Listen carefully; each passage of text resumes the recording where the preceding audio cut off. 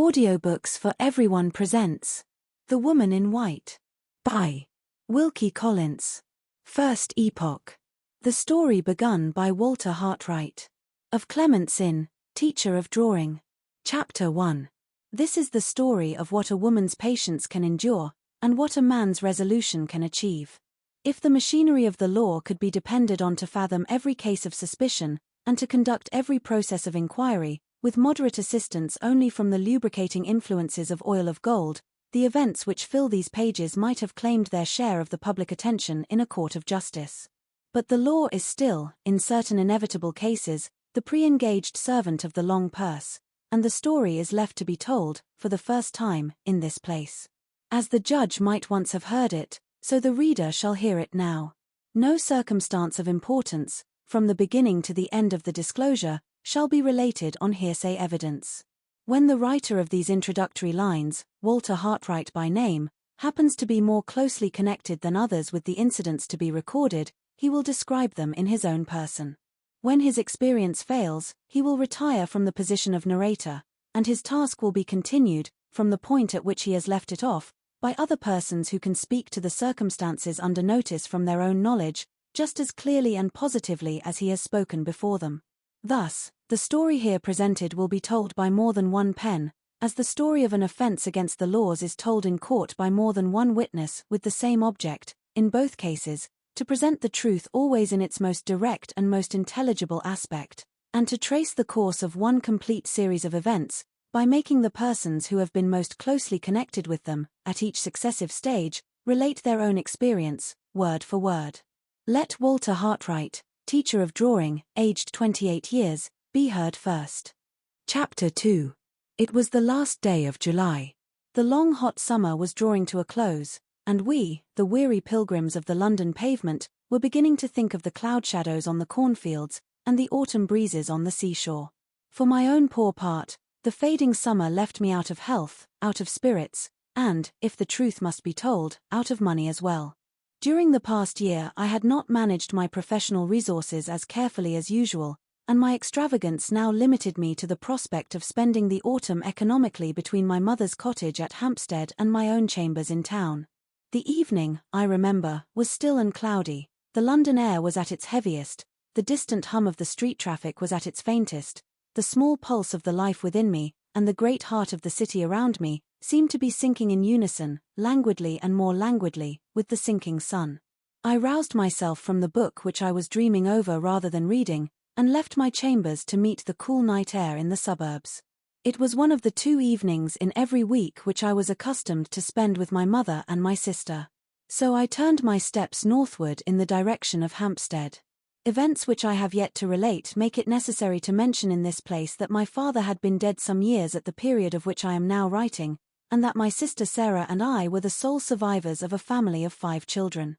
My father was a drawing master before me. His exertions had made him highly successful in his profession, and his affectionate anxiety to provide for the future of those who were dependent on his labors had impelled him, from the time of his marriage, to devote to the ensuring of his life a much larger portion of his income than most men consider it necessary to set aside for that purpose. Thanks to his admirable prudence and self-denial, my mother and sister were left, after his death, as independent of the world as they had been during his lifetime. I succeeded to his connection, and had every reason to feel grateful for the prospect that awaited me at my starting in life.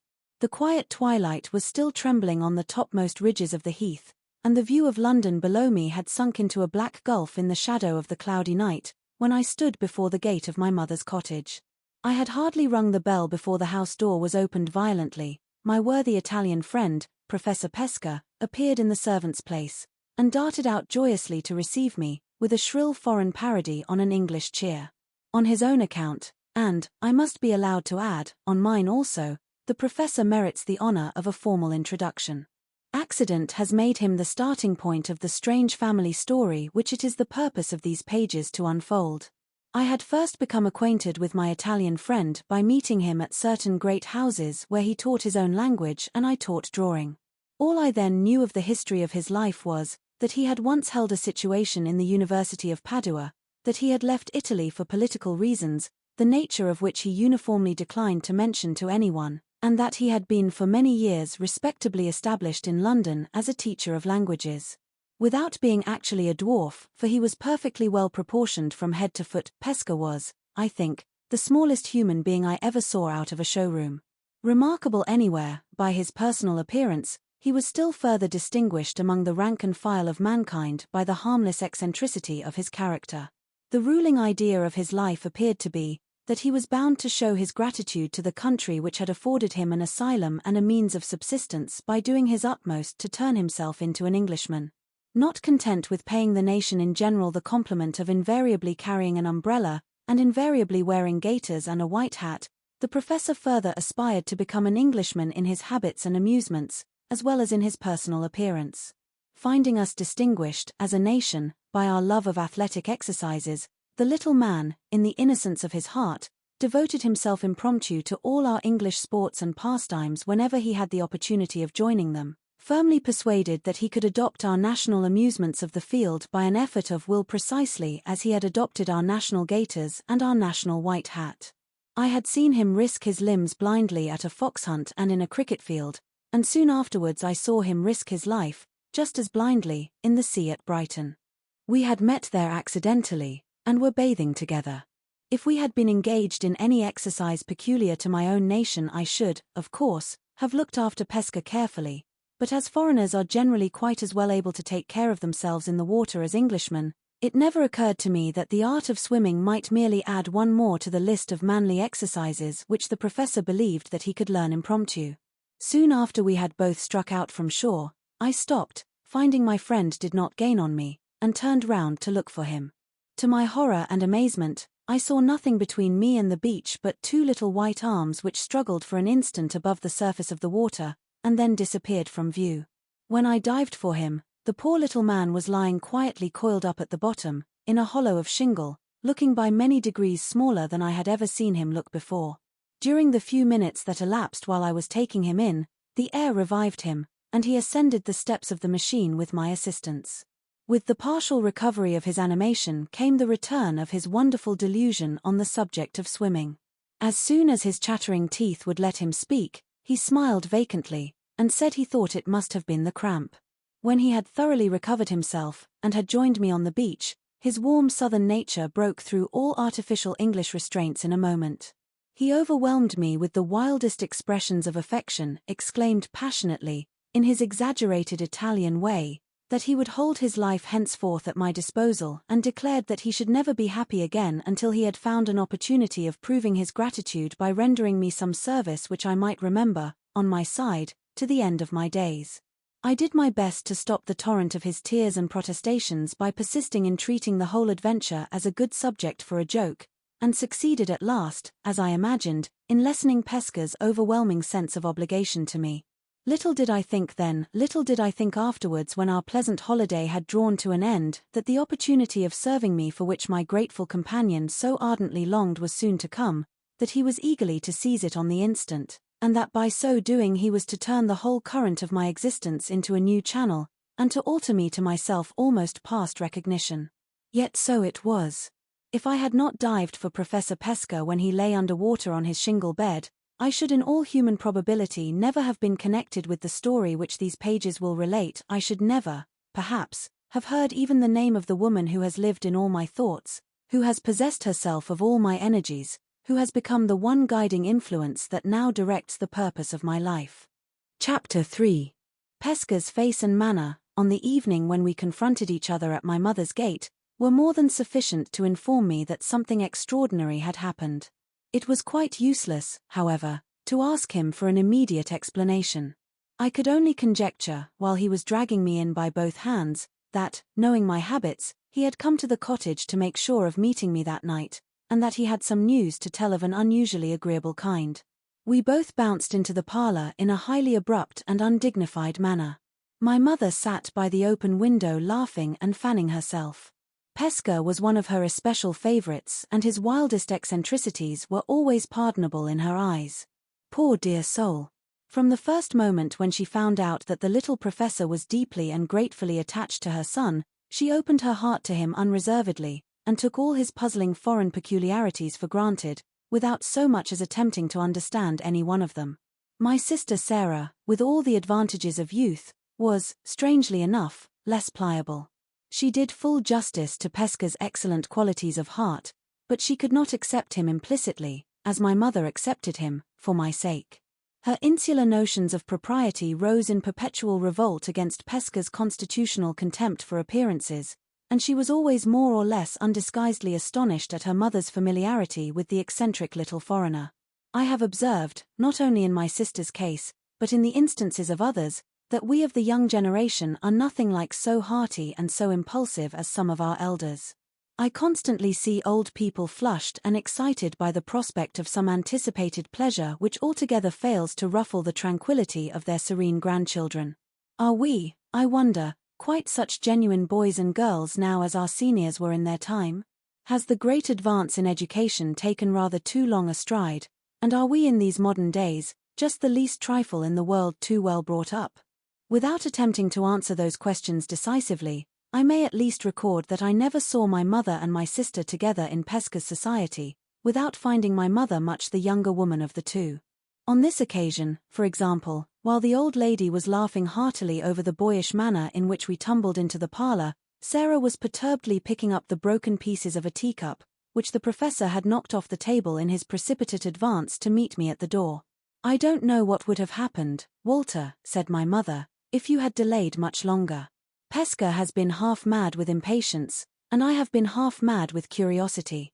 The professor has brought some wonderful news with him, in which he says you are concerned, and he has cruelly refused to give us the smallest hint of it till his friend Walter appeared. Very provoking. It spoils the set," murmured Sarah to herself, mournfully absorbed over the ruins of the broken cup.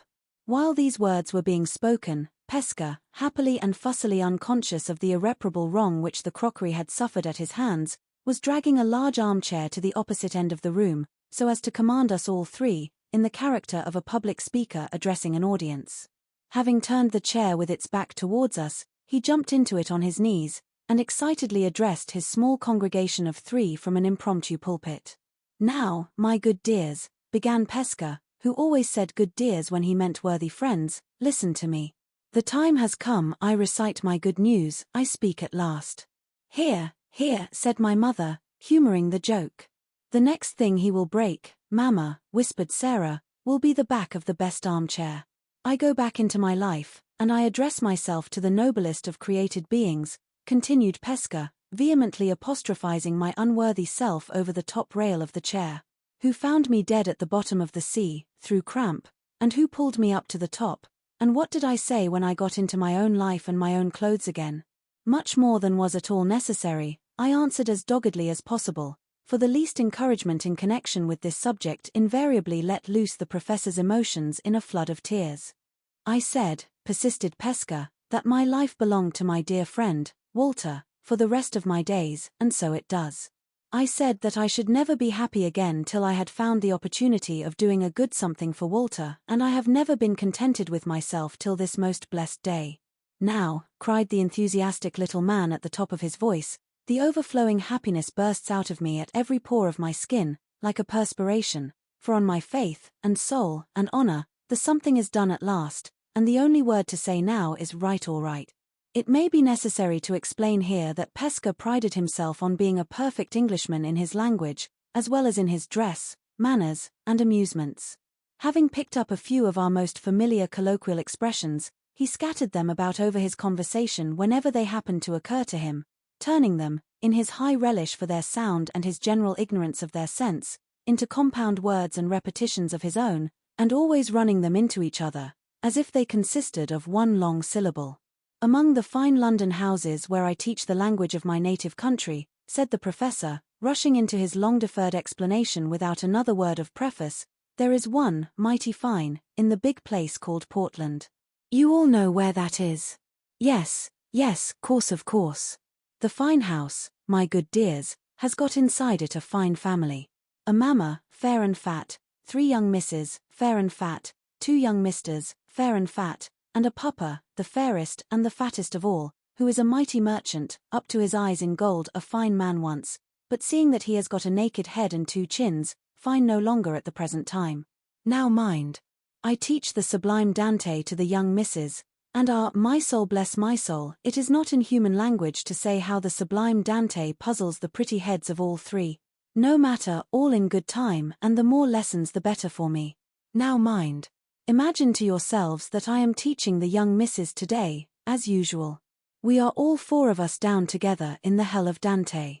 At the seventh circle, but no matter for that. All the circles are alike to the three young misses, fair and fat, at the seventh circle, nevertheless, my pupils are sticking fast, and I, to set them going again, recite, explain, and blow myself up red-hot with useless enthusiasm, when a creak of boots in the passage outside, and in comes the golden pupper, the mighty merchant with the naked head and the two chins. Ha!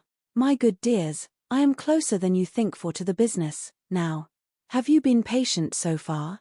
Or have you said to yourselves, deuce what the deuce? Pesca is long-winded tonight? We declared that we were deeply interested. The professor went on. In his hand, the golden pupper has a letter, and after he has made his excuse for disturbing us in our infernal region with the common mortal business of the house, he addresses himself to the three young misses, and begins, as you English begin everything in this blessed world that you have to say, with a great oh. My dears, says the mighty merchant, I have got here a letter from my friend, Mr. The name has slipped out of my mind, but no matter, we shall come back to that. Yes. Right, all right. So the pupper says, I have got a letter from my friend, the Mr., and he wants a recommend from me, of a drawing master, to go down to his house in the country. My soul bless my soul. When I heard the golden pupper say those words, if I had been big enough to reach up to him, I should have put my arms round his neck, and pressed him to my bosom in a long and grateful hug. As it was, I only bounced upon my chair. My seat was on thorns, and my soul was on fire to speak, but I held my tongue, and let pupper go on. Perhaps you know, says this good man of money, twiddling his friend's letter this way and that, in his golden fingers and thumbs, perhaps you know, my dears, of a drawing master that I can recommend? The three young misses all look at each other, and then say, with the indispensable great O to begin, oh, dear no, pupper. But here is Mr. Pesca. At the mention of myself I can hold no longer, the thought of you, my good dears, mounts like blood to my head. I start from my seat, as if a spike had grown up from the ground through the bottom of my chair. I address myself to the mighty merchant, and I say, English phrase, dear sir, I have the first and foremost drawing master of the world. Recommend him by the post tonight, and send him off, bag and baggage, English phrase again, send him off, bag and baggage, by the train tomorrow. Stop, says pupper. Is he a foreigner, or an Englishman? English to the bone of his back, I answer. Respectable, says pupper. Sir, I say, for this last question of his outrages me, and I have done being familiar with him, sir. The immortal fire of genius burns in this Englishman's bosom, and, what is more, his father had it before him. Never mind, says the golden barbarian of a pupper, never mind about his genius, Mr. Pesca. We don't want genius in this country, unless it is accompanied by respectability, and then we are very glad to have it, very glad indeed. Can your friend produce testimonials, letters that speak to his character? I wave my hand negligently. Letters? I say. My soul bless my soul. I should think so, indeed. Volumes of letters and portfolios of testimonials, if you like. 1 or 2 will do, says this man of phlegm and money. Let him send them to me, with his name and address. And stop, Mr. Pesca, before you go to your friend, you had better take a note. Banknote, I say, indignantly. No banknote, if you please, till my brave Englishman has earned it first. Banknote, says pupper, in a great surprise. Who talked of banknote? I mean a note of the terms, a memorandum of what he is expected to do. Go on with your lesson, Mr. Pesca, and I will give you the necessary extract from my friend's letter. Down sits the man of merchandise and money to his pen, ink, and paper, and down I go once again into the hell of Dante, with my 3 young misses after me. In 10 minutes' time the note is written, and the boots of pupper are creaking themselves away in the passage outside. From that moment, on my faith, and soul, and honor, I know nothing more. The glorious thought that I have caught my opportunity at last, and that my grateful service for my dearest friend in the world is as good as done already, flies up into my head and makes me drunk. How I pull my young missus and myself out of our infernal region again, how my other business is done afterwards, how my little bit of dinner slides itself down my throat, I know no more than a man in the moon. Enough for me, that here I am, with the mighty merchant's note in my hand, as large as life, as hot as fire, and as happy as a king. Ha, ha, ha. Right, all right. Here the professor waved the memorandum of terms over his head, and ended his long and voluble narrative with his shrill Italian parody on an English cheer. My mother rose the moment he had done, with flushed cheeks and brightened eyes. She caught the little man warmly by both hands. "My dear, good Pesca," she said, "I never doubted your true affection for Walter, but I am more than ever persuaded of it now. I am sure we are very much obliged to Professor Pesca, for Walter's sake," added Sarah. She half rose, while she spoke, as if to approach the armchair, in her turn, but, observing that Pesca was rapturously kissing my mother's hands, looked serious, and resumed her seat. "If the familiar little man treats my mother in that way, how will he treat me? Faces sometimes tell truth," and that was unquestionably the thought in Sarah's mind, as she sat down again. Although I myself was gratefully sensible of the kindness of Pesca's motives, my spirits were hardly so much elevated as they ought to have been by the prospect of future employment now placed before me. When the professor had quite done with my mother's hand, and when I had warmly thanked him for his interference on my behalf, I asked to be allowed to look at the note of terms which his respectable patron had drawn up for my inspection. Pesca handed me the paper, with a triumphant flourish of the hand. "Read," said the little man majestically. "I promise you, my friend, the writing of the Golden Pupper speaks with a tongue of trumpets for itself." The note of terms was plain, straightforward, and comprehensive, at any rate. It informed me, first, that Frederick Fairlie, Esquire, of Limmeridge House, Cumberland, wanted to engage the services of a thoroughly competent drawing master, for a period of 4 months certain. Secondly, that the duties which the master was expected to perform would be of a twofold kind.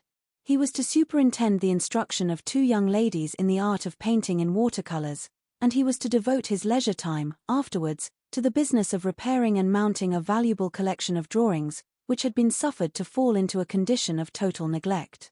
Thirdly, that the terms offered to the person who should undertake and properly perform these duties were 4 guineas a week, that he was to reside at Limmeridge House, and that he was to be treated there on the footing of a gentleman. Fourthly, and lastly, that no person need think of applying for this situation unless he could furnish the most unexceptionable references to character and abilities. The references were to be sent to Mr. Fairlie's friend in London, who was empowered to conclude all necessary arrangements. These instructions were followed by the name and address of Pesca's employer in Portland Place, and there the note, or memorandum, ended. The prospect which this offer of an engagement held out was certainly an attractive one. The employment was likely to be both easy and agreeable. It was proposed to me at the autumn time of the year when I was least occupied, and the terms, judging by my personal experience in my profession, were surprisingly liberal. I knew this. I knew that I ought to consider myself very fortunate if I succeeded in securing the offered employment, and yet, no sooner had I read the memorandum than I felt an inexplicable unwillingness within me to stir in the matter. I had never in the whole of my previous experience found my duty and my inclination so painfully and so unaccountably at variance as I found them now. "Oh, Walter, your father never had such a chance as this," said my mother, when she had read the note of terms and had handed it back to me. "Such distinguished people to know," remarked Sarah, straightening herself in the chair, "and on such gratifying terms of equality too." Yes, the terms, in every sense, are tempting enough," I replied impatiently. "But before I send in my testimonials, I should like a little time to consider." "Consider," exclaimed my mother. "Why, Walter, what is the matter with you?" "Consider," echoed my sister. "What a very extraordinary thing to say, under the circumstances." "Consider," chimed in the professor. "What is there to consider about? Answer me this. Have you not been complaining of your health, and have you not been longing for what you call a smack of the country breeze?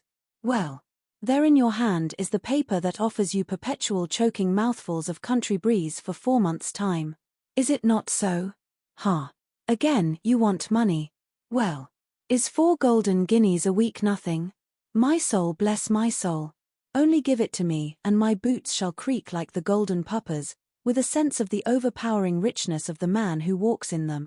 4 guineas a week, and, more than that, the charming society of 2 young misses. And, more than that, your bed, your breakfast, your dinner, your gorging English teas and lunches and drinks of foaming beer, all for nothing. Why, Walter, my dear good friend, deuce what the deuce, for the first time in my life I have not eyes enough in my head to look and wonder at you. Neither my mother's evident astonishment at my behavior, nor Pesca's fervid enumeration of the advantages offered to me by the new employment, had any effect in shaking my unreasonable disinclination to go to Limmeridge House. After starting all the petty objections that I could think of to going to Cumberland, and after hearing them answered, one after another, to my own complete discomfiture, I tried to set up a last obstacle by asking what was to become of my pupils in London while I was teaching Mr. Fairlie's young ladies to sketch from nature. The obvious answer to this was, that the greater part of them would be away on their autumn travels, and that the few who remained at home might be confided to the care of one of my brother drawing-masters, whose pupils I had once taken off his hands under similar circumstances. My sister reminded me that this gentleman had expressly placed his services at my disposal, during the present season, in case I wished to leave town. My mother seriously appealed to me not to let an idle caprice stand in the way of my own interests and my own health, and Pesca piteously entreated that I would not wound him to the heart by rejecting the first grateful offer of service that he had been able to make to the friend who had saved his life. The evident sincerity and affection which inspired these remonstrances would have influenced any man with an atom of good feeling in his composition.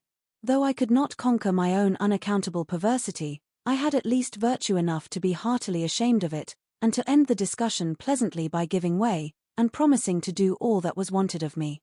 The rest of the evening passed merrily enough in humorous anticipations of my coming life with the 2 young ladies in Cumberland.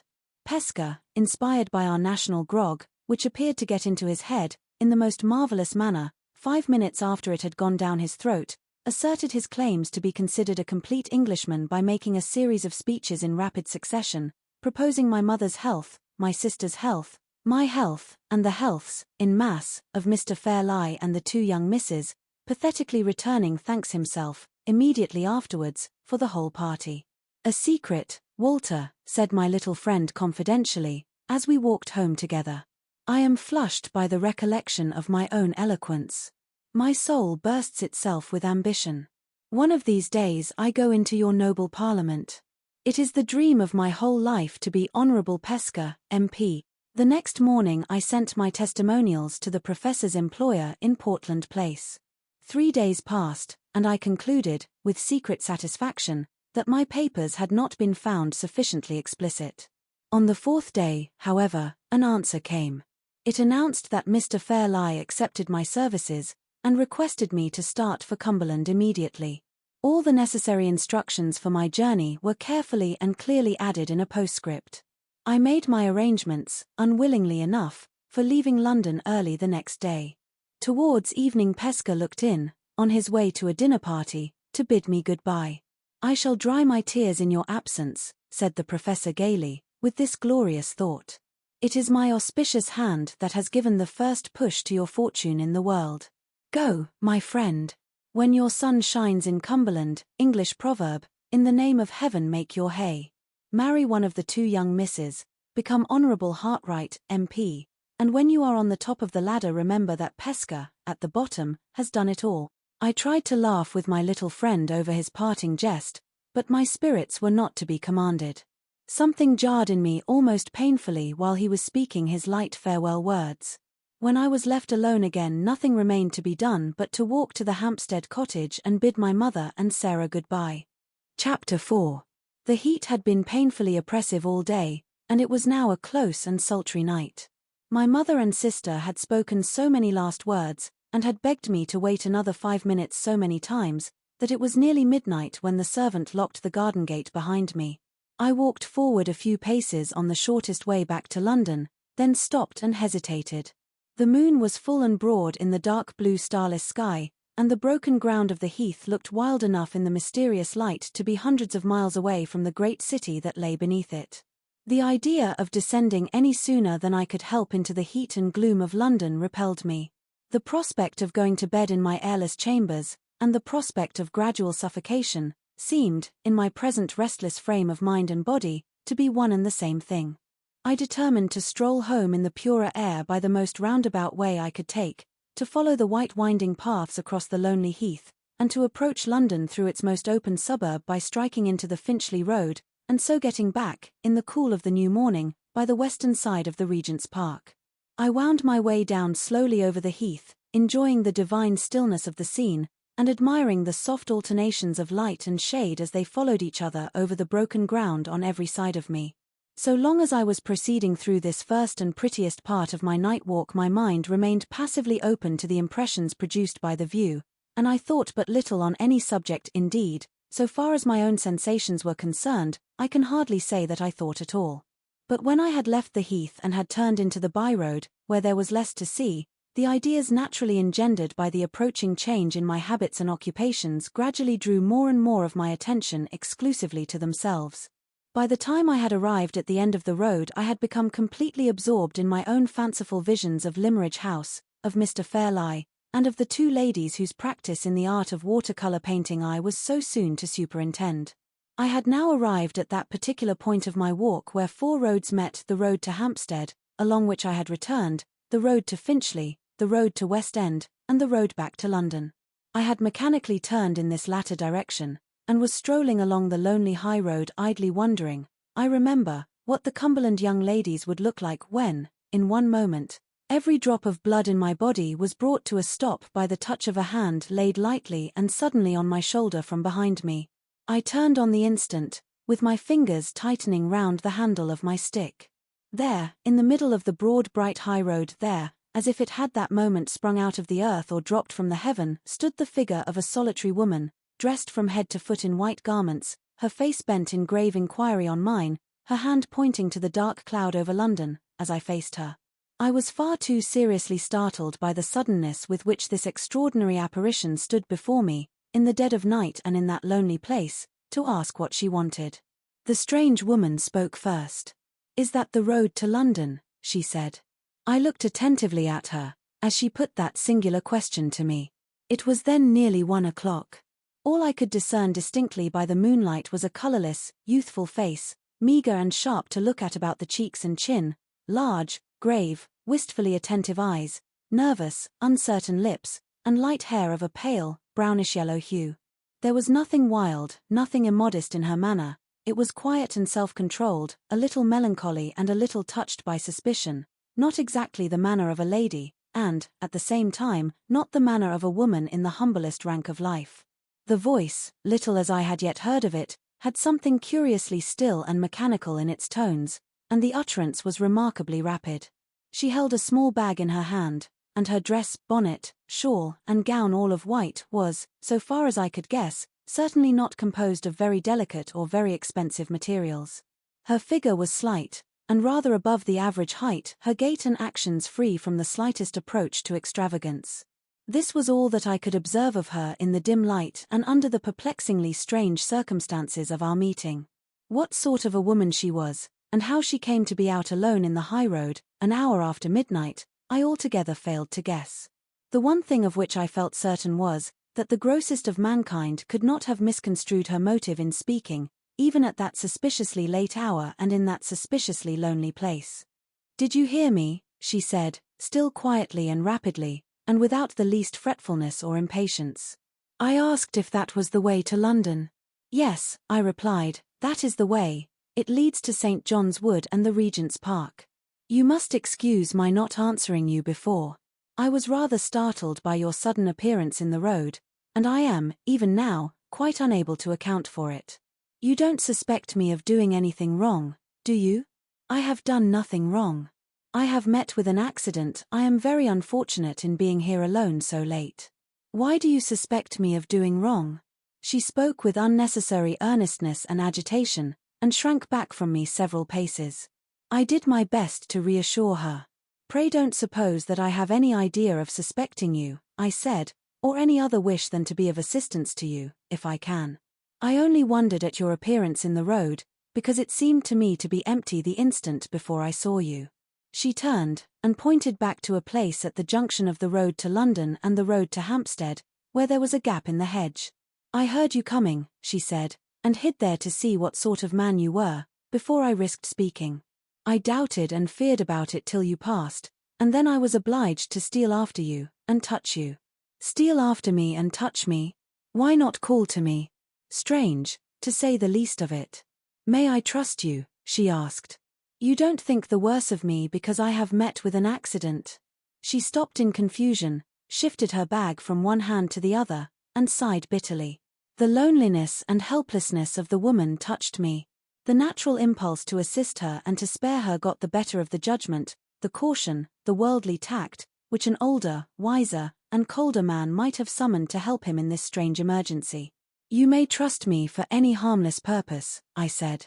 If it troubles you to explain your strange situation to me, don't think of returning to the subject again. I have no right to ask you for any explanations. Tell me how I can help you, and if I can, I will. You are very kind, and I am very, very thankful to have met you.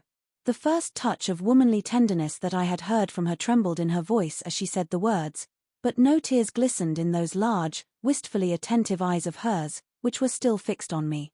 I have only been in London once before, she went on, more and more rapidly, and I know nothing about that side of it, yonder.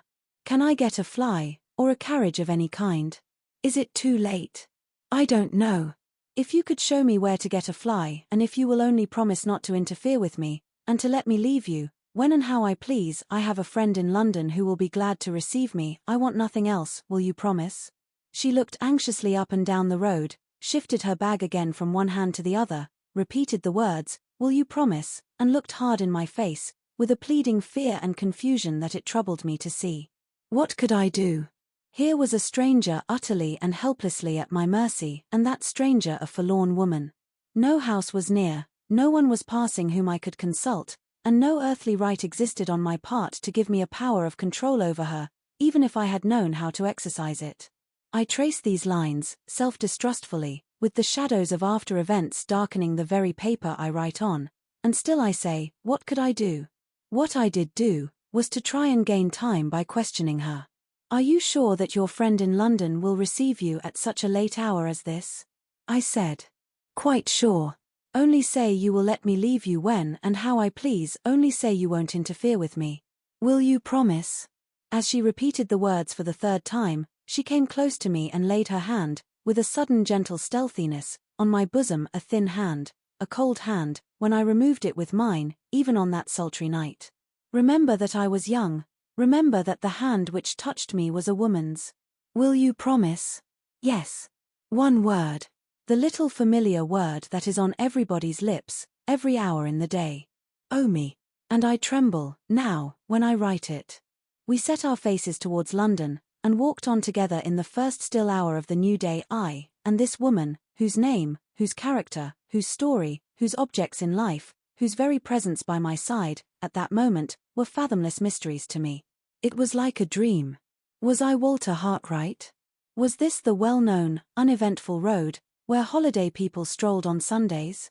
Had I really left, little more than an hour since, the quiet, decent, conventionally domestic atmosphere of my mother's cottage? I was too bewildered, too conscious also of a vague sense of something like self-reproach, to speak to my strange companion for some minutes. It was her voice again that first broke the silence between us. I want to ask you something, she said suddenly. Do you know many people in London? Yes, a great many. Many men of rank and title? There was an unmistakable tone of suspicion in the strange question. I hesitated about answering it. Some, I said, after a moment's silence. Many, she came to a full stop, and looked me searchingly in the face. Many men of the rank of baronet? Too much astonished to reply, I questioned her in my turn. Why do you ask? Because I hope, for my own sake, there is one baronet that you don't know. Will you tell me his name? I can't, I daren't, I forget myself when I mention it. She spoke loudly and almost fiercely, raised her clenched hand in the air, and shook it passionately. Then, on a sudden, controlled herself again, and added, in tones lowered to a whisper, tell me which of them you know.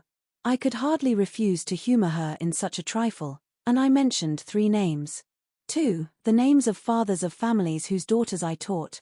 1, the name of a bachelor who had once taken me a cruise in his yacht, to make sketches for him. "Ah, you don't know him," she said, with a sigh of relief. "Are you a man of rank and title yourself?" "Far from it. I am only a drawing master." As the reply passed my lips a little bitterly, perhaps she took my arm with the abruptness which characterized all her actions. "Not a man of rank and title," she repeated to herself. "Thank God. I may trust him." I had hitherto contrived to master my curiosity out of consideration for my companion, but it got the better of me now. "I am afraid you have serious reason to complain of some man of rank and title," I said. "I am afraid the baronet, whose name you are unwilling to mention to me, has done you some grievous wrong? Is he the cause of your being out here at this strange time of night?" "Don't ask me, don't make me talk of it," she answered. "I'm not fit now. I have been cruelly used and cruelly wronged. You will be kinder than ever, if you will walk on fast, and not speak to me. I sadly want to quiet myself, if I can." We moved forward again at a quick pace, and for half an hour, at least, not a word passed on either side. From time to time, being forbidden to make any more inquiries, I stole a look at her face. It was always the same, the lips close shut, the brow frowning, the eyes looking straight forward, eagerly and yet absently. We had reached the first houses, and were close on the new Wesleyan College, before her set features relaxed and she spoke once more.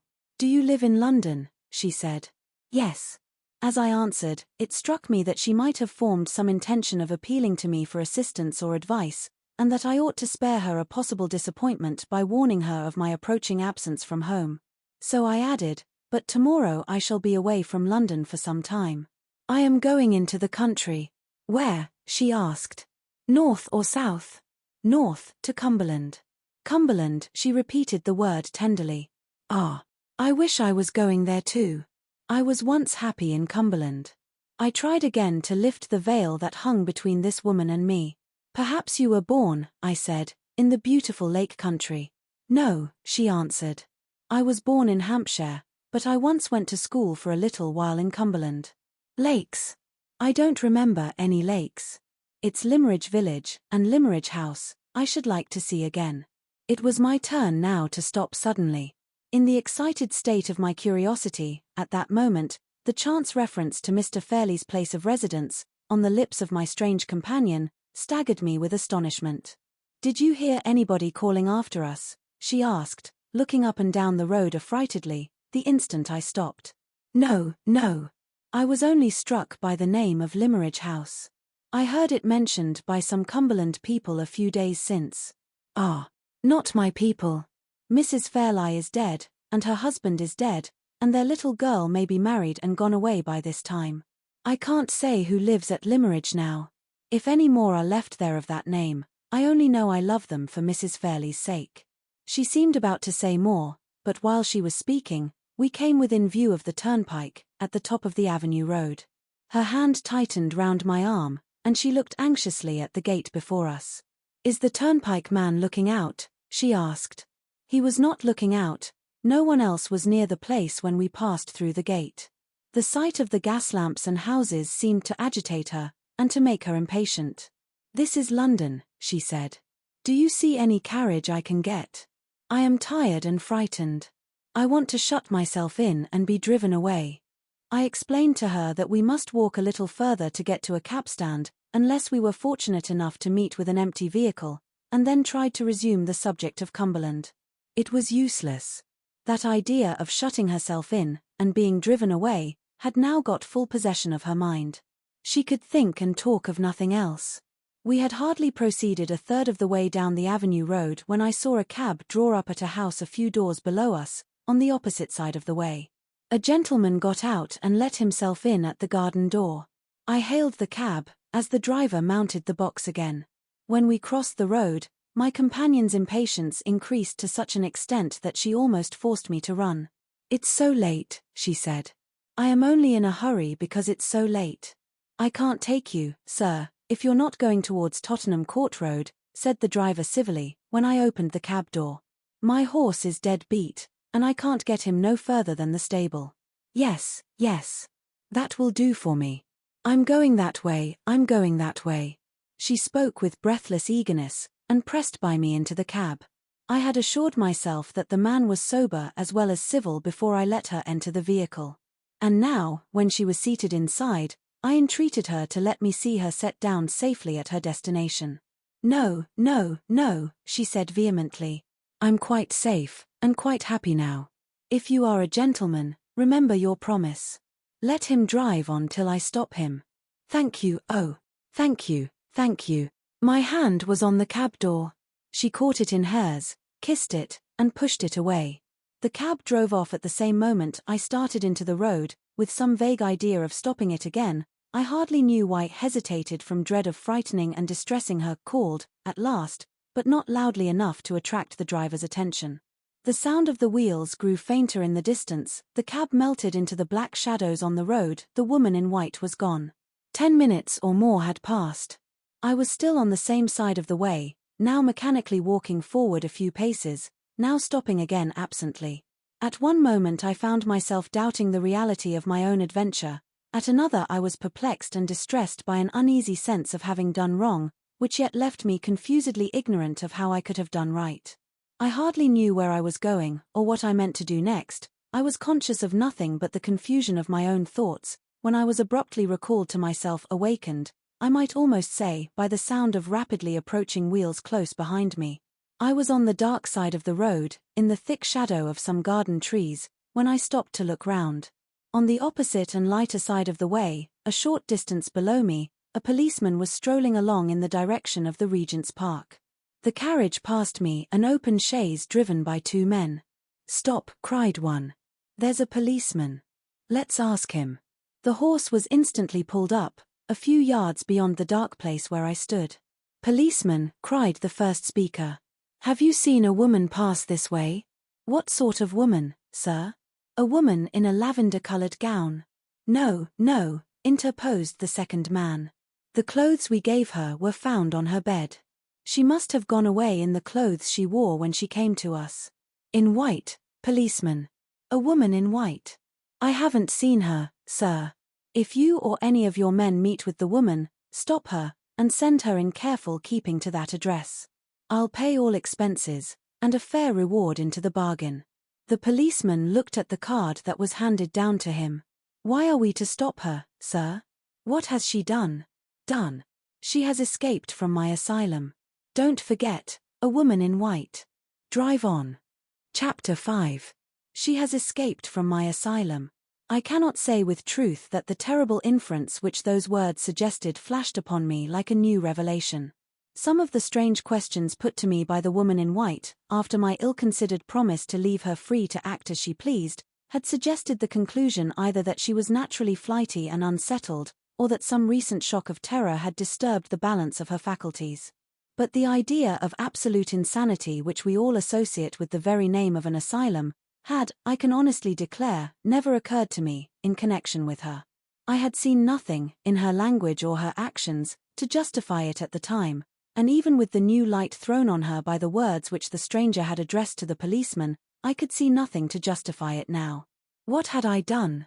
Assisted the victim of the most horrible of all false imprisonments to escape, or cast loose on the wide world of London an unfortunate creature, whose actions it was my duty, and every man's duty, mercifully to control? I turned sick at heart when the question occurred to me, and when I felt self-reproachfully that it was asked too late. In the disturbed state of my mind, it was useless to think of going to bed, when I at last got back to my chambers in Clement's Inn. Before many hours elapsed, it would be necessary to start on my journey to Cumberland. I sat down and tried, first to sketch, then to read, but the woman in white got between me and my pencil, between me and my book. Had the forlorn creature come to any harm? That was my first thought, though I shrank selfishly from confronting it. Other thoughts followed, on which it was less harrowing to dwell. Where had she stopped the cab? What had become of her now? Had she been traced and captured by the men in the chaise? Or was she still capable of controlling her own actions, and were we two following our widely parted roads towards one point in the mysterious future, at which we were to meet once more? It was a relief when the hour came to lock my door, to bid farewell to London pursuits, London pupils, and London friends, and to be in movement again towards new interests and a new life. Even the bustle and confusion at the railway terminus, so wearisome and bewildering at other times, roused me and did me good. My travelling instructions directed me to go to Carlisle, and then to diverge by a branch railway which ran in the direction of the coast.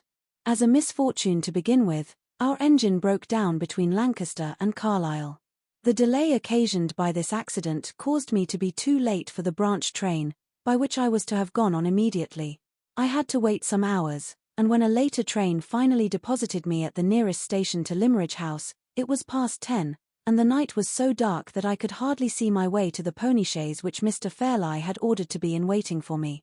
The driver was evidently discomposed by the lateness of my arrival. He was in that state of highly respectful sulkiness which is peculiar to English servants. We drove away slowly through the darkness in perfect silence. The roads were bad, and the dense obscurity of the night increased the difficulty of getting over the ground quickly.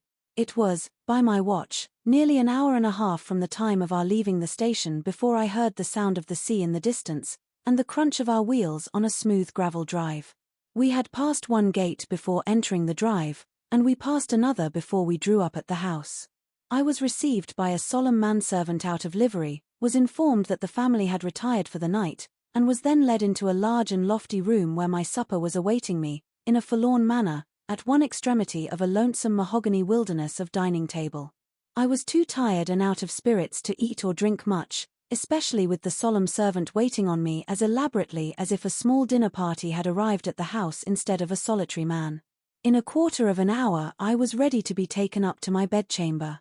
The solemn servant conducted me into a prettily furnished room, said, "Breakfast at 9 o'clock, sir," looked all round him to see that everything was in its proper place, and noiselessly withdrew.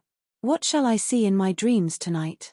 I thought to myself, as I put out the candle, the woman in white, or the unknown inhabitants of this Cumberland mansion. It was a strange sensation to be sleeping in the house, like a friend of the family, and yet not to know one of the inmates, even by sight. Chapter 6. When I rose the next morning and drew up my blind, the sea opened before me joyously under the broad August sunlight, and the distant coast of Scotland fringed the horizon with its lines of melting blue. The view was such a surprise, and such a change to me, after my weary London experience of brick-and-mortar landscape, that I seemed to burst into a new life and a new set of thoughts the moment I looked at it. A confused sensation of having suddenly lost my familiarity with the past, without acquiring any additional clearness of idea in reference to the present or the future, took possession of my mind. Circumstances that were but a few days old faded back in my memory, as if they had happened months and months since. Pesca's quaint announcement of the means by which he had procured me my present employment, the farewell evening I had passed with my mother and sister, even my mysterious adventure on the way home from Hampstead had all become like events which might have occurred at some former epoch of my existence. Although the woman in white was still in my mind, the image of her seemed to have grown dull and faint already. A little before 9 o'clock, I descended to the ground floor of the house. The solemn manservant of the night before met me wandering among the passages, and compassionately showed me the way to the breakfast room. My first glance round me, as the man opened the door, disclosed a well-furnished breakfast table, standing in the middle of a long room, with many windows in it. I looked from the table to the window farthest from me, and saw a lady standing at it, with her back turned towards me. The instant my eyes rested on her, I was struck by the rare beauty of her form, and by the unaffected grace of her attitude. Her figure was tall, yet not too tall, comely and well-developed, yet not fat, her head set on her shoulders with an easy, pliant firmness, her waist, perfection in the eyes of a man, for it occupied its natural place, it filled out its natural circle, it was visibly and delightfully undeformed by stays.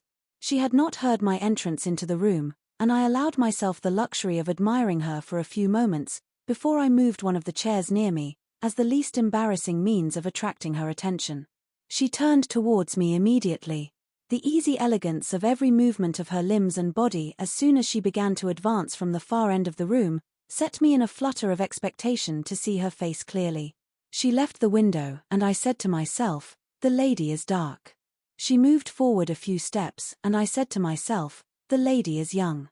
She approached nearer, and I said to myself, with a sense of surprise which words fail me to express, "The lady is ugly." Never was the old conventional maxim, that nature cannot err, more flatly contradicted. Never was the fair promise of a lovely figure more strangely and startlingly belied by the face and head that crowned it. The lady's complexion was almost swarthy, and the dark down on her upper lip was almost a moustache. She had a large, firm, masculine mouth and jaw, prominent, piercing, resolute brown eyes, and thick, coal-black hair, growing unusually low down on her forehead.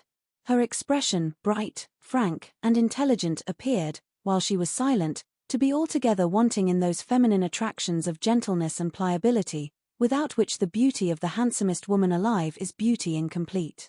To see such a face as this set on shoulders that a sculptor would have longed to model, to be charmed by the modest graces of action through which the symmetrical limbs betrayed their beauty when they moved, and then to be almost repelled by the masculine form and masculine look of the features in which the perfectly shaped figure ended, was to feel a sensation oddly akin to the helpless discomfort familiar to us all in sleep, when we recognize yet cannot reconcile the anomalies and contradictions of a dream. "Mr. Hartright," said the lady interrogatively, her dark face lighting up with a smile, and softening and growing womanly the moment she began to speak. "We resigned all hope of you last night, and went to bed as usual. Accept my apologies for our apparent want of attention, and allow me to introduce myself as one of your pupils. Shall we shake hands? I suppose we must come to it sooner or later, and why not sooner?" These odd words of welcome were spoken in a clear, ringing, pleasant voice.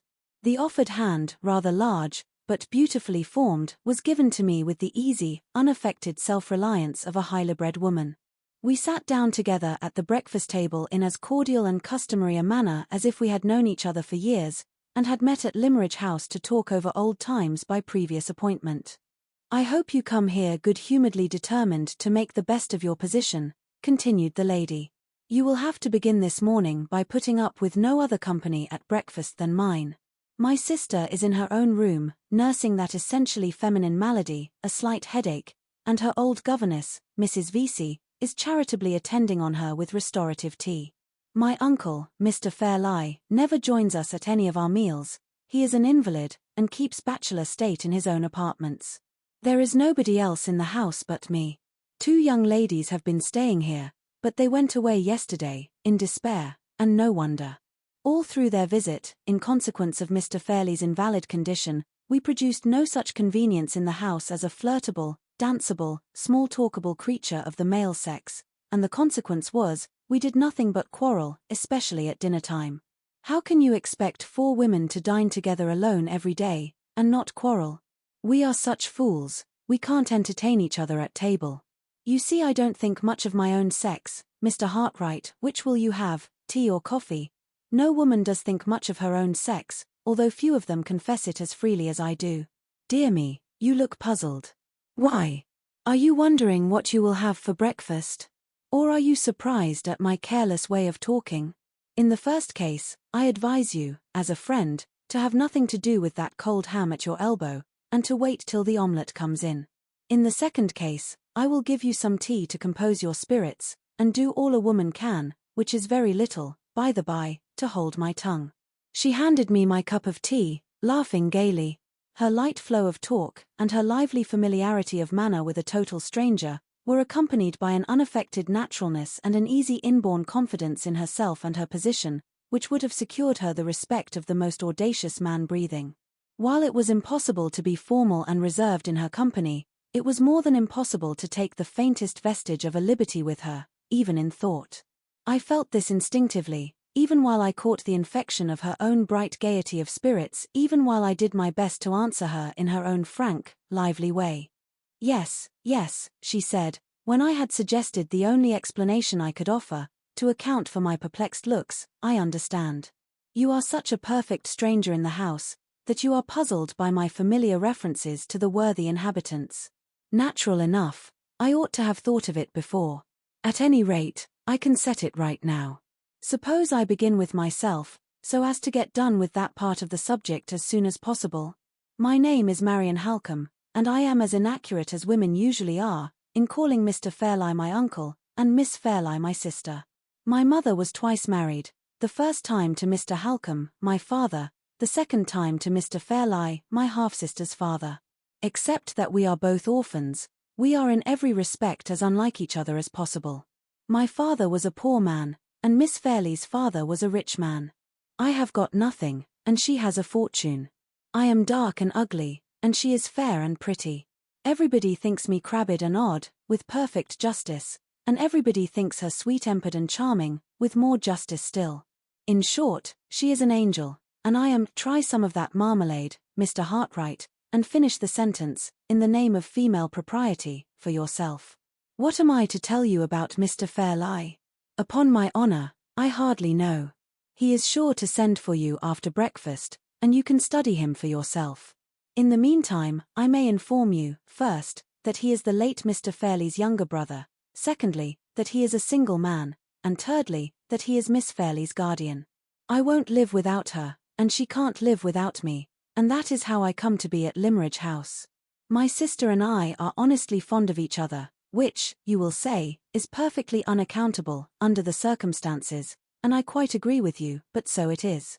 You must please both of us, Mr. Hartright, or please neither of us, and, what is still more trying, you will be thrown entirely upon our society.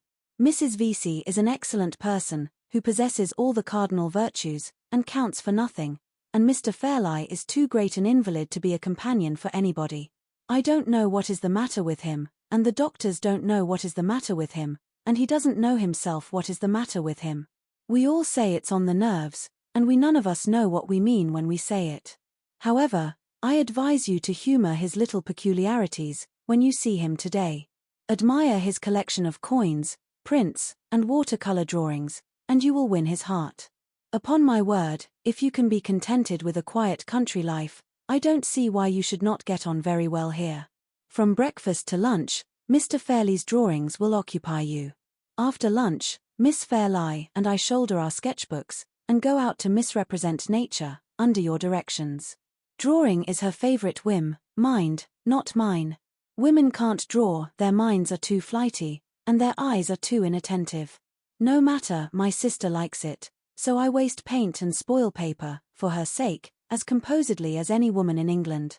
As for the evenings, I think we can help you through them. Miss Fairlie plays delightfully. For my own poor part, I don't know one note of music from the other, but I can match you at chess, backgammon, écarté, and, with the inevitable female drawbacks, even at billiards as well. What do you think of the program? Can you reconcile yourself to our quiet, regular life? Or do you mean to be restless, and secretly thirst for change and adventure, in the humdrum atmosphere of Limmeridge House? She had run on thus far, in her gracefully bantering way, with no other interruptions on my part than the unimportant replies which politeness required of me. The turn of the expression, however, in her last question, or rather the one chance word, adventure, lightly as it fell from her lips, recalled my thoughts to my meeting with the woman in white, and urged me to discover the connection which the stranger's own reference to Mrs. Fairlie informed me must once have existed between the nameless fugitive from the asylum and the former mistress of Limmeridge House. Even if I were the most restless of mankind, I said, I should be in no danger of thirsting after adventures for some time to come. The very night before I arrived at this house, I met with an adventure, and the wonder and excitement of it, I can assure you, Miss Halcombe, will last me for the whole term of my stay in Cumberland, if not for a much longer period. You don't say so, Mr. Hartright. May I hear it? You have a claim to hear it. The chief person in the adventure was a total stranger to me, and may perhaps be a total stranger to you, but she certainly mentioned the name of the late Mrs. Fairlie in terms of the sincerest gratitude and regard. Mentioned my mother's name. You interest me indescribably. Pray go on. I at once related the circumstances under which I had met the woman in white, exactly as they had occurred, and I repeated what she had said to me about Mrs. Fairlie and Limmeridge House, word for word.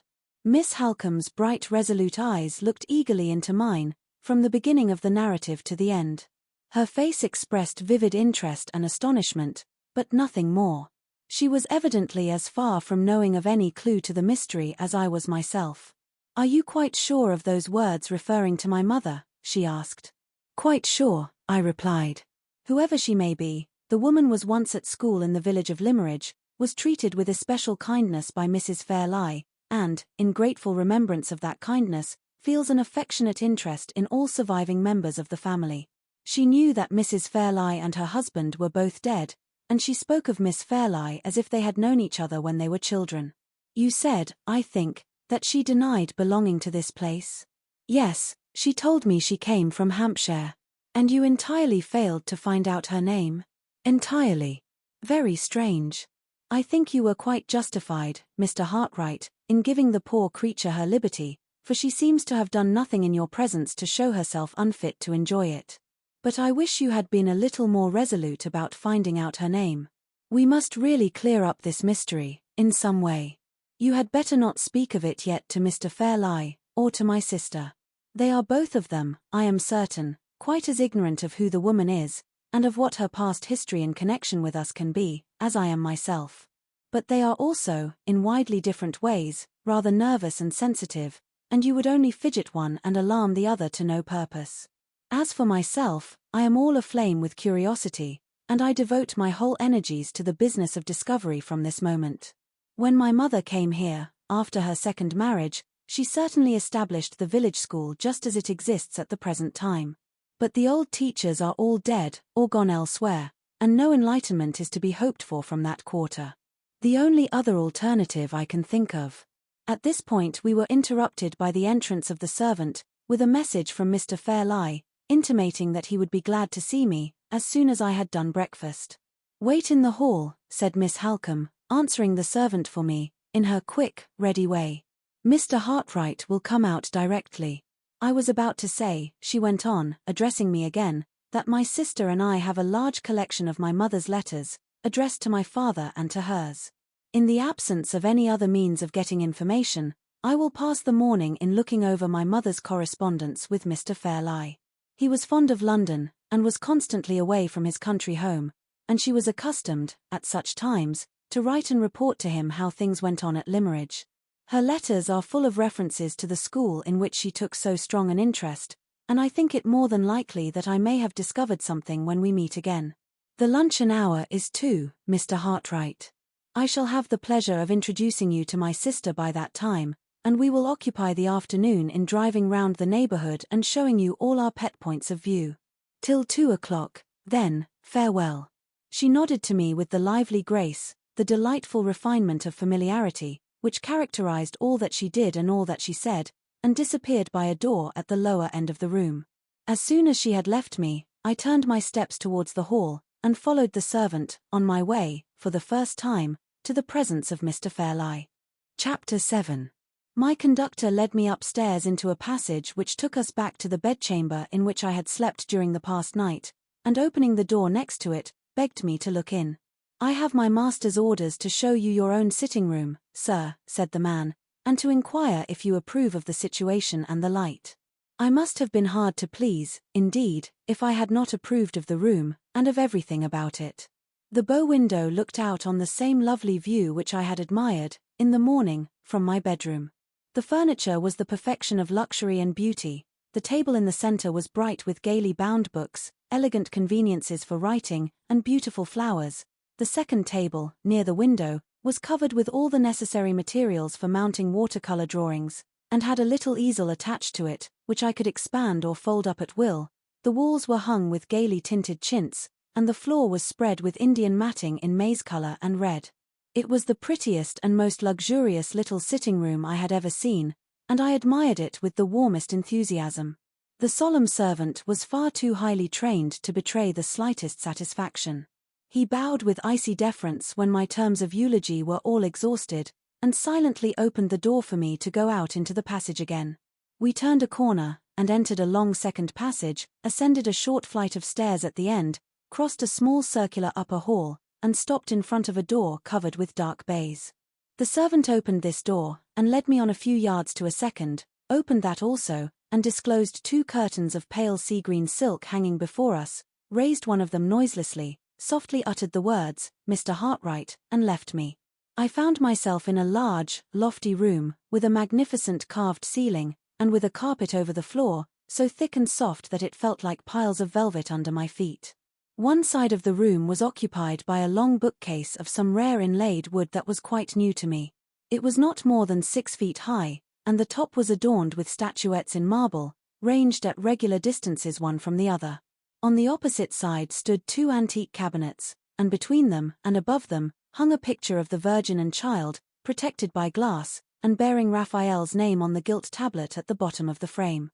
On my right hand and on my left, as I stood inside the door, were chiffoniers and little stands in buhl and marqueterie, loaded with figures in Dresden china, with rare vases, ivory ornaments, and toys and curiosities that sparkled at all points with gold, silver, and precious stones. At the lower end of the room, opposite to me, the windows were concealed and the sunlight was tempered by large blinds of the same pale sea-green color as the curtains over the door. The light thus produced was deliciously soft, mysterious, and subdued. It fell equally upon all the objects in the room. It helped to intensify the deep silence, and the air of profound seclusion that possessed the place, and it surrounded, with an appropriate halo of repose, the solitary figure of the master of the house, leaning back, listlessly composed, in a large easy chair, with a reading easel fastened on one of its arms, and a little table on the other. If a man's personal appearance, when he is out of his dressing room, and when he has passed 40, can be accepted as a safe guide to his time of life, which is more than doubtful, Mr. Fairlie's age, when I saw him, might have been reasonably computed at over 50 and under 60 years. His beardless face was thin, worn, and transparently pale, but not wrinkled. His nose was high and hooked. His eyes were of a dim greyish blue, large, prominent, and rather red round the rims of the eyelids. His hair was scanty, soft to look at, and of that light sandy colour which is the last to disclose its own changes towards grey. He was dressed in a dark frock coat, of some substance much thinner than cloth, and in waistcoat and trousers of spotless white. His feet were effeminately small, and were clad in buff-coloured silk stockings, and little womanish bronze leather slippers. 2 rings adorned his white delicate hands, the value of which even my inexperienced observation detected to be all but priceless. Upon the whole, he had a frail, languidly fretful, over-refined look, something singularly and unpleasantly delicate in its association with a man, and, at the same time, something which could by no possibility have looked natural and appropriate if it had been transferred to the personal appearance of a woman. My morning's experience of Miss Halcombe had predisposed me to be pleased with everybody in the house, but my sympathies shut themselves up resolutely at the first sight of Mr. Fairlie. On approaching nearer to him, I discovered that he was not so entirely without occupation as I had at first supposed. Placed amid the other rare and beautiful objects on a large round table near him, was a dwarf cabinet in ebony and silver, containing coins of all shapes and sizes, set out in little drawers lined with dark purple velvet. One of these drawers lay on the small table attached to his chair, and near it were some tiny jeweller's brushes, a wash-leather stump, and a little bottle of liquid, all waiting to be used in various ways for the removal of any accidental impurities which might be discovered on the coins. His frail white fingers were listlessly toying with something which looked, to my uninstructed eyes, like a dirty pewter medal with ragged edges, when I advanced within a respectful distance of his chair, and stopped to make my bow. "So glad to possess you at Limmeridge, Mr. Hartright," he said in a querulous, croaking voice, which combined, in anything but an agreeable manner, a discordantly high tone with a drowsily languid utterance. "Pray sit down. And don't trouble yourself to move the chair, please. In the wretched state of my nerves, movement of any kind is exquisitely painful to me. Have you seen your studio? Will it do? I have just come from seeing the room, Mr. Fairlie, and I assure you—" He stopped me in the middle of the sentence, by closing his eyes, and holding up one of his white hands imploringly. I paused in astonishment, and the croaking voice honoured me with this explanation. "Pray excuse me, but could you contrive to speak in a lower key? In the wretched state of my nerves, loud sound of any kind is indescribable torture to me. You will pardon an invalid. I only say to you what the lamentable state of my health obliges me to say to everybody." "Yes. And you really like the room?" "I could wish for nothing prettier and nothing more comfortable," I answered, dropping my voice, and beginning to discover already that Mr. Fairlie's selfish affectation and Mr. Fairlie's wretched nerves meant one and the same thing. "So glad. You will find your position here, Mr. Hartright, properly recognized.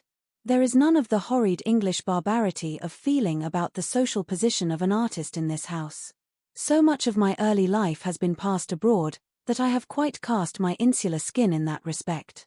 I wish I could say the same of the gentry, detestable word, but I suppose I must use it of the gentry in the neighborhood. They are sad Goths in art, Mr. Hartright. People, I do assure you, who would have opened their eyes in astonishment, if they had seen Charles V pick up Titian's brush for him. Do you mind putting this tray of coins back in the cabinet, and giving me the next one to it? In the wretched state of my nerves, exertion of any kind is unspeakably disagreeable to me. Yes. Thank you. As a practical commentary on the liberal social theory which he had just favored me by illustrating, Mr. Fairlie's cool request rather amused me. I put back one drawer and gave him the other, with all possible politeness. He began trifling with the new set of coins and the little brushes immediately, languidly looking at them and admiring them all the time he was speaking to me. 1,000 thanks and 1,000 excuses. Do you like coins? Yes. So glad we have another taste in common besides our taste for art. Now, about the pecuniary arrangements between us, do tell me, are they satisfactory? Most satisfactory, Mr. Fairlie. So glad. And what next? Ah, I remember. Yes. In reference to the consideration which you are good enough to accept for giving me the benefit of your accomplishments in art, my steward will wait on you at the end of the first week, to ascertain your wishes. And what next? Curious, is it not? I had a great deal more to say, and I appear to have quite forgotten it. Do you mind touching the bell? In that corner. Yes. Thank you. I rang, and a new servant noiselessly made his appearance, a foreigner, with a set smile and perfectly brushed hair, a valet every inch of him. Louis, said Mr. Fairlie, dreamily dusting the tips of his fingers with one of the tiny brushes for the coins, I made some entries in my tablets this morning. Find my tablets. 1,000 pardons, Mr. Hartright, I'm afraid I bore you. As he wearily closed his eyes again, before I could answer, and as he did most assuredly bore me, I sat silent, and looked up at the Madonna and Child by Raphael. In the meantime, the valet left the room, and returned shortly with a little ivory book. Mr. Fairlie, after first relieving himself by a gentle sigh, let the book drop open with one hand, and held up the tiny brush with the other, as a sign to the servant to wait for further orders. Yes. Just so, said Mr. Fairlie, consulting the tablets. Louis, take down that portfolio. He pointed, as he spoke, to several portfolios placed near the window, on mahogany stands. No. Not the one with the green back that contains my Rembrandt etchings, Mr. Hartright. Do you like etchings? Yes. So glad we have another taste in common. The portfolio with the red back, Louis. Don't drop it. You have no idea of the tortures I should suffer, Mr. Hartright, if Louis dropped that portfolio. Is it safe on the chair? Do you think it's safe, Mr. Hartright? Yes. So glad. Will you oblige me by looking at the drawings, if you really think they are quite safe? Louis, go away. What an ass you are. Don't you see me holding the tablets? Do you suppose I want to hold them? Then why not relieve me of the tablets without being told? 1,000 pardons, Mr. Hartright, servants are such asses, are they not? Do tell me, what do you think of the drawings? They have come from a sale in a shocking state. I thought they smelt of horrid dealers' and brokers' fingers when I looked at them last. Can you undertake them? Although my nerves were not delicate enough to detect the odor of plebeian fingers which had offended Mr. Fairlie's nostrils, my taste was sufficiently educated to enable me to appreciate the value of the drawings, while I turned them over. They were, for the most part, really fine specimens of English watercolor art, and they had deserved much better treatment at the hands of their former possessor than they appeared to have received. The drawings, I answered, require careful straining and mounting, and, in my opinion, they are well worth. I beg your pardon, interposed Mr. Fairlie. Do you mind my closing my eyes while you speak? Even this light is too much for them. Yes. I was about to say that the drawings are well worth all the time and trouble. Mr. Fairlie suddenly opened his eyes again, and rolled them with an expression of helpless alarm in the direction of the window. I entreat you to excuse me, Mr. Hartright, he said in a feeble flutter. But surely I hear some horrid children in the garden, my private garden, below? I can't say, Mr. Fairlie. I heard nothing myself. Oblige me, you have been so very good in humoring my poor nerves, oblige me by lifting up a corner of the blind. Don't let the sun in on me, Mr. Hartright. Have you got the blind up? Yes. Then will you be so very kind as to look into the garden and make quite sure? I complied with this new request. The garden was carefully walled in, all round. Not a human creature, large or small, appeared in any part of the sacred seclusion. I reported that gratifying fact to Mr. Fairlie. 1,000 thanks. My fancy, I suppose. There are no children, thank heaven, in the house, but the servants, persons born without nerves, will encourage the children from the village. Such brats, oh, dear me, such brats. Shall I confess it, Mr. Hartright? I sadly want a reform in the construction of children. Nature's only idea seems to be to make them machines for the production of incessant noise. Surely our delightful Raffaellolo's conception is infinitely preferable. He pointed to the picture of the Madonna, the upper part of which represented the conventional cherubs of Italian art, celestially provided with sitting accommodation for their chins, on balloons of buff-colored cloud. Quite a model family, said Mr. Fairlie, leering at the cherubs. Such nice round faces, and such nice soft wings, and nothing else. No dirty little legs to run about on, and no noisy little lungs to scream with. How immeasurably superior to the existing construction.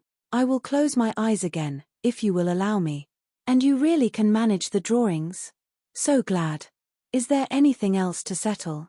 If there is, I think I have forgotten it. Shall we ring for Louis again?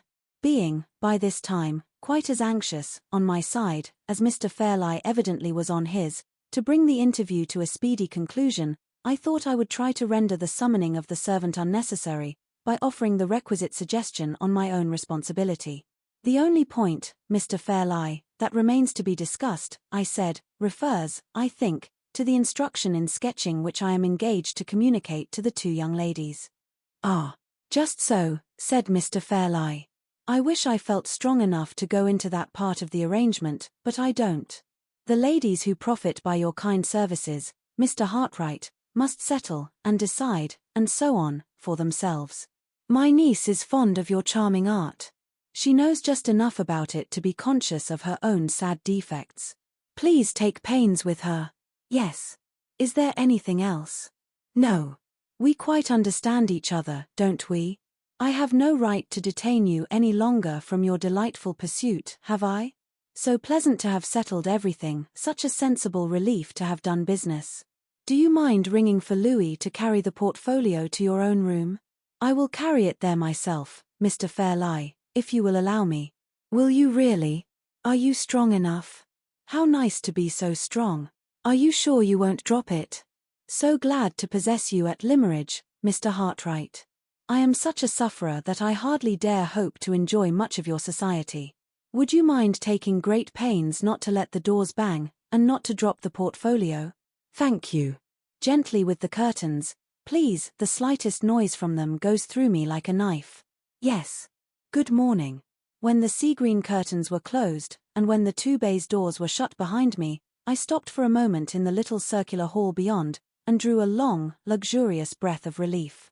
It was like coming to the surface of the water after deep diving, to find myself once more on the outside of Mr. Fairlie's room.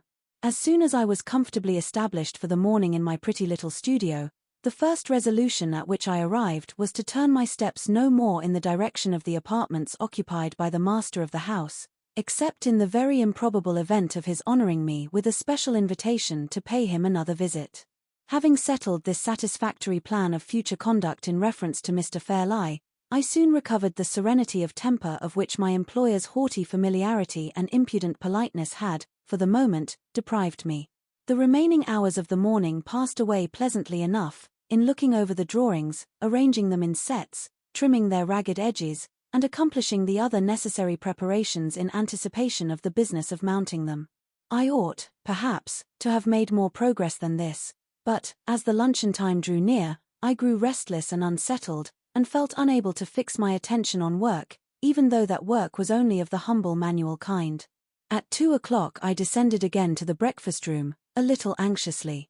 Expectations of some interest were connected with my approaching reappearance in that part of the house. My introduction to Miss Fairlie was now close at hand, and, if Miss Halcombe's search through her mother's letters had produced the result which she anticipated, the time had come for clearing up the mystery of the woman in white. Chapter 8. When I entered the room, I found Miss Halcombe and an elderly lady seated at the luncheon table. The elderly lady, when I was presented to her, proved to be Miss Fairley's former governess, Mrs. Vesey, who had been briefly described to me by my lively companion at the breakfast table, as possessed of all the cardinal virtues, and counting for nothing. I can do little more than offer my humble testimony to the truthfulness of Miss Halcombe's sketch of the old lady's character. Mrs. Vesey looked the personification of human composure and female amiability. A calm enjoyment of a calm existence beamed in drowsy smiles on her plump, placid face. Some of us rush through life, and some of us saunter through life. Mrs. Vesey sat through life. Sat in the house, early and late, sat in the garden, sat in unexpected window seats in passages, sat on a camp stool when her friends tried to take her out walking, sat before she looked at anything, before she talked of anything, before she answered yes or no to the commonest question, always with the same serene smile on her lips, the same vacantly attentive turn of the head, the same snugly comfortable position of her hands and arms, under every possible change of domestic circumstances. A mild, a compliant, an unutterably tranquil and harmless old lady, who never by any chance suggested the idea that she had been actually alive since the hour of her birth. Nature has so much to do in this world, and is engaged in generating such a vast variety of coexistent productions, that she must surely be now and then too flurried and confused to distinguish between the different processes that she is carrying on at the same time. Starting from this point of view, it will always remain my private persuasion that nature was absorbed in making cabbages when Mrs. Vesey was born, and that the good lady suffered the consequences of a vegetable preoccupation in the mind of the mother of us all. "Now, Mrs. Vesey," said Miss Halcombe, looking brighter, sharper, and readier than ever, by contrast with the undemonstrative old lady at her side, "what will you have? A cutlet?" Mrs. Vesey crossed her dimpled hands on the edge of the table, smiled placidly, and said, "Yes, dear." "What is that opposite Mr. Hartright? Boiled chicken, is it not? I thought you liked boiled chicken better than cutlet, Mrs. Vesey." Mrs. Vesey took her dimpled hands off the edge of the table and crossed them on her lap instead, nodded contemplatively at the boiled chicken, and said, "Yes, dear." "Well, but which will you have, today? Shall Mr. Hartright give you some chicken? Or shall I give you some cutlet?" Mrs. Vesey put one of her dimpled hands back again on the edge of the table, hesitated drowsily, and said, "Which you please, dear." "Mercy on me. It's a question for your taste, my good lady, not for mine. Suppose you have a little of both. And suppose you begin with the chicken, because Mr. Hartright looks devoured by anxiety to carve for you." Mrs. Vesey put the other dimpled hand back on the edge of the table, brightened dimly one moment, went out again the next, bowed obediently, and said, "If you please, sir." Surely a mild, a compliant, an unutterably tranquil and harmless old lady, but enough, perhaps, for the present, of Mrs. Vesey. All this time, there were no signs of Miss Fairlie. We finished our luncheon, and still she never appeared. Miss Halcombe, whose quick eye nothing escaped, noticed the looks that I cast, from time to time, in the direction of the door. "I understand you, Mr. Hartright," she said. "You are wondering what has become of your other pupil. She has been downstairs, and has got over her headache, but has not sufficiently recovered her appetite to join us at lunch. If you will put yourself under my charge, I think I can undertake to find her somewhere in the garden." She took up a parasol lying on a chair near her, and led the way out, by a long window at the bottom of the room, which opened onto the lawn. It is almost unnecessary to say that we left Mrs. Vesey still seated at the table, with her dimpled hands still crossed on the edge of it, apparently settled in that position for the rest of the afternoon. As we crossed the lawn, Miss Halcombe looked at me significantly, and shook her head. "That mysterious adventure of yours," she said, "still remains involved in its own appropriate midnight darkness. I have been all the morning looking over my mother's letters, and I have made no discoveries yet. However, don't despair, Mr. Hartright. This is a matter of curiosity, and you have got a woman for your ally. Under such conditions success is certain, sooner or later. The letters are not exhausted.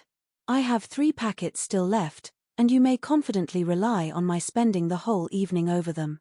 Here, then, was one of my anticipations of the morning still unfulfilled.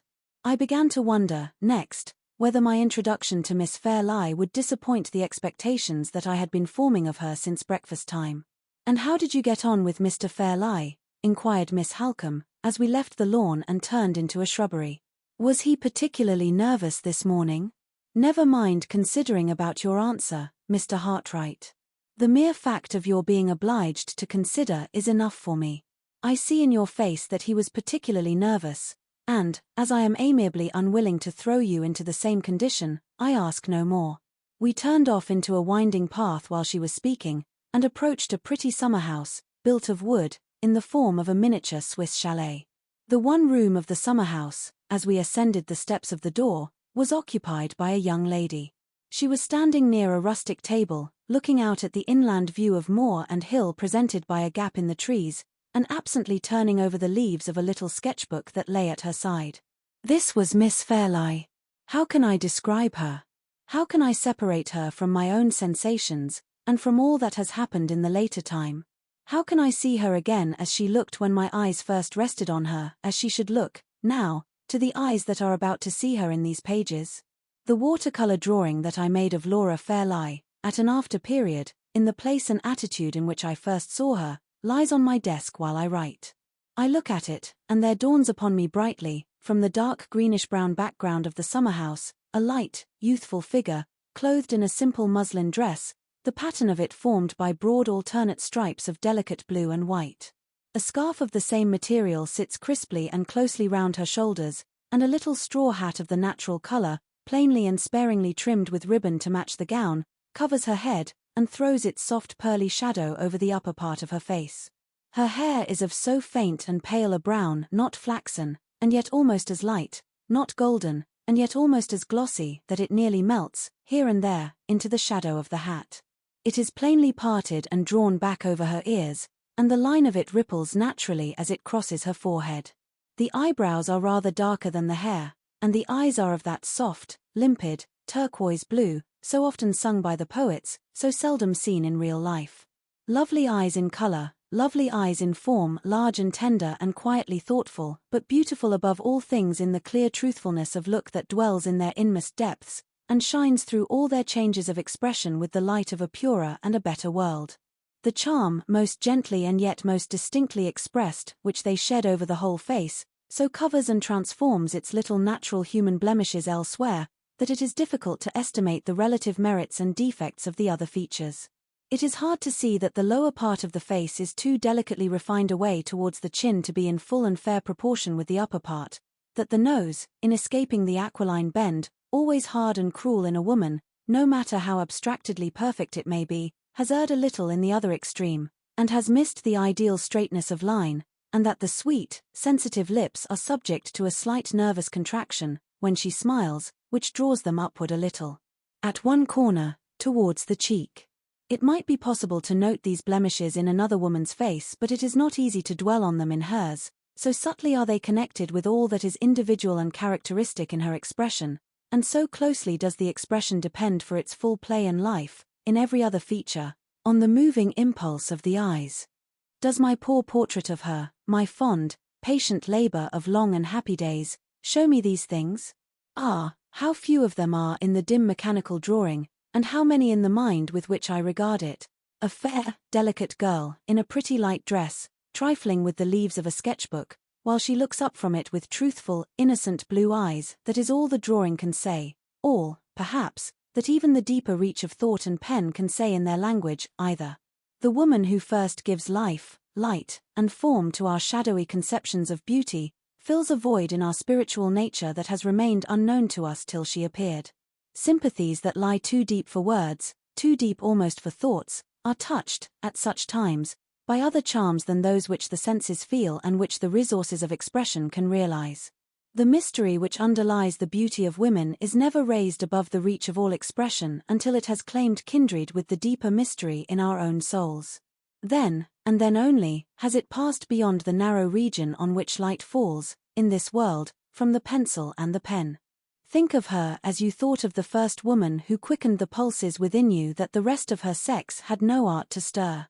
Let the kind, candid blue eyes meet yours, as they met mine, with the one matchless look which we both remember so well.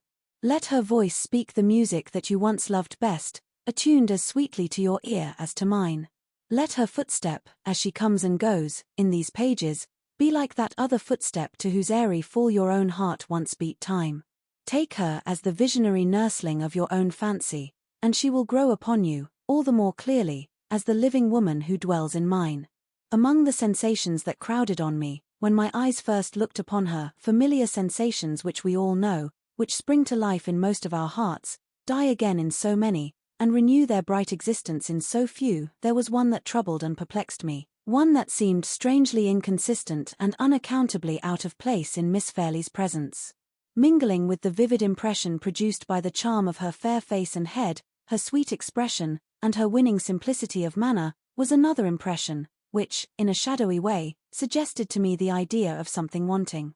At one time it seemed like something wanting in her, at another, like something wanting in myself, which hindered me from understanding her as I ought. The impression was always strongest in the most contradictory manner, when she looked at me, or, in other words, when I was most conscious of the harmony and charm of her face, and yet, at the same time, most troubled by the sense of an incompleteness which it was impossible to discover. Something wanting, and where it was, and what it was, I could not say.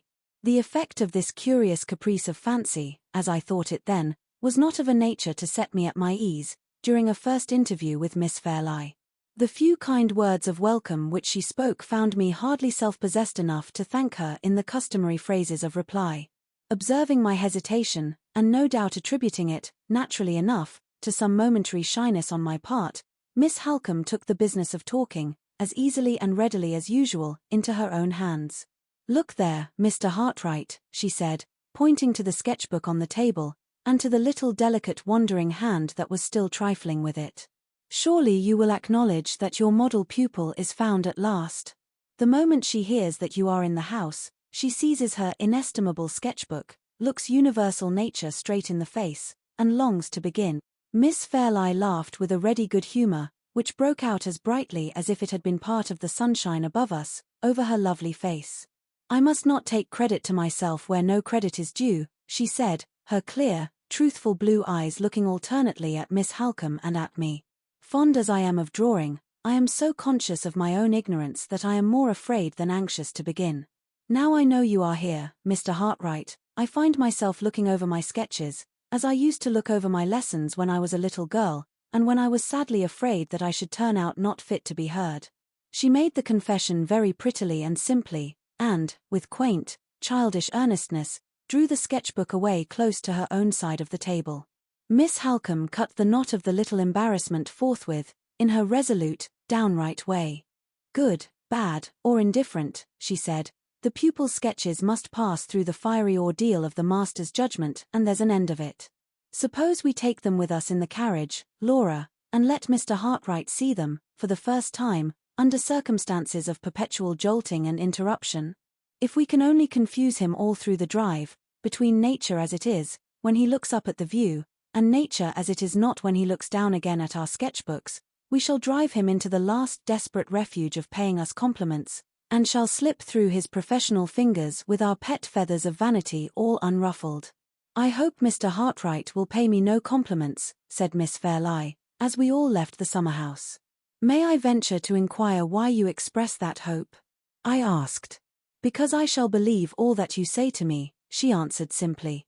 In those few words she unconsciously gave me the key to her whole character, to that generous trust in others which, in her nature, grew innocently out of the sense of her own truth. I only knew it intuitively then.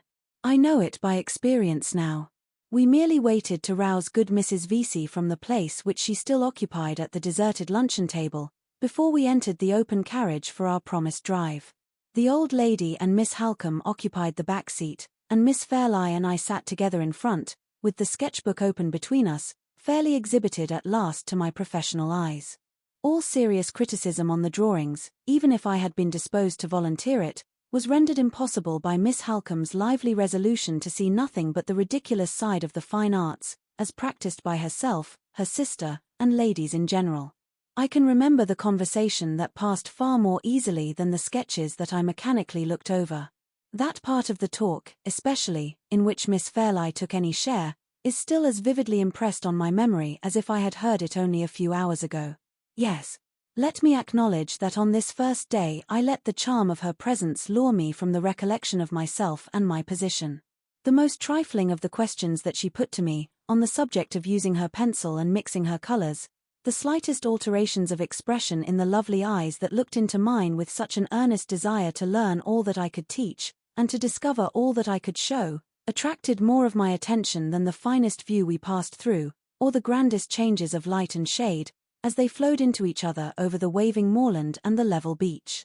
At any time, and under any circumstances of human interest, is it not strange to see how little real hold the objects of the natural world amid which we live can gain on our hearts and minds? We go to nature for comfort in trouble, and sympathy in joy, only in books. Admiration of those beauties of the inanimate world, which modern poetry so largely and so eloquently describes, is not, even in the best of us, one of the original instincts of our nature. As children, we none of us possess it. No uninstructed man or woman possesses it. Those whose lives are most exclusively passed amid the ever-changing wonders of sea and land are also those who are most universally insensible to every aspect of nature not directly associated with the human interest of their calling.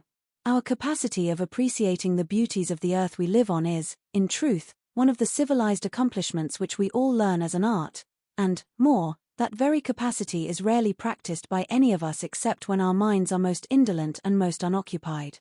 How much share have the attractions of nature ever had in the pleasurable or painful interests and emotions of ourselves or our friends? What space do they ever occupy in the thousand little narratives of personal experience which pass every day by word of mouth from one of us to the other? All that our minds can compass, all that our hearts can learn, can be accomplished with equal certainty, equal profit, and equal satisfaction to ourselves, in the poorest as in the richest prospect that the face of the earth can show. There is surely a reason for this want of inborn sympathy between the creature and the creation around it, a reason which may perhaps be found in the widely differing destinies of man and his earthly sphere. The grandest mountain prospect that the eye can range over is appointed to annihilation.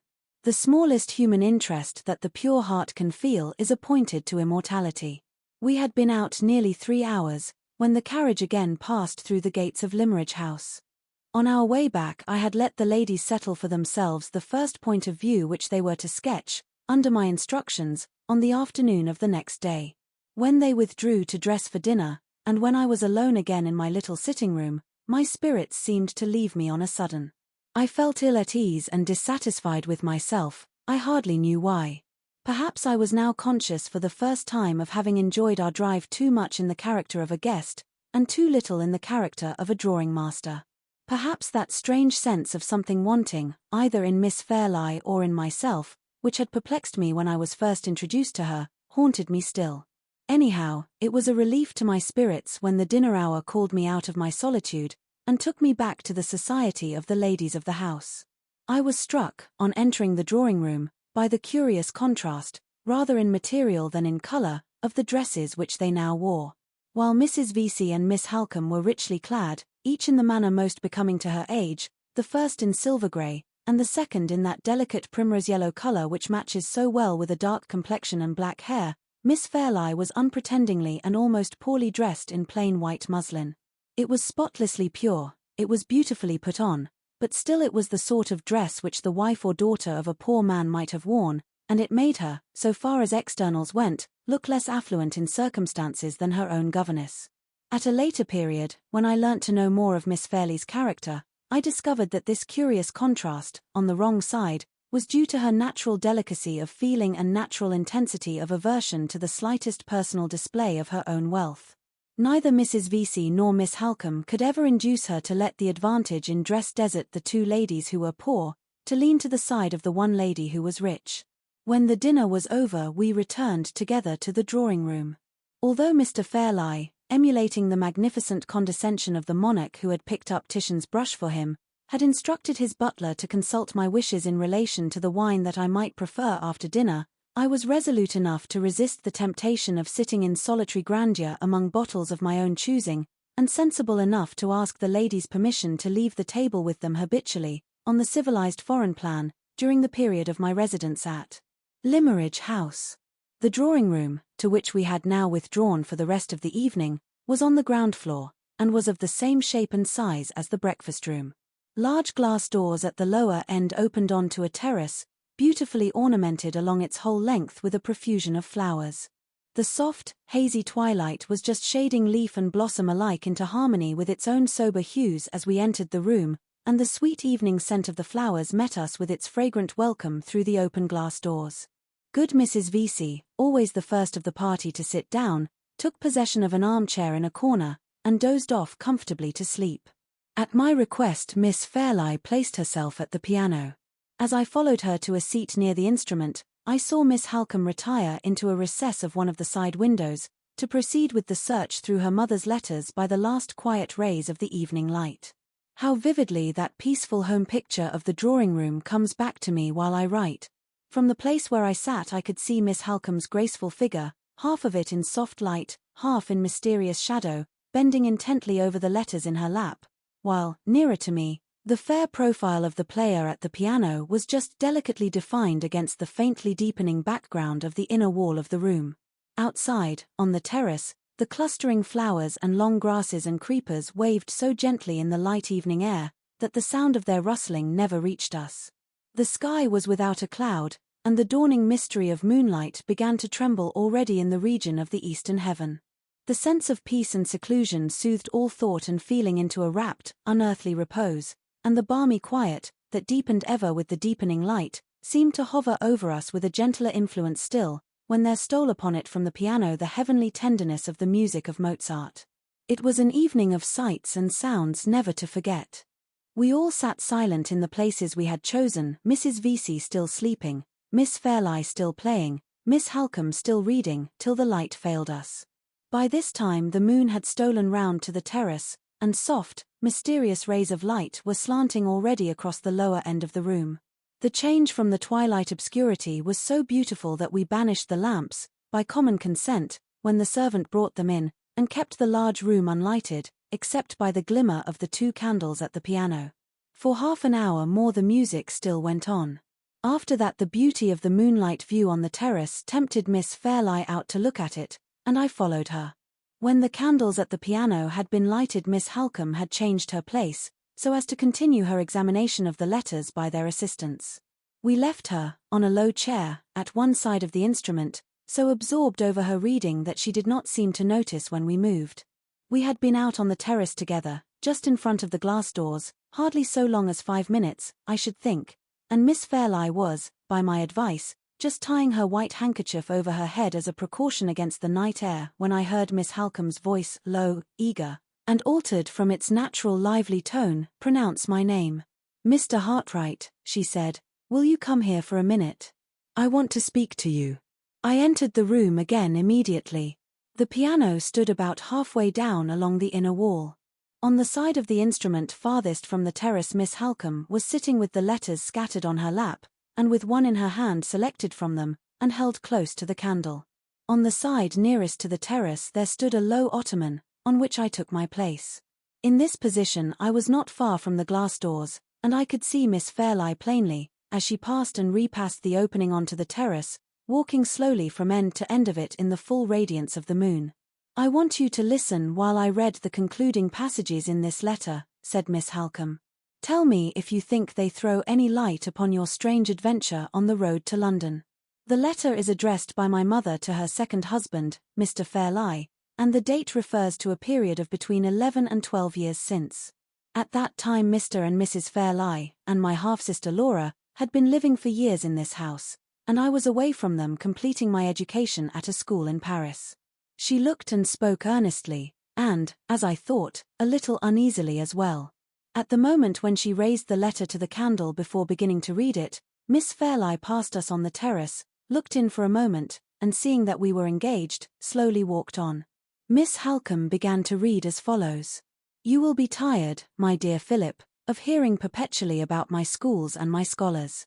Lay the blame, pray, on the dull uniformity of life at Limmeridge, and not on me. Besides, this time I have something really interesting to tell you about a new scholar. You know old Mrs. Kemp at the village shop? Well, after years of ailing, the doctor has at last given her up, and she is dying slowly day by day. Her only living relation, a sister, arrived last week to take care of her. This sister comes all the way from Hampshire. Her name is Mrs. Catherick. 4 days ago Mrs. Catherick came here to see me, and brought her only child with her, a sweet little girl about a year older than our darling Laura. As the last sentence fell from the reader's lips, Miss Fairlie passed us on the terrace once more. She was softly singing to herself one of the melodies which she had been playing earlier in the evening. Miss Halcombe waited till she had passed out of sight again, and then went on with the letter. Mrs. Catherick is a decent, well-behaved, respectable woman, middle-aged, and with the remains of having been only moderately, nice-looking. There is something in her manner and in her appearance, however, which I can't make out. She is reserved about herself to the point of downright secrecy, and there is a look in her face, I can't describe it, which suggests to me that she has something on her mind. She is altogether what you would call a walking mystery. Her errand at Limmeridge House, however, was simple enough. When she left Hampshire to nurse her sister, Mrs. Kemp, through her last illness, she had been obliged to bring her daughter with her, through having no one at home to take care of the little girl. Mrs. Kemp may die in a week's time, or may linger on for months, and Mrs. Catherick's object was to ask me to let her daughter, Anne, have the benefit of attending my school, subject to the condition of her being removed from it to go home again with her mother, after Mrs. Kemp's death. I consented at once, and when Laura and I went out for our walk, we took the little girl, who is just 11 years old, to the school that very day. Once more Miss Fairlie's figure, bright and soft in its snowy muslin dress, her face prettily framed by the white folds of the handkerchief which she had tied under her chin, passed by us in the moonlight. Once more Miss Halcombe waited till she was out of sight, and then went on. I have taken a violent fancy, Philip, to my new scholar, for a reason which I mean to keep till the last for the sake of surprising you. Her mother having told me as little about the child as she told me of herself, I was left to discover, which I did on the first day when we tried her at lessons, that the poor little thing's intellect is not developed as it ought to be at her age. Seeing this, I had her up to the house the next day, and privately arranged with the doctor to come and watch her and question her, and tell me what he thought. His opinion is that she will grow out of it. But he says her careful bringing up at school is a matter of great importance just now, because her unusual slowness in acquiring ideas implies an unusual tenacity in keeping them, when they are once received into her mind. Now, my love, you must not imagine, in your offhand way, that I have been attaching myself to an idiot. This poor little Anne Catherick is a sweet, affectionate, grateful girl, and says the quaintest, prettiest things, as you shall judge by an instance, in the most oddly sudden, surprised, half-frightened way. Although she is dressed very neatly, her clothes show a sad want of taste in colour and pattern. So I arranged, yesterday, that some of our darling Laura's old white frocks and white hats should be altered for Anne Catherick, explaining to her that little girls of her complexion looked neater and better all in white than in anything else. She hesitated and seemed puzzled for a minute, then flushed up, and appeared to understand. Her little hand clasped mine suddenly. She kissed it, Philip, and said, "Oh," so earnestly, "I will always wear white as long as I live. It will help me to remember you, and to think that I am pleasing you still, when I go away and see you no more." This is only one specimen of the quaint things she says so prettily. Poor little soul! She shall have a stock of white frocks, made with good deep tucks, to let out for her as she grows. Miss Halcombe paused, and looked at me across the piano. "Did the forlorn woman whom you met in the high road seem young?" she asked. "Young enough to be 2 or 23? "Yes, Miss Halcombe, as young as that. And she was strangely dressed, from head to foot, all in white." "All in white." While the answer was passing my lips, Miss Fairlie glided into view on the terrace for the 3rd time. Instead of proceeding on her walk, she stopped, with her back turned towards us, and, leaning on the balustrade of the terrace, looked down into the garden beyond. My eyes fixed upon the white gleam of her muslin gown and head-dress in the moonlight, and a sensation, for which I can find no name, a sensation that quickened my pulse, and raised a fluttering at my heart, began to steal over me. "All in white," Miss Halcombe repeated. "The most important sentences in the letter, Mr. Hartright, are those at the end, which I will read to you immediately.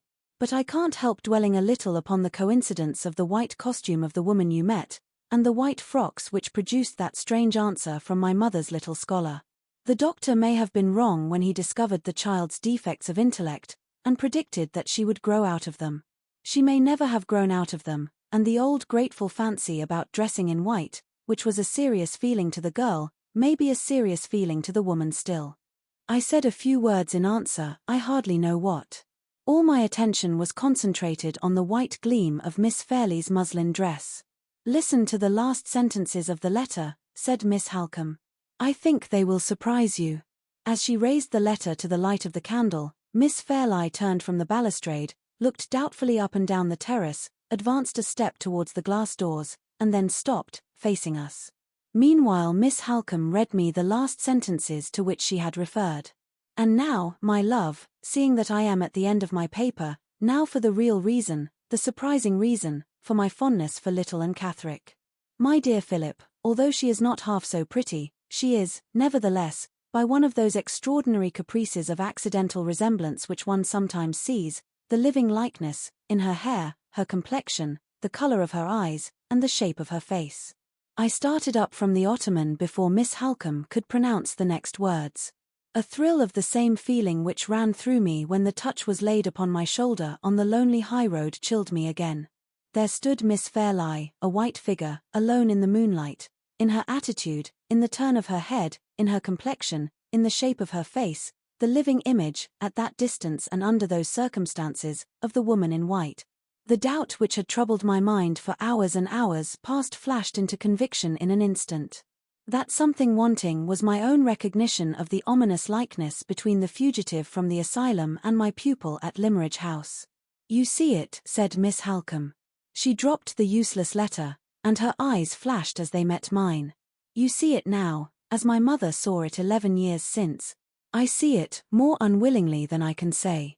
To associate that forlorn, friendless, lost woman, even by an accidental likeness only, with Miss Fairlie, seems like casting a shadow on the future of the bright creature who stands looking at us now.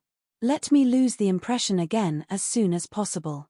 Call her in, out of the dreary moonlight, pray call her in. Mr. Hartright, you surprise me. Whatever women may be, I thought that men, in the 19th century, were above superstition. Pray call her in. Hush, hush. She is coming of her own accord. Say nothing in her presence. Let this discovery of the likeness be kept a secret between you and me. Come in, Laura, come in, and wake Mrs. Vesey with the piano. Mr. Hartright is petitioning for some more music, and he wants it, this time, of the lightest and liveliest kind." Chapter 9. So ended my eventful first day at Limmeridge House. Miss Halcombe and I kept our secret. After the discovery of the likeness, no fresh light seemed destined to break over the mystery of the woman in white. At the first safe opportunity Miss Halcombe cautiously led her half-sister to speak of their mother, of old times, and of Anne Catherick. Miss Fairlie's recollections of the little scholar at Limmeridge were, however, only of the most vague and general kind. She remembered the likeness between herself and her mother's favourite pupil, as something which had been supposed to exist in past times, but she did not refer to the gift of the white dresses, or to the singular form of words in which the child had artlessly expressed her gratitude for them. She remembered that Anne had remained at Limmeridge for a few months only, and had then left it to go back to her home in Hampshire, but she could not say whether the mother and daughter had ever returned, or had ever been heard of afterwards. No further search, on Miss Halcombe's part, through the few letters of Mrs. Fairlie's writing which she had left unread, assisted in clearing up the uncertainties still left to perplex us. We had identified the unhappy woman whom I had met in the night-time with Anne Catherick. We had made some advance, at least, towards connecting the probably defective condition of the poor creature's intellect with the peculiarity of her being dressed all in white, and with the continuance, in her maturer years, of her childish gratitude towards Mrs. Fairlie, and there, so far as we knew at that time, our discoveries had ended. The days passed on, the weeks passed on, and the track of the golden autumn wound its bright way visibly through the green summer of the trees. Peaceful, fast-flowing, happy time. My story glides by you now as swiftly as you once glided by me. Of all the treasures of enjoyment that you poured so freely into my heart, how much is left me that has purpose and value enough to be written on this page? Nothing but the saddest of all confessions that a man can make, the confession of his own folly. The secret which that confession discloses should be told with little effort, for it has indirectly escaped me already. The poor weak words, which have failed to describe Miss Fairlie, have succeeded in betraying the sensations she awakened in me. It is so with us all. Our words are giants when they do us an injury, and dwarfs when they do us a service. I loved her. Ah, how well I know all the sadness and all the mockery that is contained in those 3 words. I can sigh over my mournful confession with the tenderest woman who reads it and pities me. I can laugh at it as bitterly as the hardest man who tosses it from him in contempt. I loved her. Feel for me, or despise me, I confess it with the same immovable resolution to own the truth. Was there no excuse for me? There was some excuse to be found, surely, in the conditions under which my term of hired service was passed at Limmeridge House. My morning hours succeeded each other calmly in the quiet and seclusion of my own room.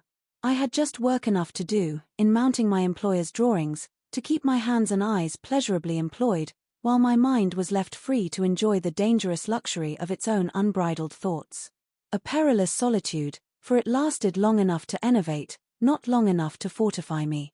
A perilous solitude, for it was followed by afternoons and evenings spent, day after day and week after week alone in the society of 2 women, one of whom possessed all the accomplishments of grace, wit, and high breeding, the other all the charms of beauty, gentleness, and simple truth, that can purify and subdue the heart of man. Not a day passed, in that dangerous intimacy of teacher and pupil, in which my hand was not close to Miss Fairlie's, my cheek, as we bent together over her sketchbook, almost touching hers. The more attentively she watched every movement of my brush, the more closely I was breathing the perfume of her hair, and the warm fragrance of her breath. It was part of my service to live in the very light of her eyes, at one time to be bending over her, so close to her bosom as to tremble at the thought of touching it, at another, to feel her bending over me, bending so close to see what I was about, that her voice sank low when she spoke to me, and her ribbons brushed my cheek in the wind before she could draw them back. The evenings which followed the sketching excursions of the afternoon varied, rather than checked, these innocent, these inevitable familiarities. My natural fondness for the music which she played with such tender feeling, such delicate womanly taste, and her natural enjoyment of giving me back, by the practice of her art, the pleasure which I had offered to her by the practice of mine, only wove another tie which drew us closer and closer to one another. The accidents of conversation, the simple habits which regulated even such a little thing as the position of our places at table, the play of Miss Halcombe's ever-ready raillery, always directed against my anxiety as teacher, while it sparkled over her enthusiasm as pupil, the harmless expression of poor Mrs. Vyse's drowsy approval, which connected Miss Fairlie and me as 2 model young people who never disturbed her, every one of these trifles, and many more, combined to fold us together in the same domestic atmosphere, and to lead us both insensibly to the same hopeless end. I should have remembered my position, and have put myself secretly on my guard. I did so, but not till it was too late. All the discretion, all the experience, which had availed me with other women, and secured me against other temptations, failed me with her. It had been my profession, for years past, to be in this close contact with young girls of all ages, and of all orders of beauty. I had accepted the position as part of my calling in life. I had trained myself to leave all the sympathies natural to my age in my employer's outer hall, as coolly as I left my umbrella there before I went upstairs. I had long since learnt to understand, composedly and as a matter of course, that my situation in life was considered a guarantee against any of my female pupils feeling more than the most ordinary interest in me, and that I was admitted among beautiful and captivating women much as a harmless domestic animal is admitted among them. This guardian experience I had gained early. This guardian experience had sternly and strictly guided me straight along my own poor narrow path, without once letting me stray aside, to the right hand or to the left. And now I and my trusty talisman were parted for the first time. Yes, my hardly earned self-control was as completely lost to me as if I had never possessed it, lost to me, as it is lost every day to other men, in other critical situations, where women are concerned. I know, now, that I should have questioned myself from the first. I should have asked why any room in the house was better than home to me when she entered it, and barren as a desert when she went out again, why I always noticed and remembered the little changes in her dress that I had noticed and remembered in no other woman's before, why I saw her, heard her, and touched her, when we shook hands at night and morning, as I had never seen, heard, and touched any other woman in my life. I should have looked into my own heart, and found this new growth springing up there, and plucked it out while it was young. Why was this easiest, simplest work of self-culture always too much for me? The explanation has been written already in the 3 words that were many enough, and plain enough, for my confession. I loved her. The days passed, the weeks passed, it was approaching the 3rd month of my stay in Cumberland. The delicious monotony of life in our calm seclusion flowed on with me, like a smooth stream with a swimmer who glides down the current. All memory of the past, all thought of the future, all sense of the falseness and hopelessness of my own position, lay hushed within me into deceitful rest. Lulled by the siren song that my own heart sung to me, with eyes shut to all sight, and ears closed to all sound of danger, I drifted nearer and nearer to the fatal rocks. The warning that aroused me at last, and startled me into sudden, self-accusing consciousness of my own weakness, was the plainest, the truest, the kindest of all warnings, for it came silently from her. We had parted one night as usual. No word had fallen from my lips, at that time or at any time before it, that could betray me, or startle her into sudden knowledge of the truth. But when we met again in the morning, a change had come over her, a change that told me all. I shrank then, I shrink still, from invading the innermost sanctuary of her heart, and laying it open to others, as I have laid open my own. Let it be enough to say that the time when she first surprised my secret was, I firmly believe, the time when she first surprised her own, and the time, also, when she changed towards me in the interval of one night. Her nature, too truthful to deceive others, was too noble to deceive itself. When the doubt that I had hushed asleep first laid its weary weight on her heart, the true face owned all, and said, in its own frank, simple language, I am sorry for him, I am sorry for myself. It said this, and more, which I could not then interpret. I understood but too well the change in her manner, to greater kindness and quicker readiness in interpreting all my wishes, before others, to constraint and sadness, and nervous anxiety to absorb herself in the first occupation she could seize on, whenever we happened to be left together alone. I understood why the sweet sensitive lips smiled so rarely and so restrainedly now, and why the clear blue eyes looked at me, sometimes with the pity of an angel, sometimes with the innocent perplexity of a child. But the change meant more than this. There was a coldness in her hand, there was an unnatural immobility in her face, there was in all her movements the mute expression of constant fear and clinging self-reproach. The sensations that I could trace to herself and to me, the unacknowledged sensations that we were feeling in common, were not these. There were certain elements of the change in her that were still secretly drawing us together, and others that were, as secretly, beginning to drive us apart. In my doubt and perplexity, in my vague suspicion of something hidden which I was left to find by my own unaided efforts, I examined Miss Halcombe's looks and manner for enlightenment. Living in such intimacy as ours, no serious alteration could take place in any one of us which did not sympathetically affect the others. The change in Miss Fairlie was reflected in her half-sister.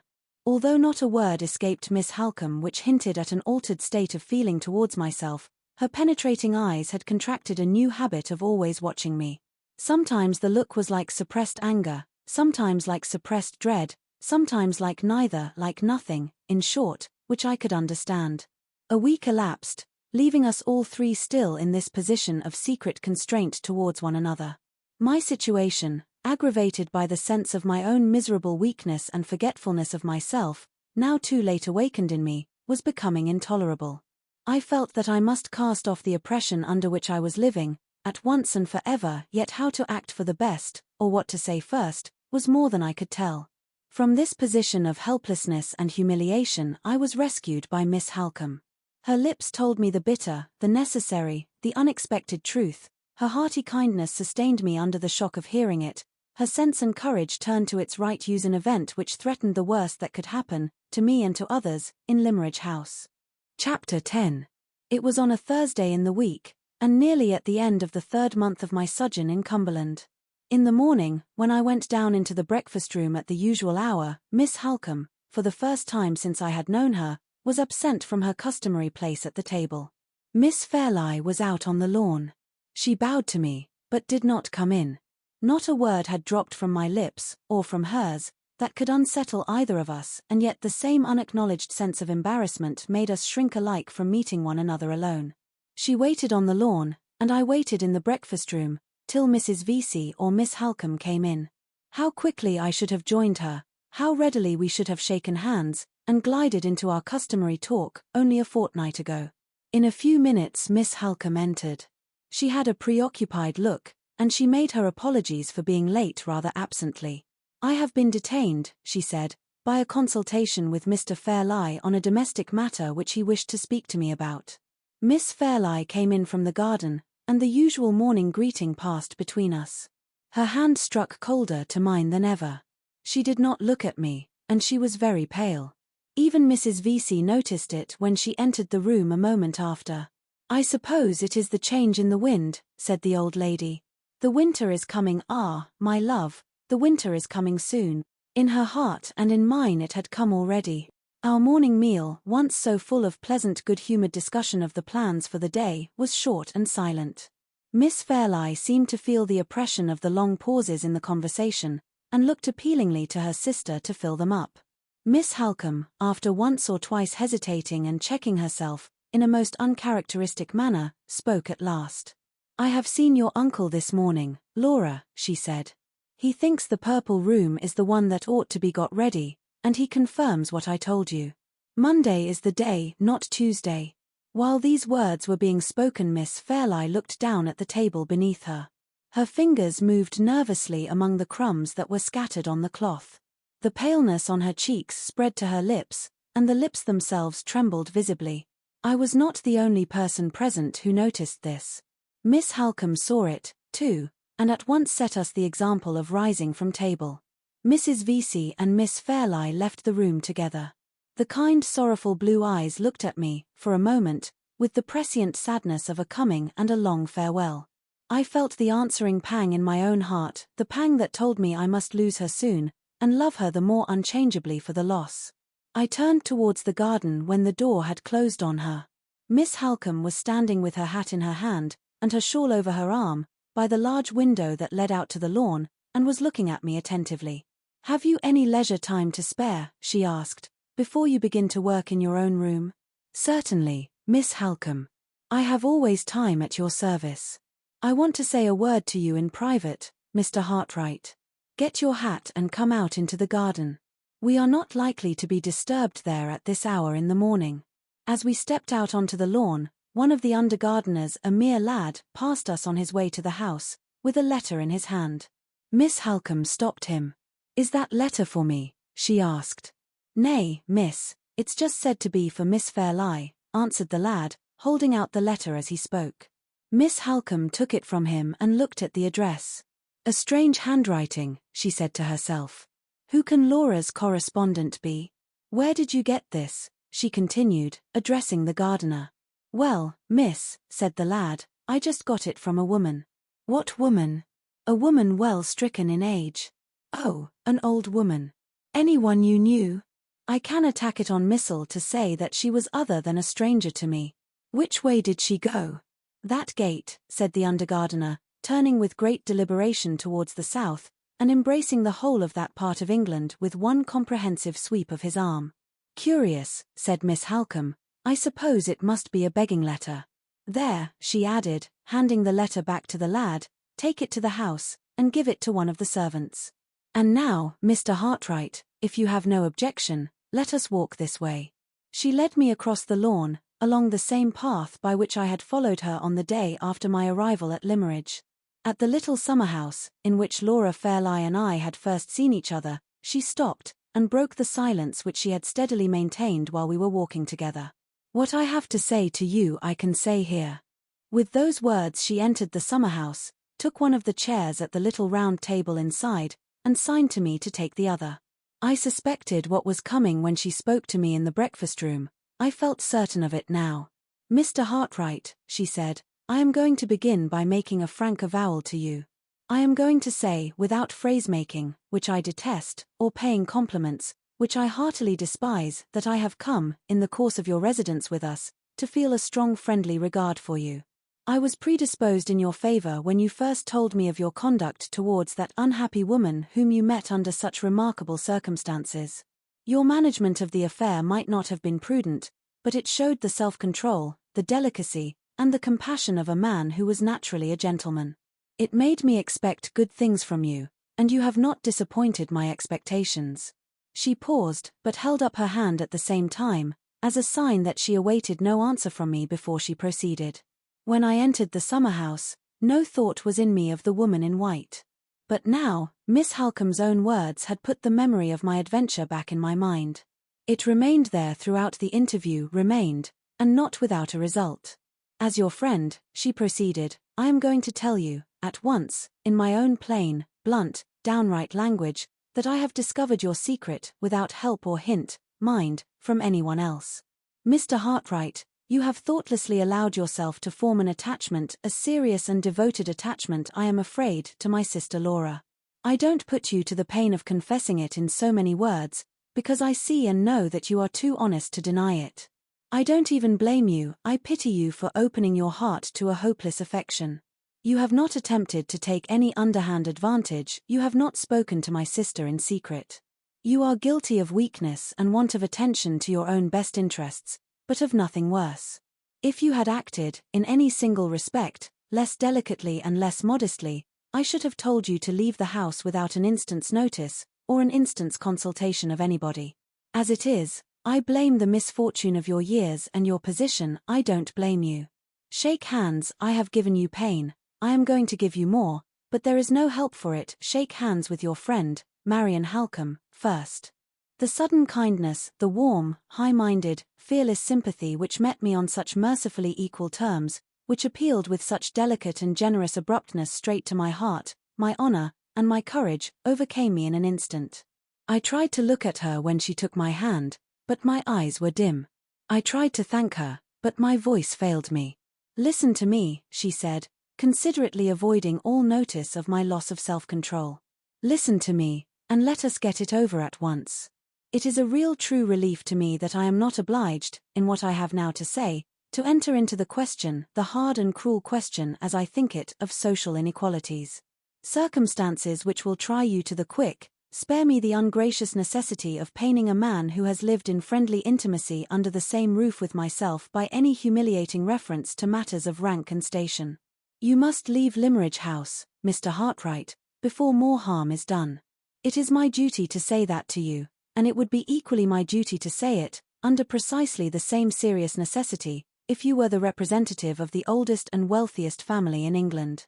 You must leave us, not because you are a teacher of drawing. She waited a moment, turned her face full on me, and reaching across the table, laid her hand firmly on my arm. Not because you are a teacher of drawing, she repeated, but because Laura Fairlie is engaged to be married.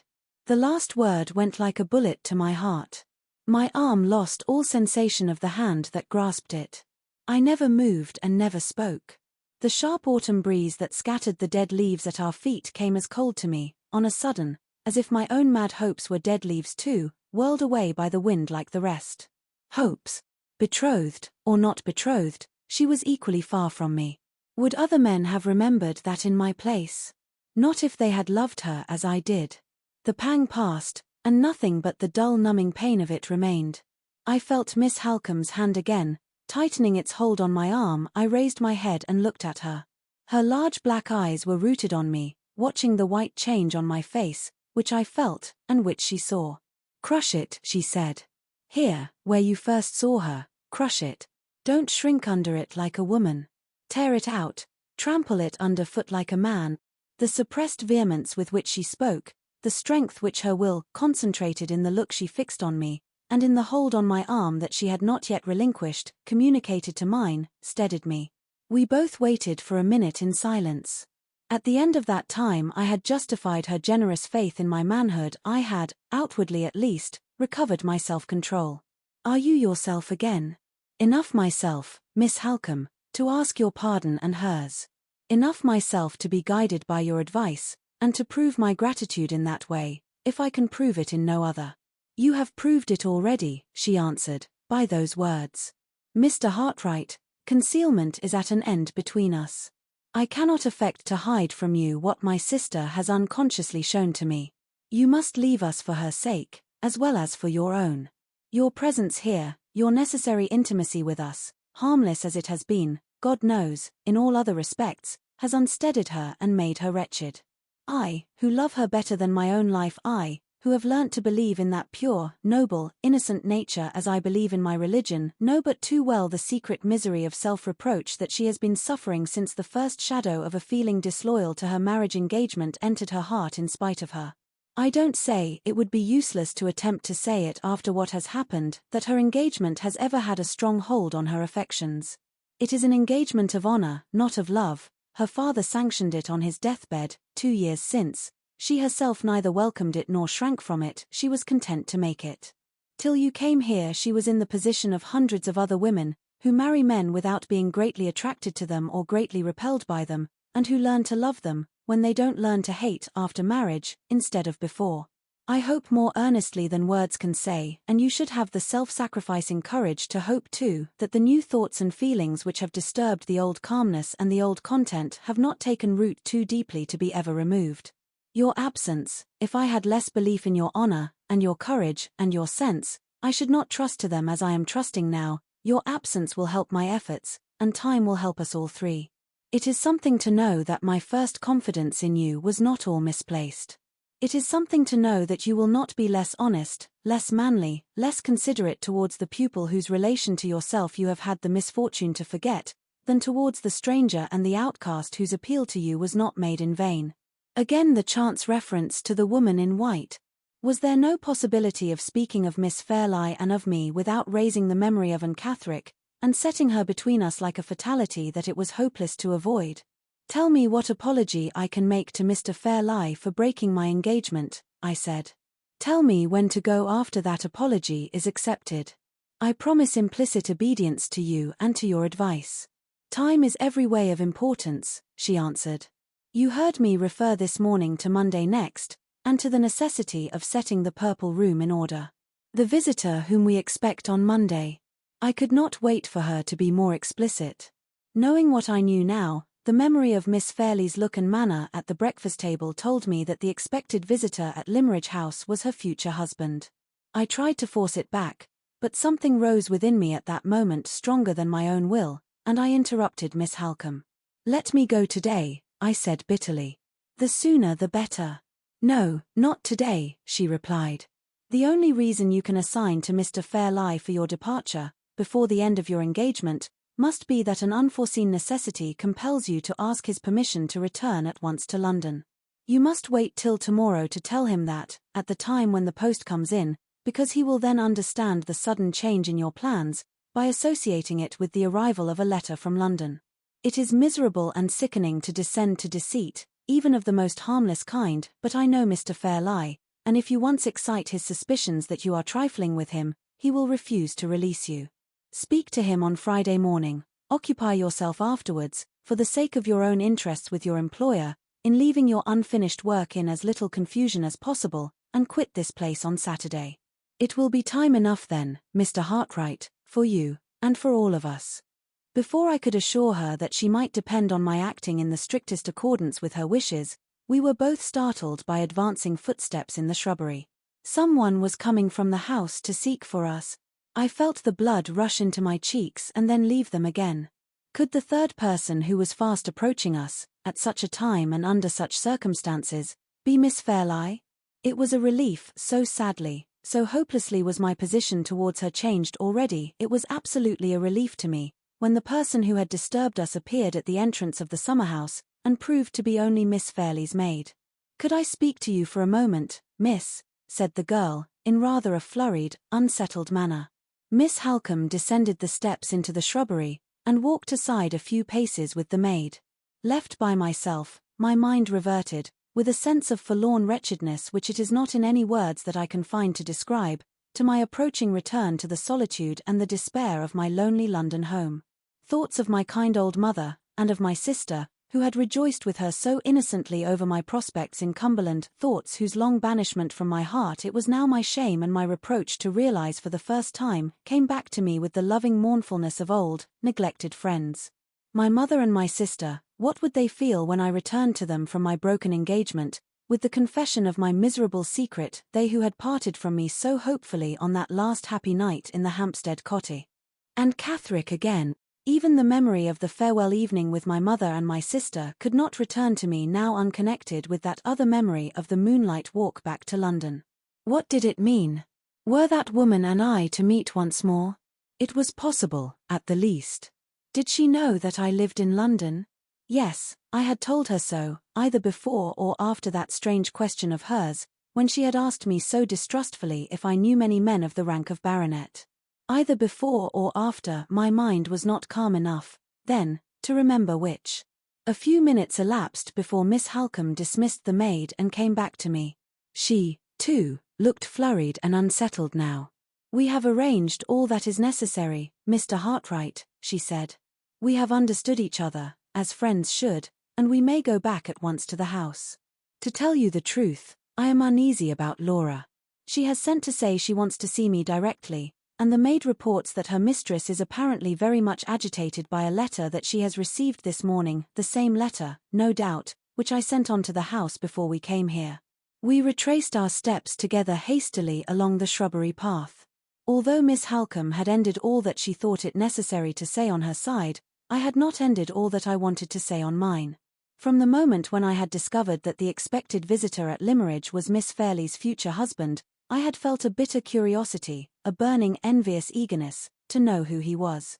It was possible that a future opportunity of putting the question might not easily offer, so I risked asking it on our way back to the house. "Now that you are kind enough to tell me we have understood each other, Miss Halcombe," I said, "now that you are sure of my gratitude for your forbearance and my obedience to your wishes, may I venture to ask who—" I hesitated. I had forced myself to think of him, but it was harder still to speak of him, as her promised husband, "who the gentleman engaged to Miss Fairlie is?" Her mind was evidently occupied with the message she had received from her sister. She answered in a hasty, absent way. "A gentleman of large property in Hampshire." Hampshire. Anne Catherick's native place. Again, and yet again, the woman in white. There was a fatality in it. "And his name?" I said, as quietly and indifferently as I could. "Sir Percival Glyde." Sir Percival. Anne Catherick's question, that suspicious question about the men of the rank of baronet whom I might happen to know, had hardly been dismissed from my mind by Miss Halcombe's return to me in the summer-house, before it was recalled again by her own answer. I stopped suddenly, and looked at her. "Sir Percival Glyde," she repeated, imagining that I had not heard her former reply. "Knight, or baronet?" I asked, with an agitation that I could hide no longer. She paused for a moment, and then answered, rather coldly, "Baronet, of course." Chapter 11. Not a word more was said, on either side, as we walked back to the house.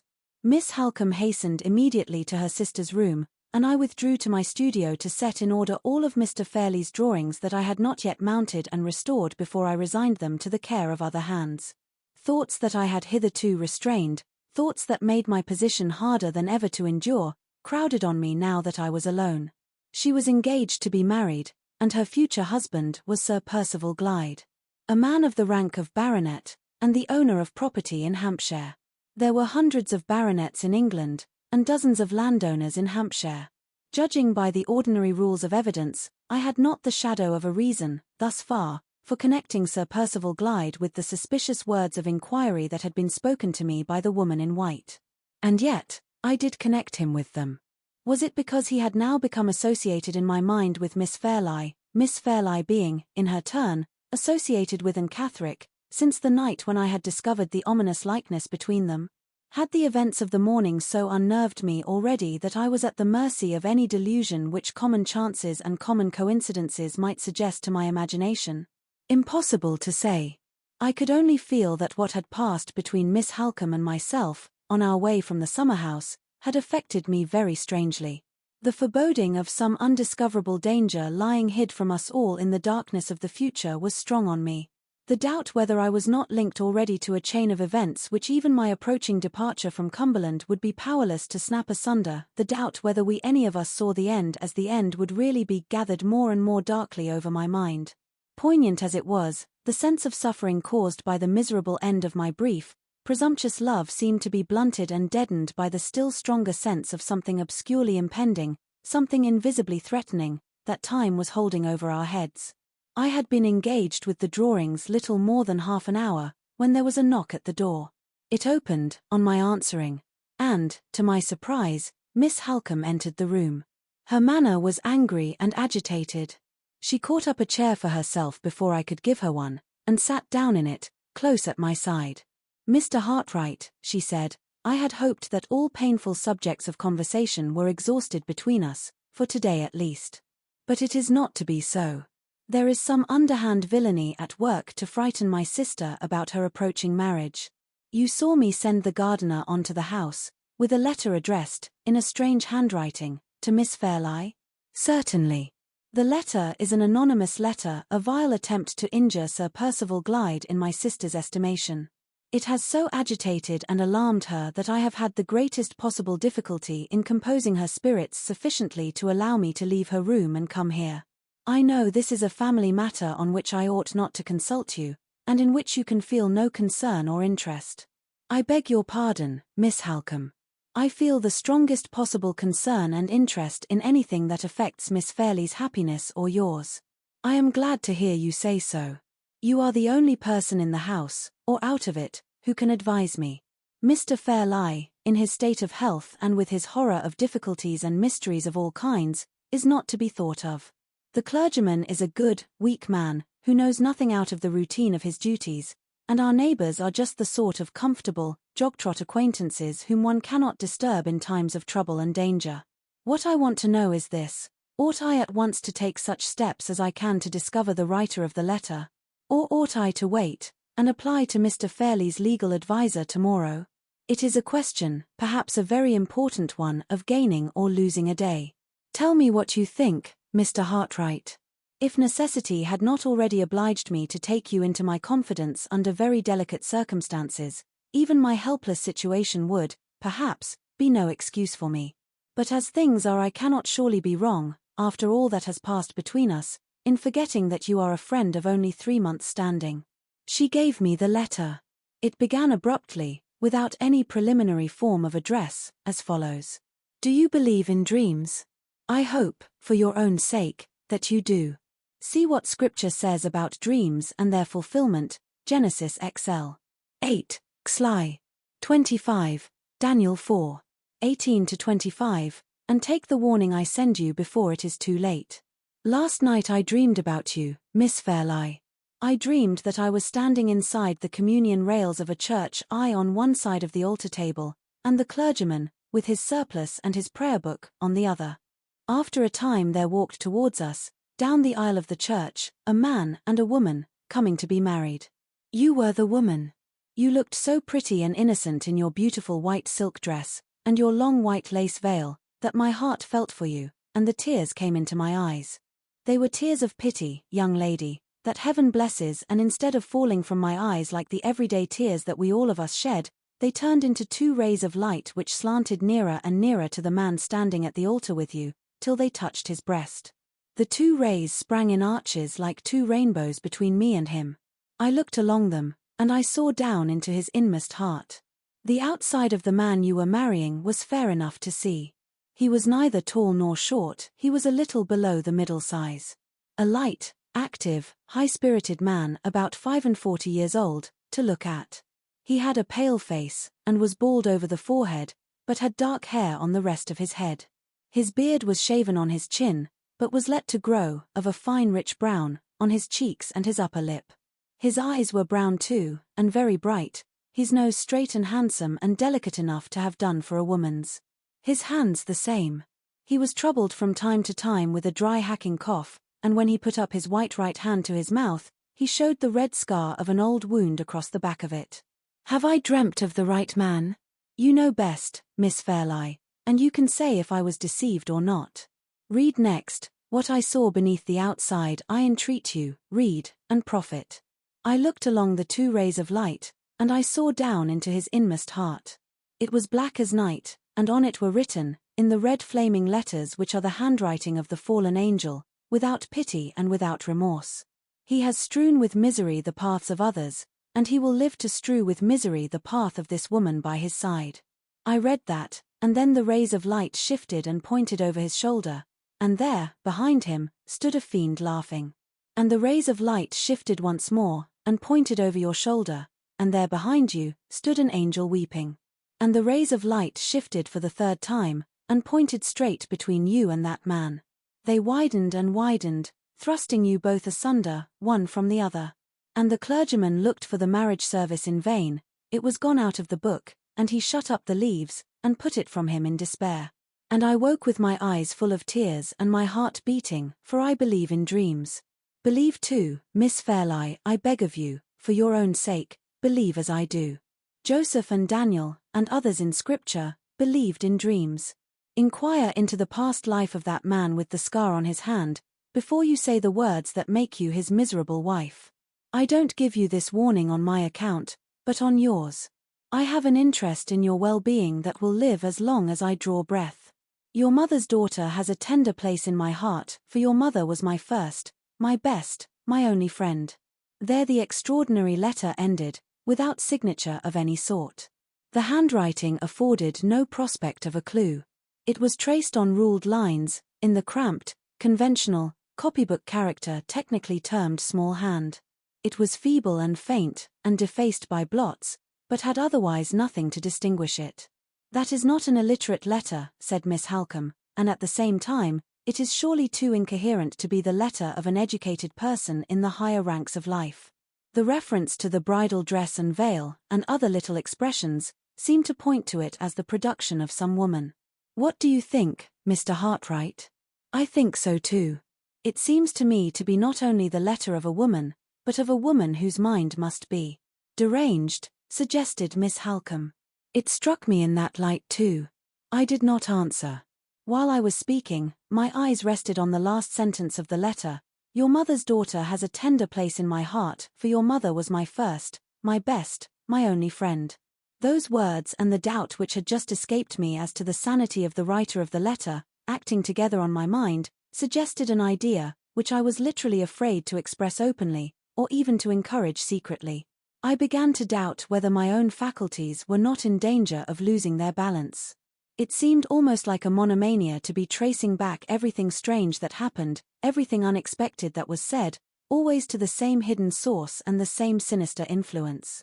I resolved, this time, in defense of my own courage and my own sense, to come to no decision that plain fact did not warrant, and to turn my back resolutely on everything that tempted me in the shape of surmise. If we have any chance of tracing the person who has written this, I said, returning the letter to Miss Halcombe, there can be no harm in seizing our opportunity the moment it offers. I think we ought to speak to the gardener again about the elderly woman who gave him the letter, and then to continue our inquiries in the village. But first let me ask a question. You mentioned just now the alternative of consulting Mr. Fairlie's legal adviser tomorrow. Is there no possibility of communicating with him earlier? Why not today? I can only explain, replied Miss Halcombe, by entering into certain particulars, connected with my sister's marriage engagement, which I did not think it necessary or desirable to mention to you this morning. One of Sir Percival Glyde's objects in coming here on Monday is to fix the period of his marriage, which has hitherto been left quite unsettled. He is anxious that the event should take place before the end of the year. Does Miss Fairlie know of that wish? I asked eagerly. She has no suspicion of it, and after what has happened, I shall not take the responsibility upon myself of enlightening her. Sir Percival has only mentioned his views to Mr. Fairlie, who has told me himself that he is ready and anxious, as Laura's guardian, to forward them. He has written to London, to the family solicitor, Mr. Gilmore.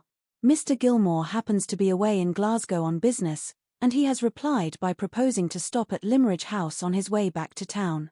He will arrive tomorrow, and will stay with us a few days, so as to allow Sir Percival time to plead his own cause. If he succeeds, Mr. Gilmore will then return to London, taking with him his instructions for my sister's marriage settlement. You understand now, Mr. Hartright, why I speak of waiting to take legal advice until tomorrow? Mr. Gilmore is the old and tried friend of 2 generations of Fairless, and we can trust him, as we could trust no one else. The marriage settlement. The mere hearing of those 2 words stung me with a jealous despair that was poison to my higher and better instincts. I began to think, it is hard to confess this, but I must suppress nothing from beginning to end of the terrible story that I now stand committed to reveal. I began to think, with a hateful eagerness of hope, of the vague charges against Sir Percival Glyde which the anonymous letter contained. What if those wild accusations rested on a foundation of truth? What if their truth could be proved before the fatal words of consent were spoken, and the marriage settlement was drawn? I have tried to think since, that the feeling which then animated me began and ended in pure devotion to Miss Fairlie's interests, but I have never succeeded in deceiving myself into believing it, and I must not now attempt to deceive others. The feeling began and ended in reckless, vindictive, hopeless hatred of the man who was to marry her. If we are to find out anything, I said, speaking under the new influence which was now directing me, we had better not let another minute slip by us unemployed.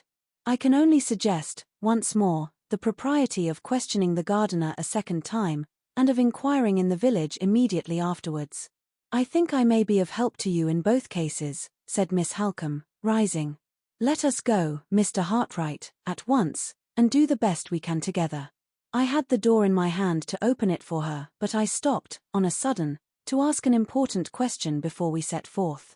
One of the paragraphs of the anonymous letter, I said, contains some sentences of minute personal description. Sir Percival Glyde's name is not mentioned, I know, but does that description at all resemble him? Accurately, even in stating his age to be 45. 45, and she was not yet 21. Men of his age married wives of her age every day, and experience had shown those marriages to be often the happiest ones. I knew that, and yet even the mention of his age, when I contrasted it with hers, added to my blind hatred and distrust of him. Accurately, Miss Halcombe continued, even to the scar on his right hand, which is the scar of a wound that he received years since when he was travelling in Italy. There can be no doubt that every peculiarity of his personal appearance is thoroughly well known to the writer of the letter. Even a cough that he is troubled with is mentioned, if I remember right? Yes, and mentioned correctly. He treats it lightly himself, though it sometimes makes his friends anxious about him. I suppose no whispers have ever been heard against his character. Mr. Hartright, I hope you are not unjust enough to let that infamous letter influence you. I felt the blood rush into my cheeks, for I knew that it had influenced me. I hope not, I answered confusedly. Perhaps I had no right to ask the question. I am not sorry you asked it, she said, for it enables me to do justice to Sir Percival's reputation. Not a whisper, Mr. Hartright, has ever reached me, or my family, against him. He has fought successfully 2 contested elections, and has come out of the ordeal unscathed. A man who can do that, in England, is a man whose character is established. I opened the door for her in silence, and followed her out. She had not convinced me. If the recording angel had come down from heaven to confirm her, and had opened his book to my mortal eyes, the recording angel would not have convinced me. We found the gardener at work as usual. No amount of questioning could extract a single answer of any importance from the lad's impenetrable stupidity. The woman who had given him the letter was an elderly woman, she had not spoken a word to him, and she had gone away towards the south in a great hurry. That was all the gardener could tell us. The village lay southward of the house. So to the village we went next. Chapter 12. Our inquiries at Limmeridge were patiently pursued in all directions, and among all sorts and conditions of people. But nothing came of them. 3 of the villagers did certainly assure us that they had seen the woman, but as they were quite unable to describe her, and quite incapable of agreeing about the exact direction in which she was proceeding when they last saw her, these 3 bright exceptions to the general rule of total ignorance afforded no more real assistance to us than the mass of their unhelpful and unobservant neighbours. The course of our useless investigations brought us, in time, to the end of the village at which the schools established by Mrs. Fairlie were situated. As we passed the side of the building appropriated to the use of the boys, I suggested the propriety of making a last inquiry of the schoolmaster, whom we might presume to be, in virtue of his office, the most intelligent man in the place. I am afraid the schoolmaster must have been occupied with his scholars, said Miss Halcombe, just at the time when the woman passed through the village and returned again. However, we can but try. We entered the playground enclosure, and walked by the schoolroom window to get round to the door, which was situated at the back of the building. I stopped for a moment at the window and looked in. The schoolmaster was sitting at his high desk, with his back to me, apparently haranguing the pupils, who were all gathered together in front of him, with one exception. The one exception was a sturdy white-headed boy, standing apart from all the rest on a stool in a corner, a forlorn little Crusoe, isolated in his own desert island of solitary penal disgrace. The door, when we got round to it, was ajar, and the schoolmaster's voice reached us plainly, as we both stopped for a minute under the porch. "Now, boys," said the voice, "mind what I tell you. If I hear another word spoken about ghosts in this school, it will be the worse for all of you. There are no such things as ghosts, and therefore any boy who believes in ghosts believes in what can't possibly be, and a boy who belongs to Limmeridge School, and believes in what can't possibly be, sets up his back against reason and discipline, and must be punished accordingly. You all see Jacob Postlethwaite standing up on the stool there in disgrace. He has been punished, not because he said he saw a ghost last night, but because he is too impudent and too obstinate to listen to reason, and because he persists in saying he saw the ghost after I have told him that no such thing can possibly be. If nothing else will do, I mean to cane the ghost out of Jacob Postlethwaite, and if the thing spreads among any of the rest of you, I mean to go a step farther, and cane the ghost out of the whole school." "We seem to have chosen an awkward moment for our visit," said Miss Halcombe, pushing open the door at the end of the schoolmaster's address, and leading the way in. Our appearance produced a strong sensation among the boys. They appeared to think that we had arrived for the express purpose of seeing Jacob Postlethwaite caned. "Go home all of you to dinner," said the schoolmaster, "except Jacob. Jacob must stop where he is, and the ghost may bring him his dinner, if the ghost pleases." Jacob's fortitude deserted him at the double disappearance of his schoolfellows and his prospect of dinner. He took his hands out of his pockets, looked hard at his knuckles, raised them with great deliberation to his eyes, and when they got there, ground them round and round slowly, accompanying the action by short spasms of sniffing, which followed each other at regular intervals, the nasal minute guns of juvenile distress. "We came here to ask you a question, Mr. Dempster," said Miss Halcombe, addressing the schoolmaster, "and we little expected to find you occupied in exorcising a ghost. What does it all mean? What has really happened?" "That wicked boy has been frightening the whole school, Miss Halcombe, by declaring that he saw a ghost yesterday evening," answered the master, "and he still persists in his absurd story, in spite of all that I can say to him." "Most extraordinary," said Miss Halcombe. "I should not have thought it possible that any of the boys had imagination enough to see a ghost. This is a new accession indeed to the hard labor of forming the youthful mind at Limmeridge, and I heartily wish you well through it, Mr. Dempster. In the meantime, let me explain why you see me here, and what it is I want." She then put the same question to the schoolmaster which we had asked already of almost everyone else in the village. It was met by the same discouraging answer. Mr. Dempster had not set eyes on the stranger of whom we were in search. "We may as well return to the house, Mr. Hartright," said Miss Halcombe. "The information we want is evidently not to be found." She had bowed to Mr. Dempster, and was about to leave the schoolroom, when the forlorn position of Jacob Postlethwaite, piteously sniffing on the stool of penitence, attracted her attention as she passed him, and made her stop good-humouredly to speak a word to the little prisoner before she opened the door. "You foolish boy," she said, "why don't you beg Mr. Dempster's pardon, and hold your tongue about the ghost?" But I saw T. Gayest," persisted Jacob Postlethwaite, with a stare of terror and a burst of tears. "Stuff and nonsense. You saw nothing of the kind. Ghost indeed. What ghost?"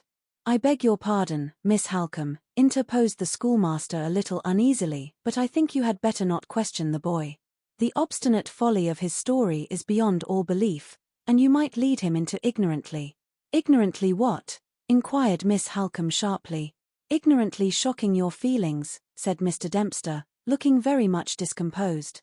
"Upon my word, Mr. Dempster, you pay my feelings a great compliment in thinking them weak enough to be shocked by such an urchin as that." She turned with an air of satirical defiance to little Jacob, and began to question him directly. "Come," she said, "I mean to know all about this. You naughty boy, when did you see the ghost?" "Yestin, at the gloaming," replied Jacob.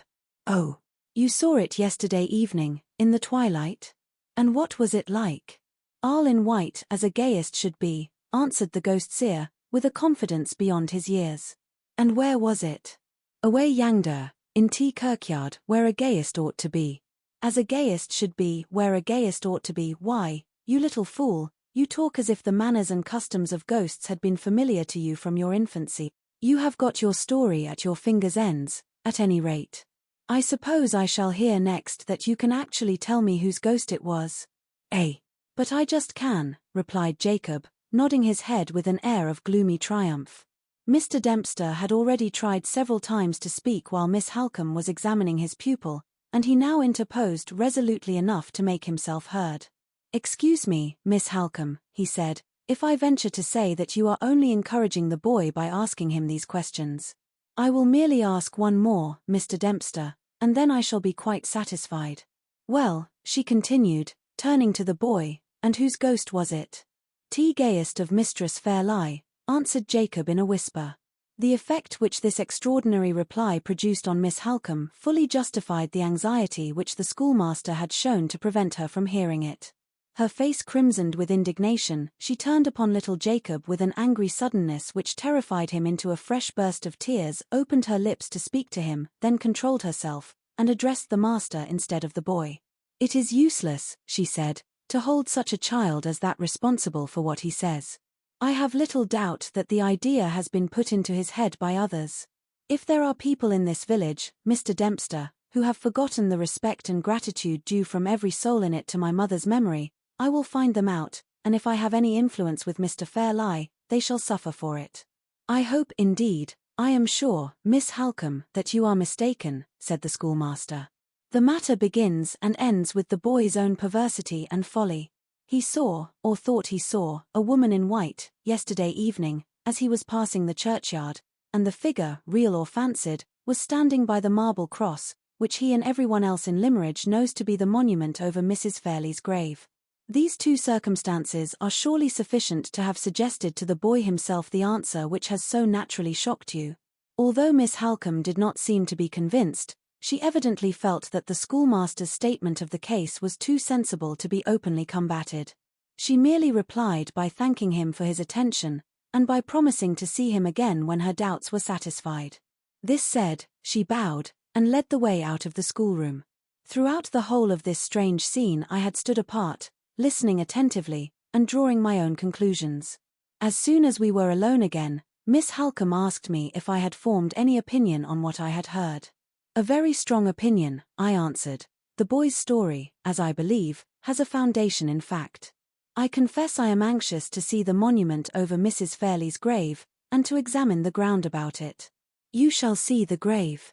She paused after making that reply, and reflected a little as we walked on. What has happened in the schoolroom, she resumed, has so completely distracted my attention from the subject of the letter, that I feel a little bewildered when I try to return to it. Must we give up all idea of making any further inquiries, and wait to place the thing in Mr. Gilmore's hands tomorrow? By no means, Miss Halcombe. What has happened in the schoolroom encourages me to persevere in the investigation. Why does it encourage you? Because it strengthens a suspicion I felt when you gave me the letter to read. I suppose you had your reasons, Mr. Hartright, for concealing that suspicion from me till this moment. I was afraid to encourage it in myself. I thought it was utterly preposterous, I distrusted it as the result of some perversity in my own imagination. But I can do so no longer. Not only the boy's own answers to your questions, but even a chance expression that dropped from the schoolmaster's lips in explaining his story, have forced the idea back into my mind. Events may yet prove that idea to be a delusion, Miss Halcombe, but the belief is strong in me, at this moment, that the fancied ghost in the churchyard, and the writer of the anonymous letter, are one and the same person. She stopped, turned pale, and looked me eagerly in the face. What person? The schoolmaster unconsciously told you. When he spoke of the figure that the boy saw in the churchyard, he called it a woman in white. Not Anne Catherick? Yes, Anne Catherick. She put her hand through my arm and leaned on it heavily. I don't know why, she said in low tones, but there is something in this suspicion of yours that seems to startle and unnerve me. I feel, she stopped, and tried to laugh it off. Mr. Hartright, she went on, I will show you the grave, and then go back at once to the house. I had better not leave Laura too long alone. I had better go back and sit with her. We were close to the churchyard when she spoke. The church, a dreary building of grey stone, was situated in a little valley, so as to be sheltered from the bleak winds blowing over the moorland all round it. The burial ground advanced, from the side of the church, a little way up the slope of the hill. It was surrounded by a rough, low stone wall, and was bare and open to the sky, except at one extremity, where a brook trickled down the stony hillside, and a clump of dwarf trees threw their narrow shadows over the short, meagre grass. Just beyond the brook and the trees, and not far from one of the 3 stone stiles which afforded entrance, at various points, to the churchyard, rose the white marble cross that distinguished Mrs. Fairlie's grave from the humbler monuments scattered about it. "I need go no farther with you," said Miss Halcombe, pointing to the grave. "You will let me know if you find anything to confirm the idea you have just mentioned to me. Let us meet again at the house." She left me. I descended at once to the churchyard, and crossed the stile which led directly to Mrs. Fairlie's grave. The grass about it was too short, and the ground too hard, to show any marks of footsteps. Disappointed thus far, I next looked attentively at the cross, and at the square block of marble below it, on which the inscription was cut. The natural whiteness of the cross was a little clouded, here and there, by weather stains, and rather more than 1/2 of the square block beneath it, on the side which bore the inscription, was in the same condition. The other half, however, attracted my attention at once by its singular freedom from stain or impurity of any kind. I looked closer, and saw that it had been recently cleaned, in a downward direction from top to bottom. The boundary line between the part that had been cleaned and the part that had not was traceable wherever the inscription left a blank space of marble, sharply traceable as a line that had been produced by artificial means. Who had begun the cleansing of the marble, and who had left it unfinished? I looked about me, wondering how the question was to be solved. No sign of a habitation could be discerned from the point at which I was standing. The burial ground was left in the lonely possession of the dead. I returned to the church, and walked round it till I came to the back of the building, then crossed the boundary wall beyond, by another of the stone stiles, and found myself at the head of a path leading down into a deserted stone quarry. Against one side of the quarry a little 2-room cottage was built, and just outside the door an old woman was engaged in washing. I walked up to her, and entered into conversation about the church and burial ground. She was ready enough to talk, and almost the first words she said informed me that her husband filled the 2 offices of clerk and sexton. I said a few words next in praise of Mrs. Fairlie's monument. The old woman shook her head, and told me I had not seen it at its best. It was her husband's business to look after it, but he had been so ailing and weak for months and months past, that he had hardly been able to crawl into church on Sundays to do his duty, and the monument had been neglected in consequence. He was getting a little better now, and in a week or 10 days' time he hoped to be strong enough to set to work and clean it. This information, extracted from a long rambling answer in the broadest Cumberland dialect, told me all that I most wanted to know. I gave the poor woman a trifle, and returned at once to Limmeridge House. The partial cleansing of the monument had evidently been accomplished by a strange hand. Connecting what I had discovered, thus far, with what I had suspected after hearing the story of the ghost seen at twilight, I wanted nothing more to confirm my resolution to watch Mrs. Fairlie's grave, in secret, that evening, returning to it at sunset, and waiting within sight of it till the night fell. The work of cleansing the monument had been left unfinished, and the person by whom it had been begun might return to complete it. On getting back to the house I informed Miss Halcombe of what I intended to do. She looked surprised and uneasy while I was explaining my purpose, but she made no positive objection to the execution of it. She only said, "I hope it may end well." Just as she was leaving me again, I stopped her to inquire, as calmly as I could, after Miss Fairlie's health. She was in better spirits, and Miss Halcombe hoped she might be induced to take a little walking exercise while the afternoon sun lasted. I returned to my own room to resume setting the drawings in order. It was necessary to do this, and doubly necessary to keep my mind employed on anything that would help to distract my attention from myself, and from the hopeless future that lay before me. From time to time I paused in my work to look out of window and watch the sky as the sun sank nearer and nearer to the horizon. On one of those occasions I saw a figure on the broad gravel walk under my window. It was Miss Fairlie. I had not seen her since the morning, and I had hardly spoken to her then. Another day at Limmeridge was all that remained to me, and after that day my eyes might never look on her again. This thought was enough to hold me at the window. I had sufficient consideration for her to arrange the blind so that she might not see me if she looked up, but I had no strength to resist the temptation of letting my eyes, at least, follow her as far as they could on her walk. She was dressed in a brown cloak, with a plain black silk gown under it. On her head was the same simple straw hat which she had worn on the morning when we first met. A veil was attached to it now which hid her face from me. By her side trotted a little Italian greyhound, the pet companion of all her walks, smartly dressed in a scarlet cloth wrapper, to keep the sharp air from his delicate skin. She did not seem to notice the dog. She walked straight forward, with her head drooping a little, and her arms folded in her cloak. The dead leaves, which had whirled in the wind before me when I had heard of her marriage engagement in the morning, whirled in the wind before her, and rose and fell and scattered themselves at her feet as she walked on in the pale waning sunlight. The dog shivered and trembled, and pressed against her dress impatiently for notice and encouragement. But she never heeded him. She walked on, farther and farther away from me, with the dead leaves whirling about her on the path, walked on, till my aching eyes could see her no more, and I was left alone again with my own heavy heart. In another hour's time I had done my work, and the sunset was at hand. I got my hat and coat in the hall, and slipped out of the house without meeting anyone. The clouds were wild in the western heaven, and the wind blew chill from the sea. Far as the shore was, the sound of the surf swept over the intervening moorland, and beat drearily in my ears when I entered the churchyard. Not a living creature was in sight. The place looked lonelier than ever as I chose my position, and waited and watched, with my eyes on the white cross that rose over Mrs. Fairley's grave. Chapter 13. The exposed situation of the churchyard had obliged me to be cautious in choosing the position that I was to occupy. The main entrance to the church was on the side next to the burial ground, and the door was screened by a porch walled in on either side. After some little hesitation, caused by natural reluctance to conceal myself, indispensable as that concealment was to the object in view, I had resolved on entering the porch. A loophole window was pierced in each of its side walls. Through one of these windows I could see Mrs. Fairley's grave. The other looked towards the stone quarry in which the sexton's cottage was built.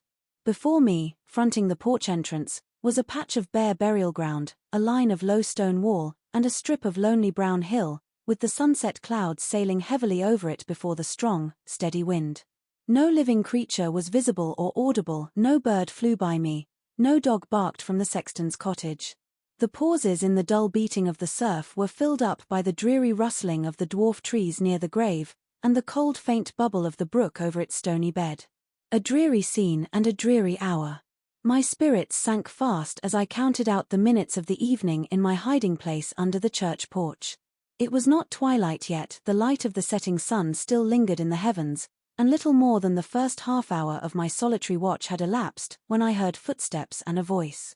The footsteps were approaching from the other side of the church, and the voice was a woman's.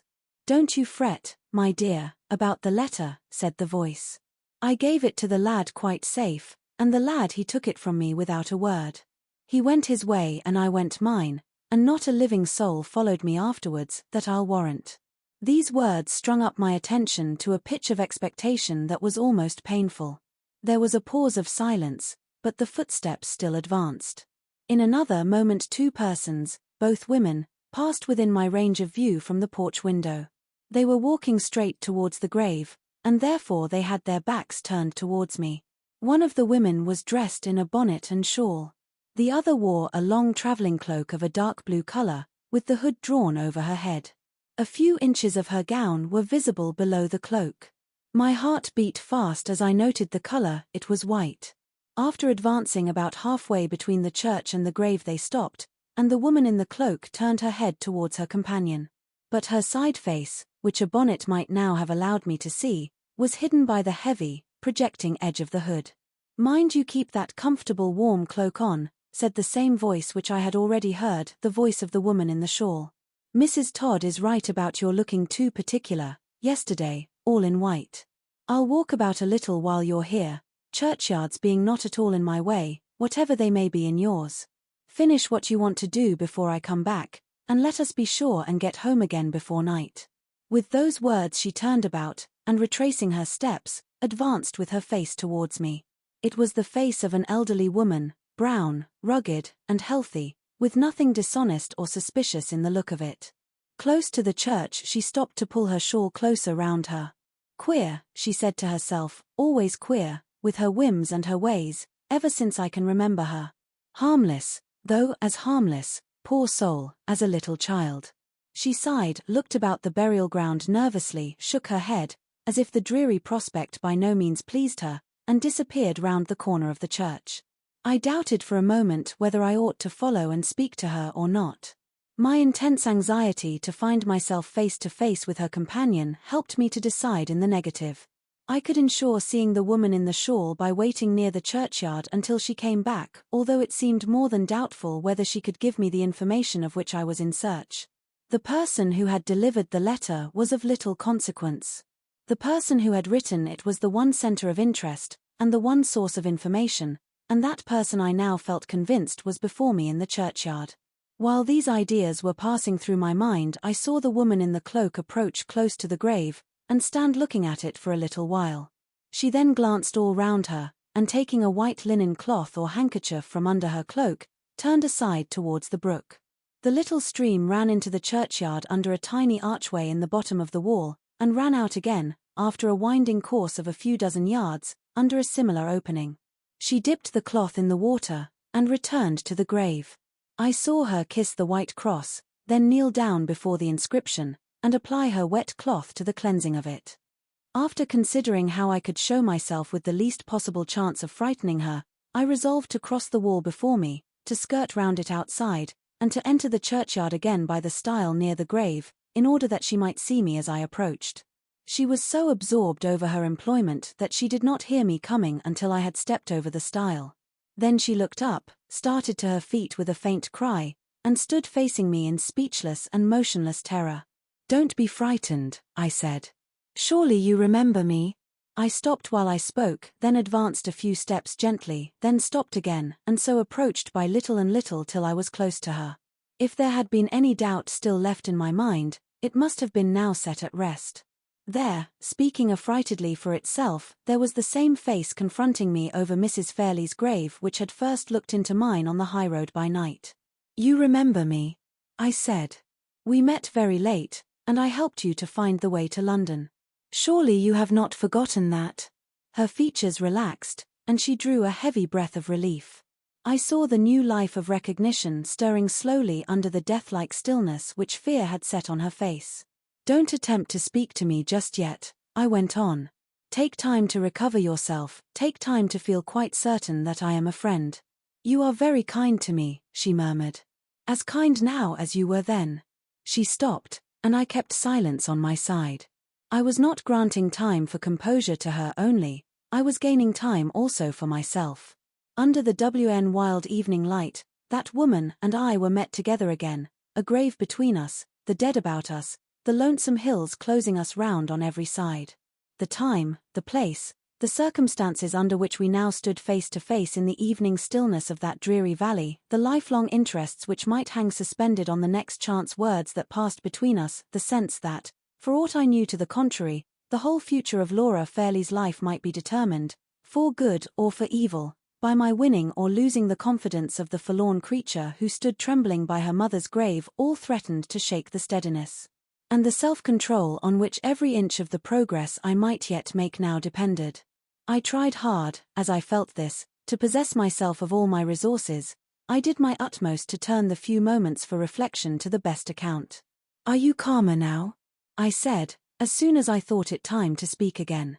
"Can you talk to me without feeling frightened, and without forgetting that I am a friend?" "How did you come here?" she asked, without noticing what I had just said to her. "Don't you remember my telling you, when we last met, that I was going to Cumberland? I have been in Cumberland ever since. I have been staying all the time at Limeridge House." "At Limeridge House?" Her pale face brightened as she repeated the words, her wandering eyes fixed on me with a sudden interest.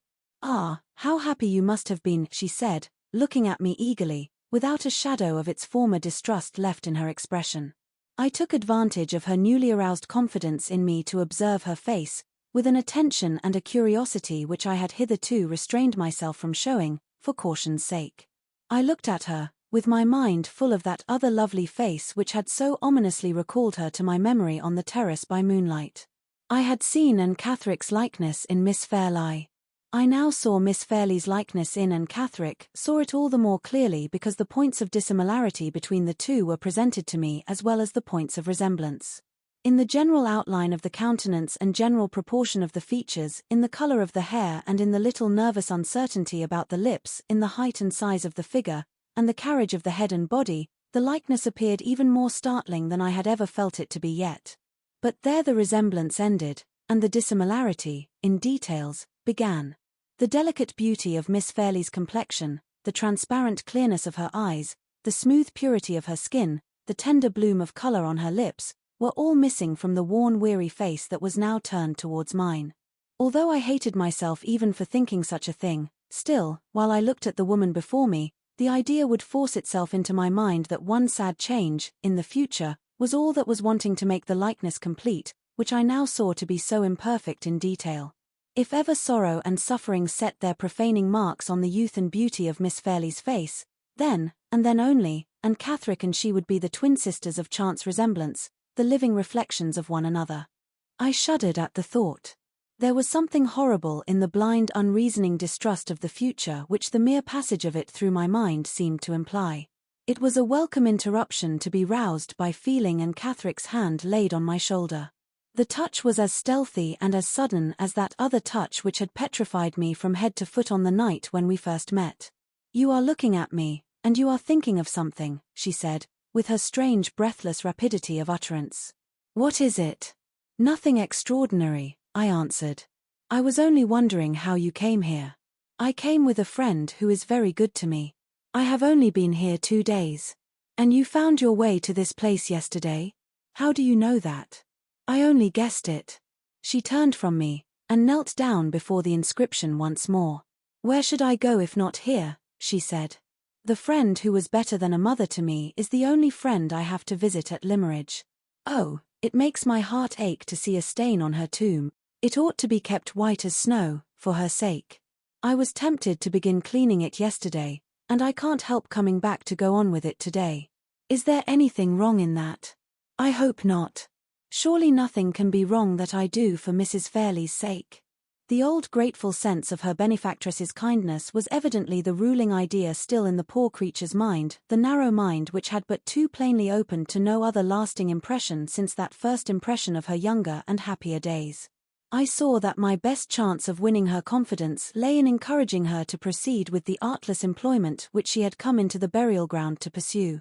She resumed it at once, on my telling her she might do so, touching the hard marble as tenderly as if it had been a sentient thing, and whispering the words of the inscription to herself, over and over again, as if the lost days of her girlhood had returned and she was patiently learning her lesson once more at Mrs. Fairlie's knees. "Should you wonder very much," I said, preparing the way as cautiously as I could for the questions that were to come, "if I owned that it is a satisfaction to me, as well as a surprise, to see you here? I felt very uneasy about you after you left me in the cab." She looked up quickly and suspiciously. "Uneasy," she repeated. "Why?" "A strange thing happened after we parted that night. 2 men overtook me in a chaise. They did not see where I was standing, but they stopped near me, and spoke to a policeman on the other side of the way." She instantly suspended her employment. The hand holding the damp cloth with which she had been cleaning the inscription dropped to her side. The other hand grasped the marble cross at the head of the grave. Her face turned towards me slowly, with the blank look of terror set rigidly on it once more. I went on at all hazards. It was too late now to draw back. "The 2 men spoke to the policeman," I said, "and asked him if he had seen you. He had not seen you, and then one of the men spoke again, and said you had escaped from his asylum." She sprang to her feet as if my last words had set the pursuers on her track. "Stop, and hear the end," I cried. "Stop, and you shall know how I befriended you. A word from me would have told the men which way you had gone, and I never spoke that word. I helped your escape, I made it safe and certain. Think, try to think. Try to understand what I tell you." My manner seemed to influence her more than my words. She made an effort to grasp the new idea. Her hands shifted the damp cloth hesitatingly from one to the other, exactly as they had shifted the little traveling bag on the night when I first saw her. Slowly the purpose of my words seemed to force its way through the confusion and agitation of her mind. Slowly her features relaxed, and her eyes looked at me with their expression gaining in curiosity what it was fast losing in fear. "You don't think I ought to be back in the asylum, do you?" she said. "Certainly not. I am glad you escaped from it. I am glad I helped you." Yes, you did help me indeed. You helped me at the hard part," she went on a little vacantly. "It was easy to escape, or I should not have got away. They never suspected me as they suspected the others. I was so quiet, and so obedient, and so easily frightened. The finding London was the hard part, and there you helped me. Did I thank you at the time? I thank you now very kindly. Was the asylum far from where you met me? Come. Show that you believe me to be your friend, and tell me where it was." She mentioned the place, a private asylum, as its situation informed me. A private asylum not very far from the spot where I had seen her, and then, with evident suspicion of the use to which I might put her answer, anxiously repeated her former inquiry. "You don't think I ought to be taken back, do you?" Once again, "I am glad you escaped, I am glad you prospered well after you left me," I answered. "You said you had a friend in London to go to. Did you find the friend?" "Yes. It was very late, but there was a girl up at needlework in the house, and she helped me to rouse Mrs. Clements. Mrs. Clements is my friend. A good, kind woman, but not like Mrs. Fairlie. Ah no, nobody is like Mrs. Fairlie. Is Mrs. Clements an old friend of yours? Have you known her a long time?" "Yes, she was a neighbour of ours once, at home, in Hampshire, and liked me, and took care of me when I was a little girl. Years ago, when she went away from us, she wrote down in my prayer book for me where she was going to live in London, and she said, 'If you are ever in trouble, and come to me. I have no husband alive to say me nay, and no children to look after, and I will take care of you.' Kind words, were they not? I suppose I remember them because they were kind. It's little enough I remember besides, little enough. Had you no father or mother to take care of you?" "Father? I never saw him, I never heard mother speak of him." "Father? Ah, dear. He is dead, I suppose. And your mother? I don't get on well with her. We are a trouble and a fear to each other." A trouble and a fear to each other. At those words the suspicion crossed my mind, for the first time, that her mother might be the person who had placed her under restraint. "Don't ask me about mother," she went on. "I'd rather talk of Mrs. Clements. Mrs. Clements is like you, she doesn't think that I ought to be back in the asylum, and she is as glad as you are that I escaped from it. She cried over my misfortune, and said it must be kept secret from everybody." Her misfortune. In what sense was she using that word? In a sense which might explain her motive in writing the anonymous letter. In a sense which might show it to be the too common and too customary motive that has led many a woman to interpose anonymous hindrances to the marriage of the man who has ruined her. I resolved to attempt the clearing up of this doubt before more words passed between us on either side. "What misfortune?" I asked. "The misfortune of my being shut up," she answered, with every appearance of feeling surprised at my question. What other misfortune could there be? I determined to persist, as delicately and forbearingly as possible. It was of very great importance that I should be absolutely sure of every step in the investigation which I now gained in advance. "There is another misfortune," I said, "to which a woman may be liable, and by which she may suffer lifelong sorrow and shame." "What is it?" she asked eagerly. "The misfortune of believing too innocently in her own virtue, and in the faith and honor of the man she loves," I answered. She looked up at me with the artless bewilderment of a child. Not the slightest confusion or change of color, not the faintest trace of any secret consciousness of shame struggling to the surface appeared in her face, that face which betrayed every other emotion with such transparent clearness. No words that ever were spoken could have assured me, as her look and manner now assured me, that the motive which I had assigned for her writing the letter and sending it to Miss Fairlie was plainly and distinctly the wrong one. That doubt, at any rate, was now set at rest, but the very removal of it opened a new prospect of uncertainty. The letter, as I knew from positive testimony, pointed at Sir Percival Glyde, though it did not name him. She must have had some strong motive, originating in some deep sense of injury, for secretly denouncing him to Miss Fairlie in such terms as she had employed, and that motive was unquestionably not to be traced to the loss of her innocence and her character. Whatever wrong he might have inflicted on her was not of that nature. Of what nature could it be? I don't understand you, she said, after evidently trying hard, and trying in vain, to discover the meaning of the words I had last said to her. Never mind, I answered. Let us go on with what we were talking about. Tell me how long you stayed with Mrs. Clements in London, and how you came here. How long? She repeated. I stayed with Mrs. Clements till we both came to this place, 2 days ago. You are living in the village, then? I said. It is strange I should not have heard of you, though you have only been here 2 days. No, not in the village. 3 miles away at a farm. Do you know the farm? They call it Todd's Corner. I remembered the place perfectly, we had often passed by it in our drives. It was one of the oldest farms in the neighborhood, situated in a solitary, sheltered spot, inland at the junction of 2 hills. They are relations of Mrs. Clements at Todd's Corner, she went on, and they had often asked her to go and see them. She said she would go, and take me with her, for the quiet and the fresh air. It was very kind, was it not? I would have gone anywhere to be quiet, and safe, and out of the way. But when I heard that Todd's Corner was near Limmeridge, I was so happy I would have walked all the way barefoot to get there, and see the schools and the village and Limmeridge House again. They are very good people at Todd's Corner. I hope I shall stay there a long time. There is only one thing I don't like about them, and don't like about Mrs. Clements. What is it? They will tease me about dressing all in white, they say it looks so particular. How do they know? Mrs. Fairlie knew best. Mrs. Fairlie would never have made me wear this ugly blue cloak. She was fond of white in her lifetime, and here is white stone about her grave, and I am making it whiter for her sake. She often wore white herself, and she always dressed her little daughter in white. Is Miss Fairlie well and happy? Does she wear white now, as she used when she was a girl?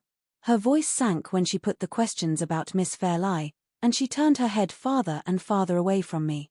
I thought I detected, in the alteration of her manner, an uneasy consciousness of the risk she had run in sending the anonymous letter, and I instantly determined so to frame my answer as to surprise her into owning it. Miss Fairlie was not very well or very happy this morning, I said. She murmured a few words, but they were spoken so confusedly, and in such a low tone, that I could not even guess at what they meant. Did you ask me why Miss Fairlie was neither well nor happy this morning? I continued. No, she said quickly and eagerly. Oh no, I never asked that. I will tell you without your asking, I went on. Miss Fairlie has received your letter.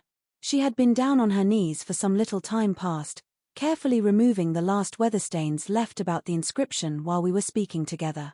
The first sentence of the words I had just addressed to her made her pause in her occupation, and turn slowly without rising from her knees, so as to face me. The second sentence literally petrified her. The cloth she had been holding dropped from her hands, her lips fell apart, all the little color that there was naturally in her face left it in an instant. How do you know? She said faintly. Who showed it to you?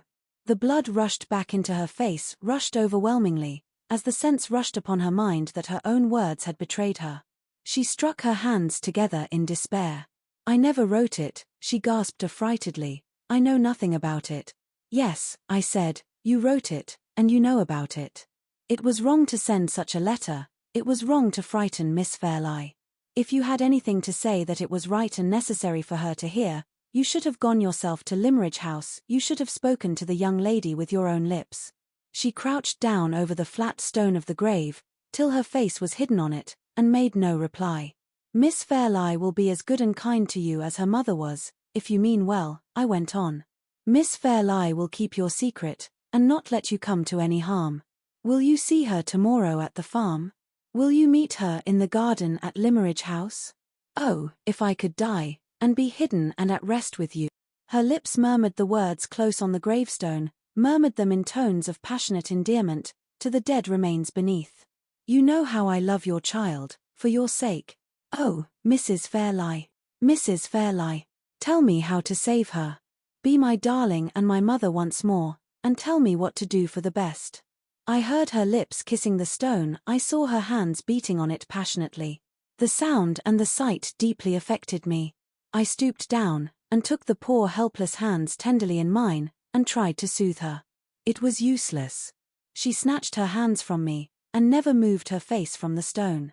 Seeing the urgent necessity of quieting her at any hazard and by any means, I appealed to the only anxiety that she appeared to feel, in connection with me and with my opinion of her, the anxiety to convince me of her fitness to be mistress of her own actions. Come, come, I said gently. Try to compose yourself, or you will make me alter my opinion of you. Don't let me think that the person who put you in the asylum might have had some excuse. The next words died away on my lips. The instant I risked that chance reference to the person who had put her in the asylum, she sprang up on her knees. A most extraordinary and startling change passed over her. Her face, at all ordinary times so touching to look at, in its nervous sensitivity, weakness, and uncertainty, became suddenly darkened by an expression of maniacally intense hatred and fear, which communicated a wild, unnatural force to every feature.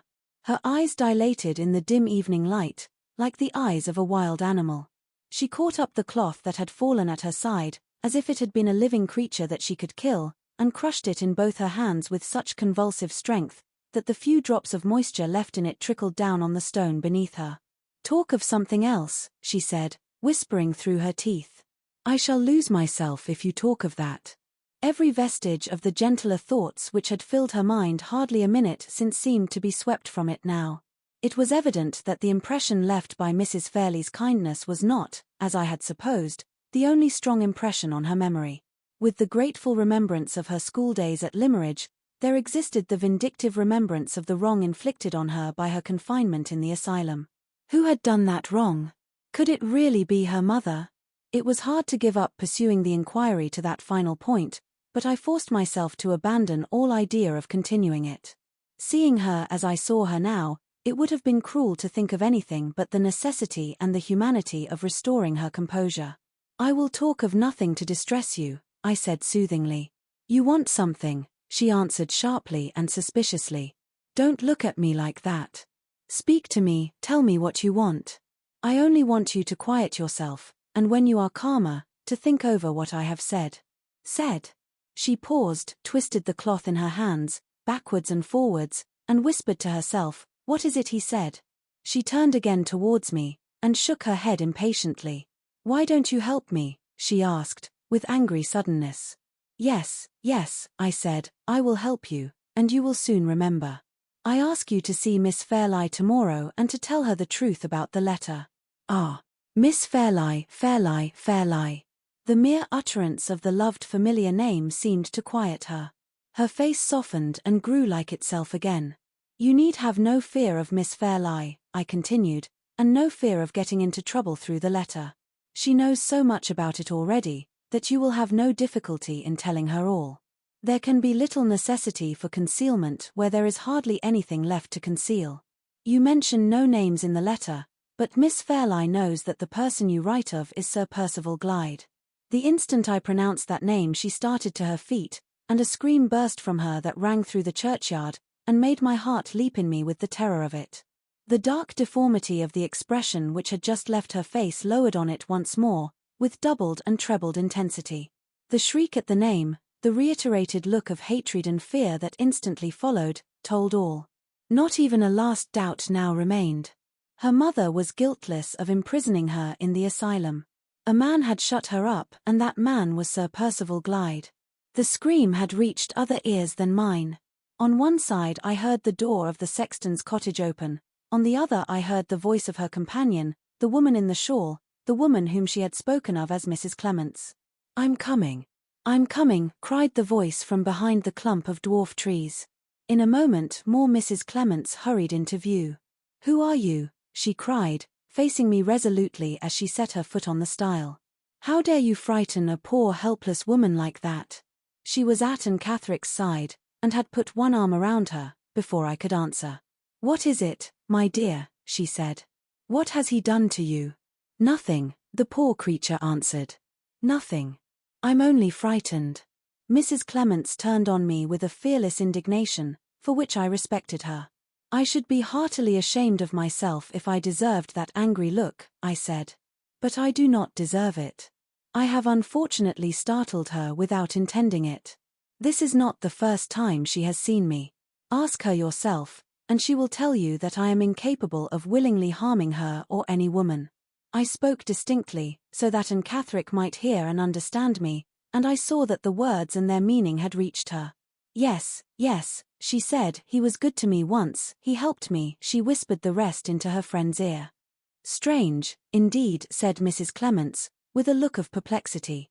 It makes all the difference, though. I'm sorry I spoke so rough to you, sir, but you must own that appearances looked suspicious to a stranger. It's more my fault than yours, for humoring her whims, and letting her be alone in such a place as this. Come, my dear, come home now. I thought the good woman looked a little uneasy at the prospect of the walk back, and I offered to go with them until they were both within sight of home. Mrs. Clements thanked me civilly, and declined. She said they were sure to meet some of the farm labourers as soon as they got to the moor. Try to forgive me, I said, when Anne Catherick took her friend's arm to go away. Innocent as I had been of any intention to terrify and agitate her, my heart smote me as I looked at the poor, pale, frightened face. I will try, she answered. But you know too much, I'm afraid you'll always frighten me now. Mrs. Clements glanced at me, and shook her head pityingly. Good night, sir, she said. You couldn't help it, I know, but I wish it was me you had frightened, and not her. They moved away a few steps. I thought they had left me, but Anne suddenly stopped, and separated herself from her friend. Wait a little, she said. I must say goodbye. She returned to the grave, rested both hands tenderly on the marble cross, and kissed it. I'm better now, she sighed, looking up at me quietly. I forgive you. She joined her companion again, and they left the burial ground. I saw them stop near the church and speak to the sexton's wife, who had come from the cottage, and had waited, watching us from a distance. Then they went on again up the path that led to the moor. I looked after Anne Catherick as she disappeared, till all trace of her had faded in the twilight, looked as anxiously and sorrowfully as if that was the last I was to see in this weary world of the woman in white. Chapter 14. Half an hour later I was back at the house, and was informing Miss Halcombe of all that had happened. She listened to me from beginning to end with a steady, silent attention, which, in a woman of her temperament and disposition, was the strongest proof that could be offered of the serious manner in which my narrative affected her. My mind misgives me, was all she said when I had done. My mind misgives me sadly about the future. The future may depend, I suggested, on the use we make of the present. It is not improbable that Anne Catherick may speak more readily and unreservedly to a woman than she has spoken to me. If Miss Fairlie, not to be thought of for a moment, interposed Miss Halcombe, in her most decided manner. Let me suggest, then, I continued, that you should see Anne Catherick yourself, and do all you can to win her confidence. For my own part, I shrink from the idea of alarming the poor creature a second time, as I have most unhappily alarmed her already. Do you see any objection to accompanying me to the farmhouse tomorrow? None whatever. I will go anywhere and do anything to serve Laura's interests. What did you say the place was called? You must know it well. It is called Todd's Corner. Certainly. Todd's Corner is one of Mr. Fairlie's farms. Our dairymaid here is the farmer's second daughter. She goes backwards and forwards constantly between this house and her father's farm, and she may have heard or seen something which it may be useful to us to know. Shall I ascertain, at once, if the girl is downstairs? She rang the bell, and sent the servant with his message. He returned, and announced that the dairymaid was then at the farm. She had not been there for the last 3 days, and the housekeeper had given her leave to go home for an hour or two that evening. I can speak to her tomorrow, said Miss Halcombe, when the servant had left the room again. In the meantime, let me thoroughly understand the object to be gained by my interview with Anne Catherick. Is there no doubt in your mind that the person who confined her in the asylum was Sir Percival Glyde? There is not the shadow of a doubt. The only mystery that remains is the mystery of his motive. Looking to the great difference between his station in life and hers, which seems to preclude all idea of the most distant relationship between them, it is of the last importance, even assuming that she really required to be placed under restraint, to know why he should have been the person to assume the serious responsibility of shutting her up. In a private asylum, I think you said? Yes, in a private asylum, where a sum of money, which no poor person could afford to give, must have been paid for her maintenance as a patient. I see where the doubt lies, Mr. Hartright, and I promise you that it shall be set at rest, whether Anne Catherick assists us tomorrow or not. Sir Percival Glyde shall not be long in this house without satisfying Mr. Gilmore, and satisfying me. My sister's future is my dearest care in life, and I have influence enough over her to give me some power, where her marriage is concerned, in the disposal of it. We parted for the night. After breakfast the next morning, an obstacle, which the events of the evening before had put out of my memory, interposed to prevent our proceeding immediately to the farm. This was my last day at Limmeridge House, and it was necessary, as soon as the post came in, to follow Miss Halcombe's advice, and to ask Mr. Fairlie's permission to shorten my engagement by a month, in consideration of an unforeseen necessity for my return to London. Fortunately for the probability of this excuse, so far as appearances were concerned, the post brought me 2 letters from London friends that morning.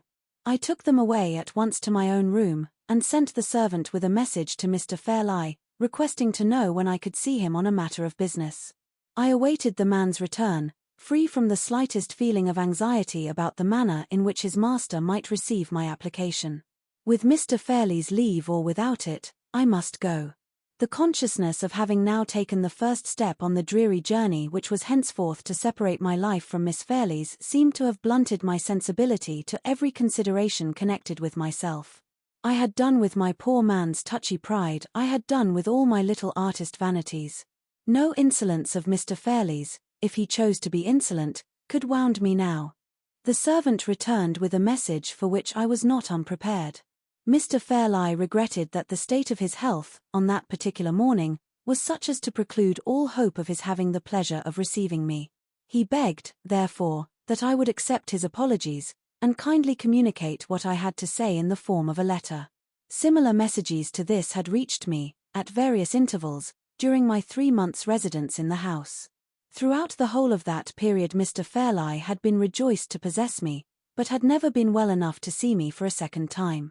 The servant took every fresh batch of drawings that I mounted and restored back to his master with my respects, and returned empty-handed with Mr. Fairlie's kind compliments, best thanks, and sincere regrets that the state of his health still obliged him to remain a solitary prisoner in his own room.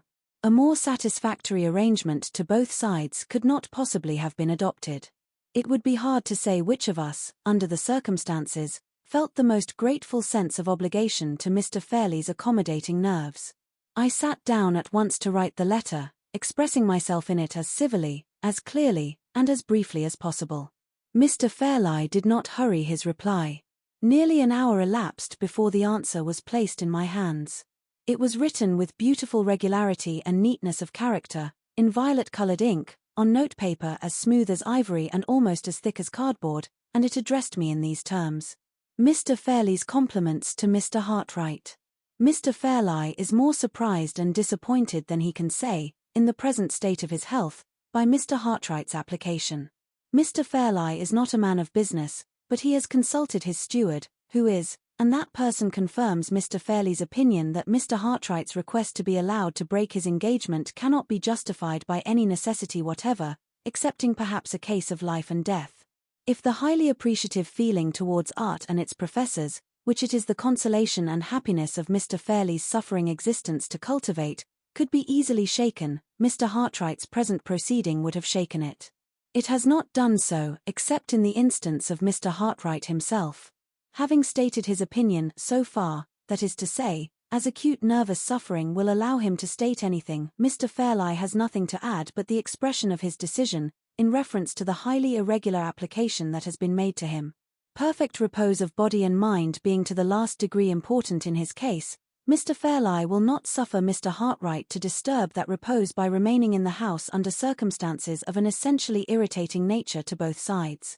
Accordingly, Mr. Fairlie waives his right of refusal, purely with a view to the preservation of his own tranquillity, and informs Mr. Hartright that he may go. I folded the letter up, and put it away with my other papers. The time had been when I should have resented it as an insult. I accepted it now as a written release from my engagement. It was off my mind, it was almost out of my memory, when I went downstairs to the breakfast room, and informed Miss Halcombe that I was ready to walk with her to the farm. "Has Mr. Fairlie given you a satisfactory answer?" she asked as we left the house. "He has allowed me to go, Miss Halcombe." She looked up at me quickly, and then, for the first time since I had known her, took my arm of her own accord. No words could have expressed so delicately that she understood how the permission to leave my employment had been granted, and that she gave me her sympathy, not as my superior, but as my friend. I had not felt the man's insolent letter, but I felt deeply the woman's atoning kindness. On our way to the farm we arranged that Miss Halcombe was to enter the house alone, and that I was to wait outside, within call.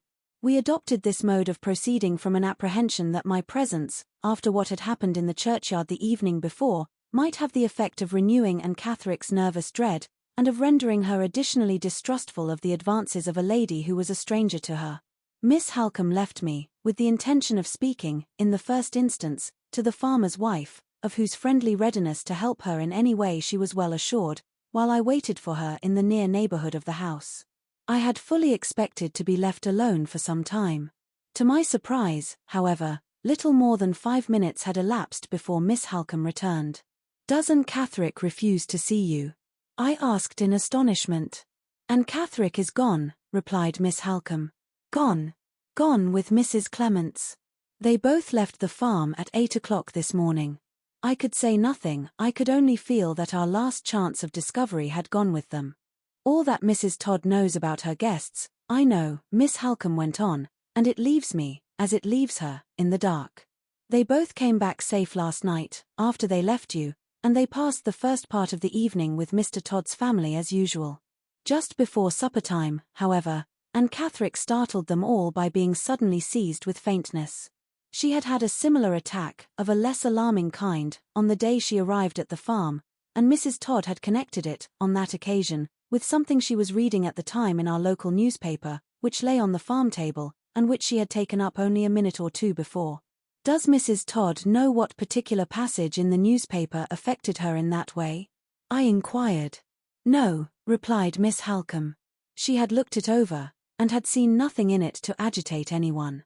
I asked leave, however, to look it over in my turn, and at the very first page I opened I found that the editor had enriched his small stock of news by drawing upon our family affairs, and had published my sister's marriage engagement, among his other announcements, copied from the London papers, of marriages in high life. I concluded at once that this was the paragraph which had so strangely affected Anne Catherick, and I thought I saw in it, also, the origin of the letter which she sent to our house the next day. There can be no doubt in either case.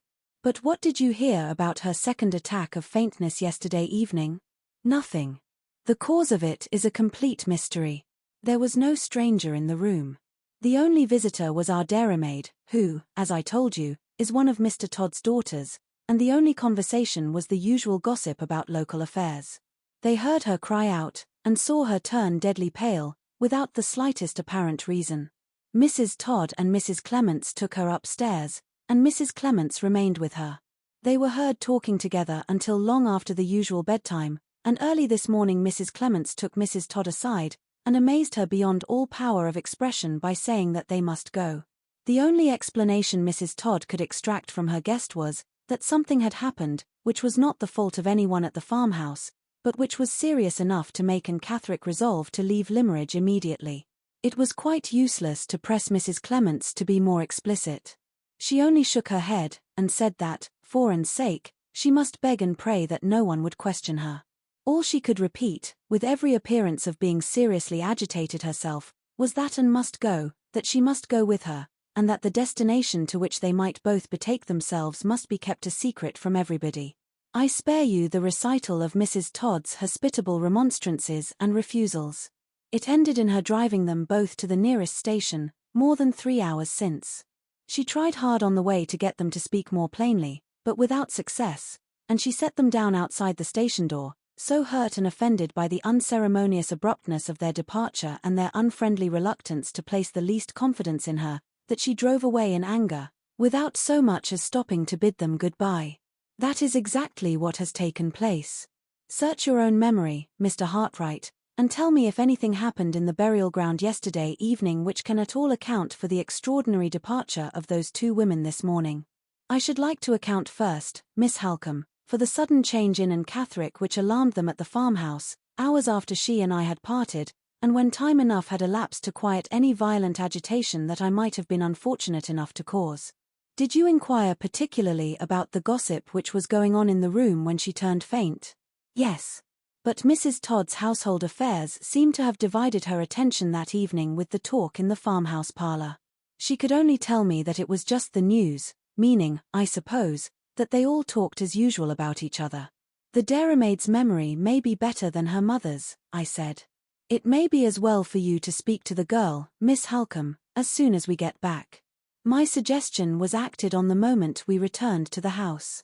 Miss Halcombe led me round to the servants' offices, and we found the girl in the dairy, with her sleeves tucked up to her shoulders, cleaning a large milk pan and singing blithely over her work. I have brought this gentleman to see your dairy, Hannah, said Miss Halcombe. It is one of the sights of the house, and it always does you credit. The girl blushed and curtsied, and said shyly that she hoped she always did her best to keep things neat and clean. We have just come from your father's, Miss Halcombe continued. You were there yesterday evening, I hear, and you found visitors at the house? Yes, miss. One of them was taken faint and ill, I am told.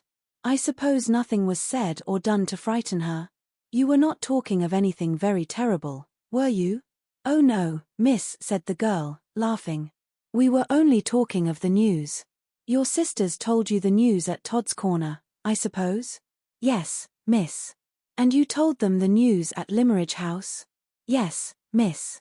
And I'm quite sure nothing was said to frighten the poor thing, for I was talking when she was taken ill. It gave me quite a turn, miss, to see it, never having been taken faint myself.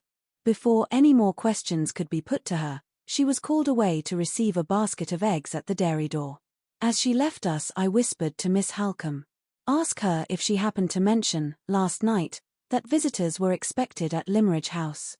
Miss Halcombe showed me, by a look, that she understood, and put the question as soon as the dairymaid returned to us. Oh yes, miss, I mentioned that, said the girl simply. The company coming, and the accident to the brindled cow, was all the news I had to take to the farm. Did you mention names?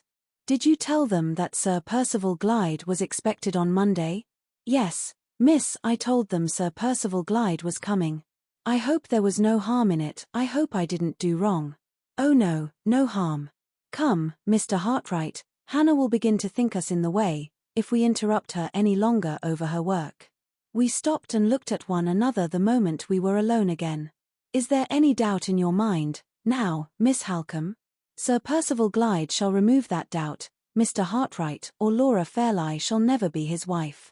Chapter 15. As we walked round to the front of the house, a fly from the railway approached us along the drive. Miss Halcombe waited on the doorsteps until the fly drew up, and then advanced to shake hands with an old gentleman, who got out briskly the moment the steps were let down. Mr. Gilmore had arrived. I looked at him, when we were introduced to each other, with an interest and a curiosity which I could hardly conceal. This old man was to remain at Limmeridge House after I had left it, he was to hear Sir Percival Glyde's explanation, and was to give Miss Halcombe the assistance of his experience in forming her judgment. He was to wait until the question of the marriage was set at rest, and his hand, if that question were decided in the affirmative, was to draw the settlement which bound Miss Fairlie irrevocably to her engagement. Even then, when I knew nothing by comparison with what I know now, I looked at the family lawyer with an interest which I had never felt before in the presence of any man breathing who was a total stranger to me. In external appearance, Mr. Gilmore was the exact opposite of the conventional idea of an old lawyer. His complexion was florid, his white hair was worn rather long and kept carefully brushed, his black coat, waistcoat, and trousers fitted him with perfect neatness, his white cravat was carefully tied, and his lavender-coloured kid gloves might have adorned the hands of a fashionable clergyman, without fear and without reproach. His manners were pleasantly marked by the formal grace and refinement of the old school of politeness, quickened by the invigorating sharpness and readiness of a man whose business in life obliges him always to keep his faculties in good working order. The sanguine constitution and fair prospects to begin with a long subsequent career of creditable and comfortable prosperity, a cheerful, diligent, widely respected old age, such were the general impressions I derived from my introduction to Mr. Gilmore, and it is but fair to him to add, that the knowledge I gained by later and better experience only tended to confirm them. I left the old gentleman and Miss Halcombe to enter the house together, and to talk of family matters undisturbed by the restraint of a stranger's presence. They crossed the hall on their way to the drawing-room, and I descended the steps again to wander about the garden alone. My hours were numbered at Limmeridge House, my departure the next morning was irrevocably settled, my share in the investigation which the anonymous letter had rendered necessary was at an end. No harm could be done to anyone but myself if I let my heart loose again, for the little time that was left me, from the cold cruelty of restraint which necessity had forced me to inflict upon it, and took my farewell of the scenes which were associated with the brief dream time of my happiness and my love. I turned instinctively to the walk beneath my study window, where I had seen her the evening before with her little dog, and followed the path which her dear feet had trodden so often, till I came to the wicket gate that led into her rose garden. The winter bareness spread drearily over it now. The flowers that she had taught me to distinguish by their names, the flowers that I had taught her to paint from, were gone, and the tiny white paths that led between the beds were damp and green already. I went on to the avenue of trees, where we had breathed together the warm fragrance of August evenings, where we had admired together the myriad combinations of shade and sunlight that dappled the ground at our feet. The leaves fell about me from the groaning branches, and the earthy decay in the atmosphere chilled me to the bones. A little farther on, and I was out of the grounds, and following the lane that wound gently upward to the nearest hills. The old felled tree by the wayside, on which we had sat to rest, was sodden with rain, and the tuft of ferns and grasses which I had drawn for her, nestling under the rough stone wall in front of us, had turned to a pool of water, stagnating round an island of draggled weeds. I gained the summit of the hill, and looked at the view which we had so often admired in the happier time. It was cold and barren, it was no longer the view that I remembered. The sunshine of her presence was far from me, the charm of her voice no longer murmured in my ear. She had talked to me, on the spot from which I now looked down, of her father, who was her last surviving parent, had told me how fond of each other they had been, and how sadly she missed him still when she entered certain rooms in the house, and when she took up forgotten occupations and amusements with which he had been associated. Was the view that I had seen, while listening to those words, the view that I saw now, standing on the hilltop by myself? I turned and left it. I wound my way back again, over the moor, and round the sandhills, down to the beach. There was the white rage of the surf, and the multitudinous glory of the leaping waves, but where was the place on which she had once drawn idle figures with her parasol in the sand, the place where we had sat together, while she talked to me about myself and my home, while she asked me a woman's minutely observant questions about my mother and my sister, and innocently wondered whether I should ever leave my lonely chambers and have a wife and a house of my own? Wind and wave had long since smoothed out the trace of her which she had left in those marks on the sand. I looked over the wide monotony of the seaside prospect, and the place in which we two had idled away the sunny hours was as lost to me as if I had never known it, as strange to me as if I stood already on a foreign shore. The empty silence of the beach struck cold to my heart. I returned to the house and the garden, where traces were left to speak of her at every turn. On the West Terrace walk I met Mr. Gilmore. He was evidently in search of me, for he quickened his pace when we caught sight of each other.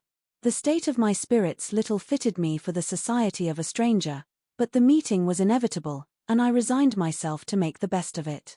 "You are the very person I wanted to see," said the old gentleman.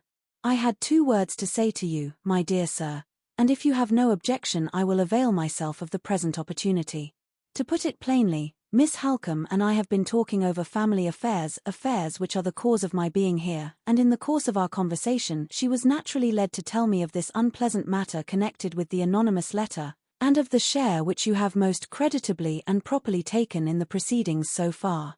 That share, I quite understand, gives you an interest which you might not otherwise have felt, in knowing that the future management of the investigation which you have begun will be placed in safe hands.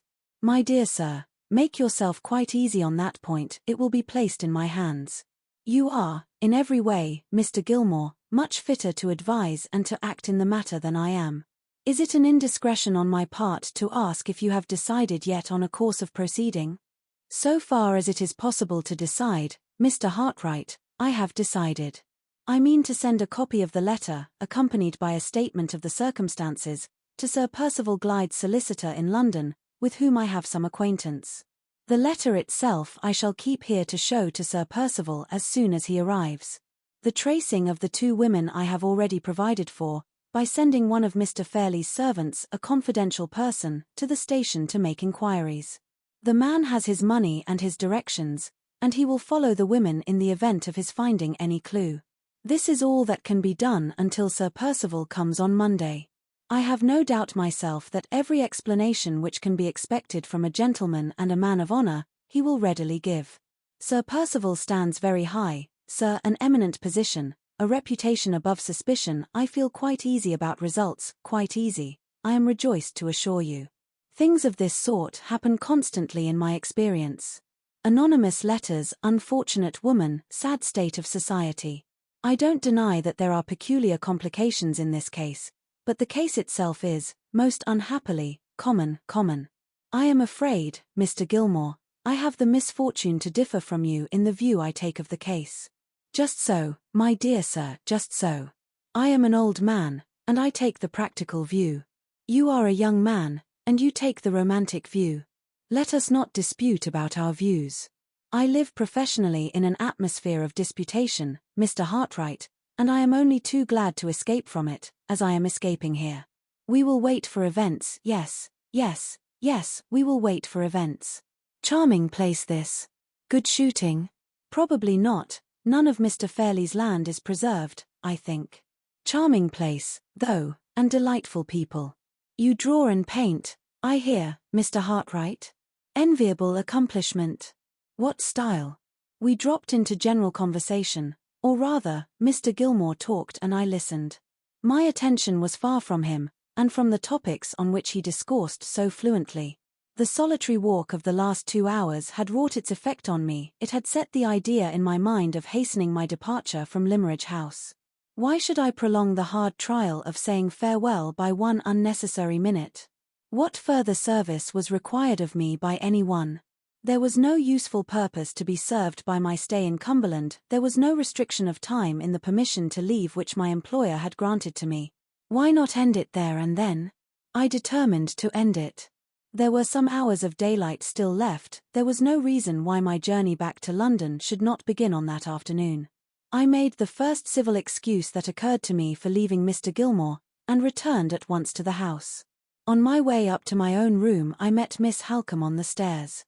She saw, by the hurry of my movements and the change in my manner, that I had some new purpose in view, and asked what had happened.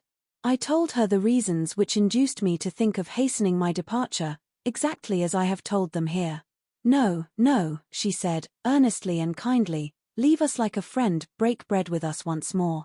Stay here and dine, stay here and help us to spend our last evening with you as happily, as like our first evenings, as we can. It is my invitation, Mrs. Vyse's invitation. She hesitated a little, and then added, Laura's invitation as well. I promised to remain. God knows I had no wish to leave even the shadow of a sorrowful impression with any one of them. My own room was the best place for me till the dinner bell rang. I waited there till it was time to go downstairs. I had not spoken to Miss Fairlie, I had not even seen her all that day. The first meeting with her, when I entered the drawing-room, was a hard trial to her self-control and to mine. She, too, had done her best to make our last evening renew the golden bygone time, the time that could never come again. She had put on the dress which I used to admire more than any other that she possessed, a dark blue silk, trimmed quaintly and prettily with old-fashioned lace. She came forward to meet me with her former readiness, she gave me her hand with the frank, innocent goodwill of happier days.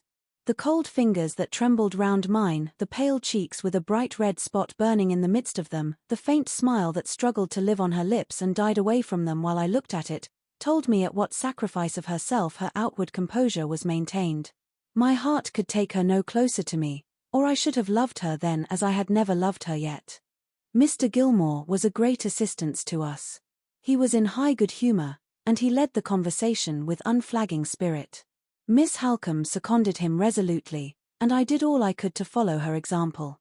The kind blue eyes, whose slightest changes of expression I had learnt to interpret so well, looked at me appealingly when we first sat down to table. Help my sister, the sweet anxious face seemed to say, help my sister, and you will help me. We got through the dinner, to all outward appearance at least, happily enough. When the ladies had risen from table, and Mr. Gilmore and I were left alone in the dining room, a new interest presented itself to occupy our attention, and to give me an opportunity of quieting myself by a few minutes of needful and welcome silence. The servant who had been dispatched to trace Anne Catherick and Mrs. Clements returned with his report, and was shown into the dining room immediately. "Well," said Mr. Gilmore, "what have you found out?" "I have found out, sir," answered the man, "that both the women took tickets at our station here for Carlisle." "You went to Carlisle, of course, when you heard that?" "I did, sir, but I am sorry to say I could find no further trace of them." "You inquired at the railway?" "Yes, sir." "And at the different inns?" "Yes, sir." "And you left the statement I wrote for you at the police station?" "I did, sir." "Well, my friend, you have done all you could, and I have done all I could, and there the matter must rest till further notice. We have played our trump cards, Mr. Hartright," continued the old gentleman when the servant had withdrawn. "For the present, at least, the women have outmaneuvered us, and our only resource now is to wait till Sir Percival Glyde comes here on Monday next. Won't you fill your glass again? Good bottle of port, that sound, substantial, old wine. I have got better in my own cellar, though." We returned to the drawing-room, the room in which the happiest evenings of my life had been passed, the room which, after this last night, I was never to see again. Its aspect was altered since the days had shortened and the weather had grown cold. The glass doors on the terrace side were closed, and hidden by thick curtains.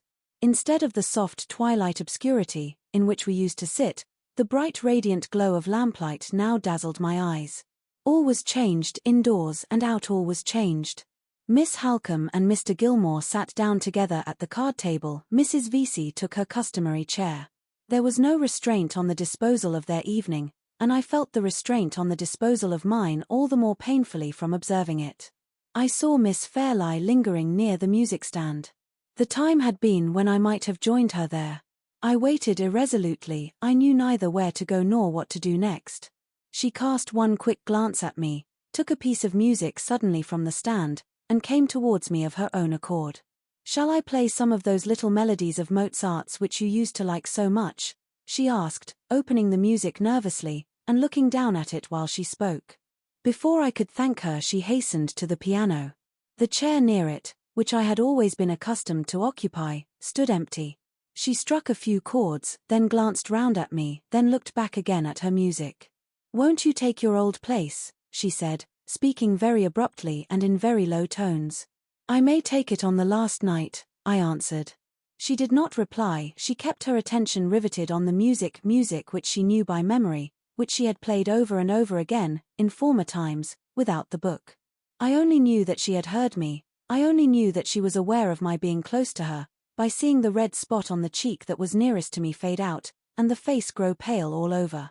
"I am very sorry you are going," she said, her voice almost sinking to a whisper, her eyes looking more and more intently at the music, her fingers flying over the keys of the piano with a strange feverish energy which I had never noticed in her before. "I shall remember those kind words, Miss Fairlie, long after tomorrow has come and gone." The paleness grew whiter on her face, and she turned it farther away from me. "Don't speak of tomorrow," she said. "Let the music speak to us of tonight, in a happier language than ours." Her lips trembled, a faint sigh fluttered from them, which she tried vainly to suppress. Her fingers wavered on the piano, she struck a false note, confused herself in trying to set it right, and dropped her hands angrily on her lap. Miss Halcombe and Mr. Gilmore looked up in astonishment from the card table at which they were playing. Even Mrs. Vesey, dozing in her chair, woke at the sudden cessation of the music, and inquired what had happened. "You play at whist, Mr. Hartright?" asked Miss Halcombe, with her eyes directed significantly at the place I occupied. I knew what she meant, I knew she was right, and I rose at once to go to the card table. As I left the piano, Miss Fairlie turned a page of the music, and touched the keys again with a surer hand. "I will play it," she said, striking the notes almost passionately. "I will play it on the last night." "Come, Mrs. Vesey," said Miss Halcombe, "Mr. Gilmore and I are tired of écarté, come and be Mr. Hartright's partner at whist." The old lawyer smiled satirically. His had been the winning hand, and he had just turned up a king. He evidently attributed Miss Halcombe's abrupt change in the card table arrangements to a lady's inability to play the losing game. The rest of the evening passed without a word or a look from her. She kept her place at the piano, and I kept mine at the card table. She played unintermittingly, played as if the music was her only refuge from herself. Sometimes her fingers touched the notes with a lingering fondness, a soft, plaintive, dying tenderness, unutterably beautiful and mournful to hear. Sometimes they faltered and failed her, or hurried over the instrument mechanically, as if their task was a burden to them. But still, change and waver as they might in the expression they imparted to the music, their resolution to play never faltered. She only rose from the piano when we all rose to say good night. Mrs. Vesey was the nearest to the door, and the first to shake hands with me. "I shall not see you again, Mr. Hartright," said the old lady. "I am truly sorry you are going away. You have been very kind and attentive, and an old woman like me feels kindness and attention. I wish you happy, sir, I wish you a kind goodbye." Mr. Gilmore came next. "I hope we shall have a future opportunity of bettering our acquaintance, Mr. Hartright. You quite understand about that little matter of business being safe in my hands?" Yes, of course. Bless me, how cold it is. Don't let me keep you at the door. Bon voyage, my dear sir, bon voyage, as the French say." Miss Halcombe followed. "7:30 tomorrow morning," she said, then added in a whisper, "I have heard and seen more than you think. Your conduct tonight has made me your friend for life." Miss Fairlie came last. I could not trust myself to look at her when I took her hand, and when I thought of the next morning. "My departure must be a very early one," I said. "I shall be gone, Miss Fairlie, before you." No, she interposed hastily, "not before I am out of my room. I shall be down to breakfast with Marion. I am not so ungrateful, not so forgetful of the past 3 months." Her voice failed her, her hand closed gently round mine, then dropped it suddenly. Before I could say good night she was gone. The end comes fast to meet me, comes inevitably, as the light of the last morning came at Limmeridge House. It was barely 7:30 when I went downstairs, but I found them both at the breakfast table waiting for me. In the chill air, in the dim light, in the gloomy morning silence of the house, we 3 sat down together, and tried to eat, tried to talk. The struggle to preserve appearances was hopeless and useless, and I rose to end it. As I held out my hand, as Miss Halcombe, who was nearest to me, took it, Miss Fairlie turned away suddenly and hurried from the room. "Better so," said Miss Halcombe, when the door had closed, "better so, for you and for her." I waited a moment before I could speak. It was hard to lose her, without a parting word or a parting look. I controlled myself. I tried to take leave of Miss Halcombe in fitting terms, but all the farewell words I would fain have spoken dwindled to one sentence. "Have I deserved that you should write to me?" was all I could say. "You have nobly deserved everything that I can do for you, as long as we both live. Whatever the end is, you shall know it. And if I can ever be of help again, at any future time, long after the memory of my presumption and my folly is forgotten." I could add no more. My voice faltered, my eyes moistened in spite of me. She caught me by both hands, she pressed them with the strong, steady grasp of a man, her dark eyes glittered, her brown complexion flushed deep, the force and energy of her face glowed and grew beautiful with the pure inner light of her generosity and her pity.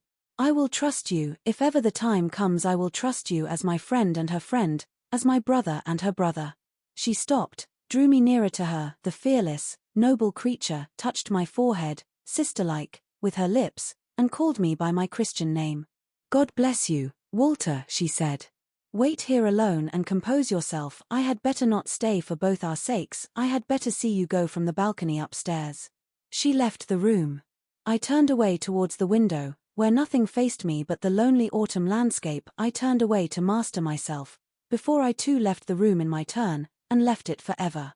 A minute passed, it could hardly have been more, when I heard the door open again softly, and the rustling of a woman's dress on the carpet moved towards me. My heart beat violently as I turned round. Miss Fairlie was approaching me from the farther end of the room.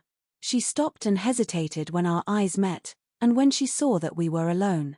Then, with that courage which women lose so often in the small emergency, and so seldom in the great, she came on nearer to me, strangely pale and strangely quiet, drawing one hand after her along the table by which she walked, and holding something at her side in the other, which was hidden by the folds of her dress. "I only went into the drawing-room," she said, "to look for this. It may remind you of your visit here, and of the friends you leave behind you. You told me I had improved very much when I did it, and I thought you might like." She turned her head away, and offered me a little sketch, drawn throughout by her own pencil, of the summer house in which we had first met. The paper trembled in her hand as she held it out to me, trembled in mine as I took it from her.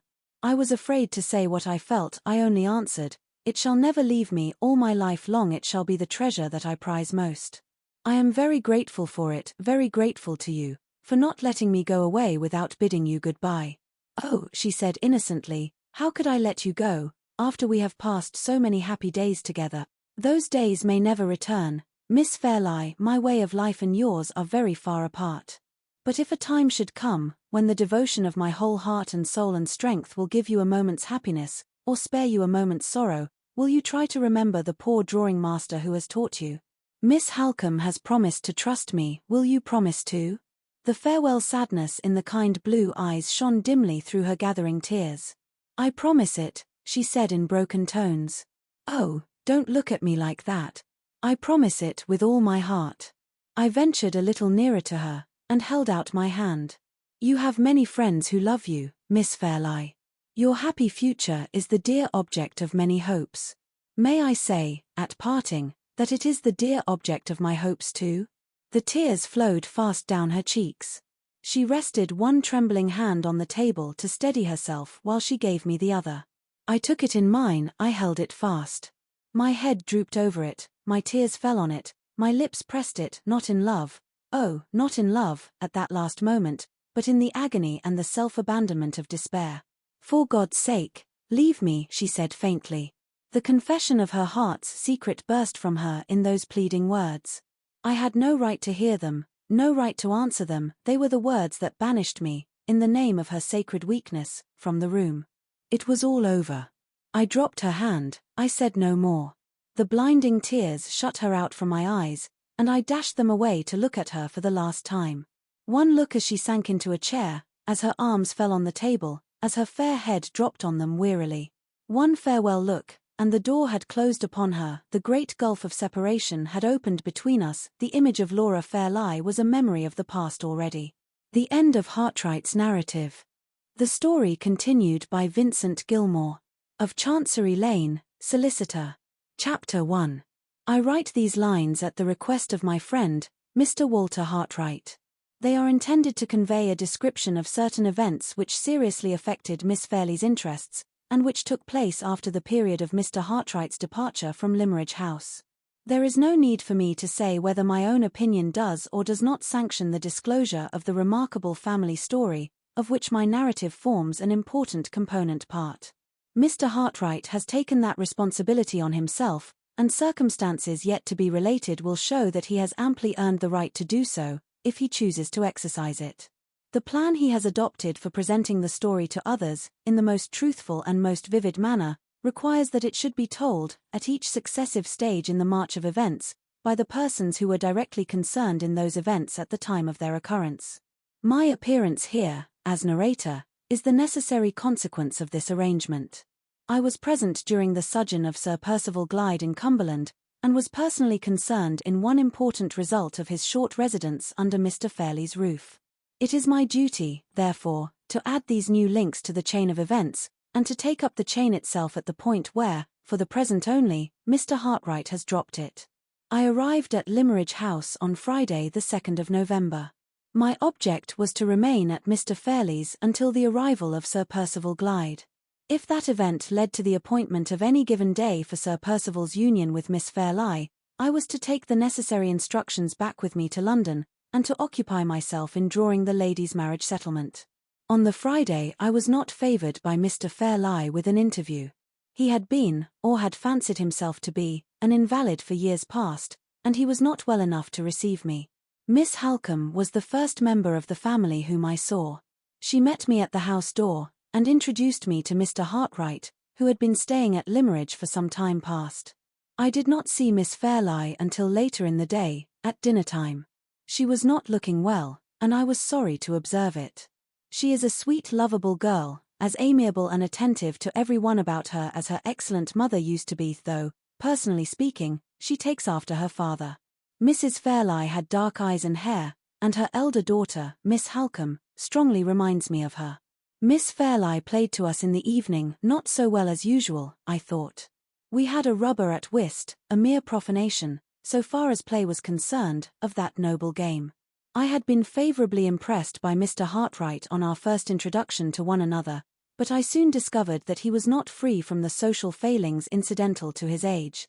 There are 3 things that none of the young men of the present generation can do. They can't sit over their wine, they can't play at whist, and they can't pay a lady a compliment. Mr. Hartright was no exception to the general rule.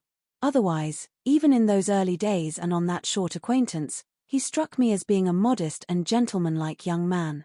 So the Friday passed.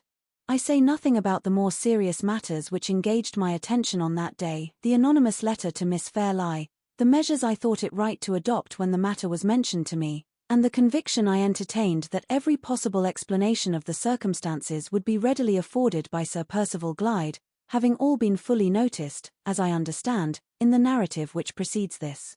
On the Saturday Mr. Hartright had left before I got down to breakfast. Miss Fairlie kept her room all day, and Miss Halcombe appeared to me to be out of spirits. The house was not what it used to be in the time of Mr. and Mrs. Philip Fairlie. I took a walk by myself in the forenoon, and looked about at some of the places which I first saw when I was staying at Limmeridge to transact family business, more than 30 years since. They were not what they used to be either. At 2 o'clock Mr. Fairlie sent to say he was well enough to see me. He had not altered, at any rate, since I first knew him. His talk was to the same purpose as usual, all about himself and his ailments, his wonderful coins, and his matchless Rembrandt etchings.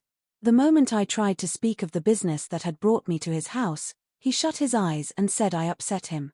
I persisted in upsetting him by returning again and again to the subject. All I could ascertain was that he looked on his niece's marriage as a settled thing, that her father had sanctioned it, that he sanctioned it himself, that it was a desirable marriage, and that he should be personally rejoiced when the worry of it was over. As to the settlements, if I would consult his niece, and afterwards dive as deeply as I pleased into my own knowledge of the family affairs, and get everything ready, and limit his share in the business, as guardian, to saying yes, at the right moment, why, of course he would meet my views, and everybody else's views, with infinite pleasure. In the meantime, there I saw him, a helpless sufferer, confined to his room. Did I think he looked as if he wanted teasing? No. Then why tease him? I might, perhaps, have been a little astonished at this extraordinary absence of all self-assertion on Mr. Fairlie's part, in the character of guardian, if my knowledge of the family affairs had not been sufficient to remind me that he was a single man, and that he had nothing more than a life interest in the Limmeridge property. As matters stood, therefore, I was neither surprised nor disappointed at the result of the interview. Mr. Fairlie had simply justified my expectations, and there was an end of it. Sunday was a dull day, out of doors and in. A letter arrived for me from Sir Percival Glyde's solicitor, acknowledging the receipt of my copy of the anonymous letter and my accompanying statement of the case.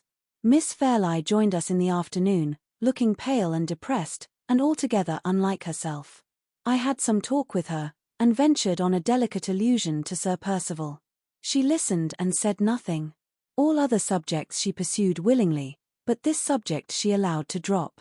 I began to doubt whether she might not be repenting of her engagement, just as young ladies often do, when repentance comes too late. On Monday Sir Percival Glyde arrived. I found him to be a most prepossessing man, so far as manners and appearance were concerned. He looked rather older than I had expected, his head being bald over the forehead, and his face somewhat marked and worn, but his movements were as active and his spirits as high as a young man's. His meeting with Miss Halcombe was delightfully hearty and unaffected, and his reception of me, upon my being presented to him, was so easy and pleasant that we got on together like old friends. Miss Fairlie was not with us when he arrived, but she entered the room about 10 minutes afterwards. Sir Percival rose and paid his compliments with perfect grace. His evident concern on seeing the change for the worse in the young lady's looks was expressed with a mixture of tenderness and respect, with an unassuming delicacy of tone, voice, and manner, which did equal credit to his good breeding and his good sense. I was rather surprised, under these circumstances, to see that Miss Fairlie continued to be constrained and uneasy in his presence, and that she took the first opportunity of leaving the room again. Sir Percival neither noticed the restraint in her reception of him, nor her sudden withdrawal from our society. He had not obtruded his attentions on her while she was present, and he did not embarrass Miss Halcombe by any allusion to her departure when she was gone. His tact and taste were never at fault on this or on any other occasion while I was in his company at Limmeridge House. As soon as Miss Fairlie had left the room, he spared us all embarrassment on the subject of the anonymous letter, by adverting to it of his own accord. He had stopped in London on his way from Hampshire, had seen his solicitor, had read the documents forwarded by me, and had travelled on to Cumberland, anxious to satisfy our minds by the speediest and the fullest explanation that words could convey. On hearing him express himself to this effect, I offered him the original letter, which I had kept for his inspection. He thanked me, and declined to look at it, saying that he had seen the copy, and that he was quite willing to leave the original in our hands. The statement itself, on which he immediately entered, was as simple and satisfactory as I had all along anticipated it would be. Mrs. Catherick, he informed us, had in past years laid him under some obligations for faithful services rendered to his family connections and to himself. She had been doubly unfortunate in being married to a husband who had deserted her, and in having an only child whose mental faculties had been in a disturbed condition from a very early age. Although her marriage had removed her to a part of Hampshire far distant from the neighbourhood in which Sir Percival's property was situated, he had taken care not to lose sight of her, his friendly feeling towards the poor woman, in consideration of her past services, having been greatly strengthened by his admiration of the patience and courage with which she supported her calamities. In course of time the symptoms of mental affliction in her unhappy daughter increased to such a serious extent, as to make it a matter of necessity to place her under proper medical care.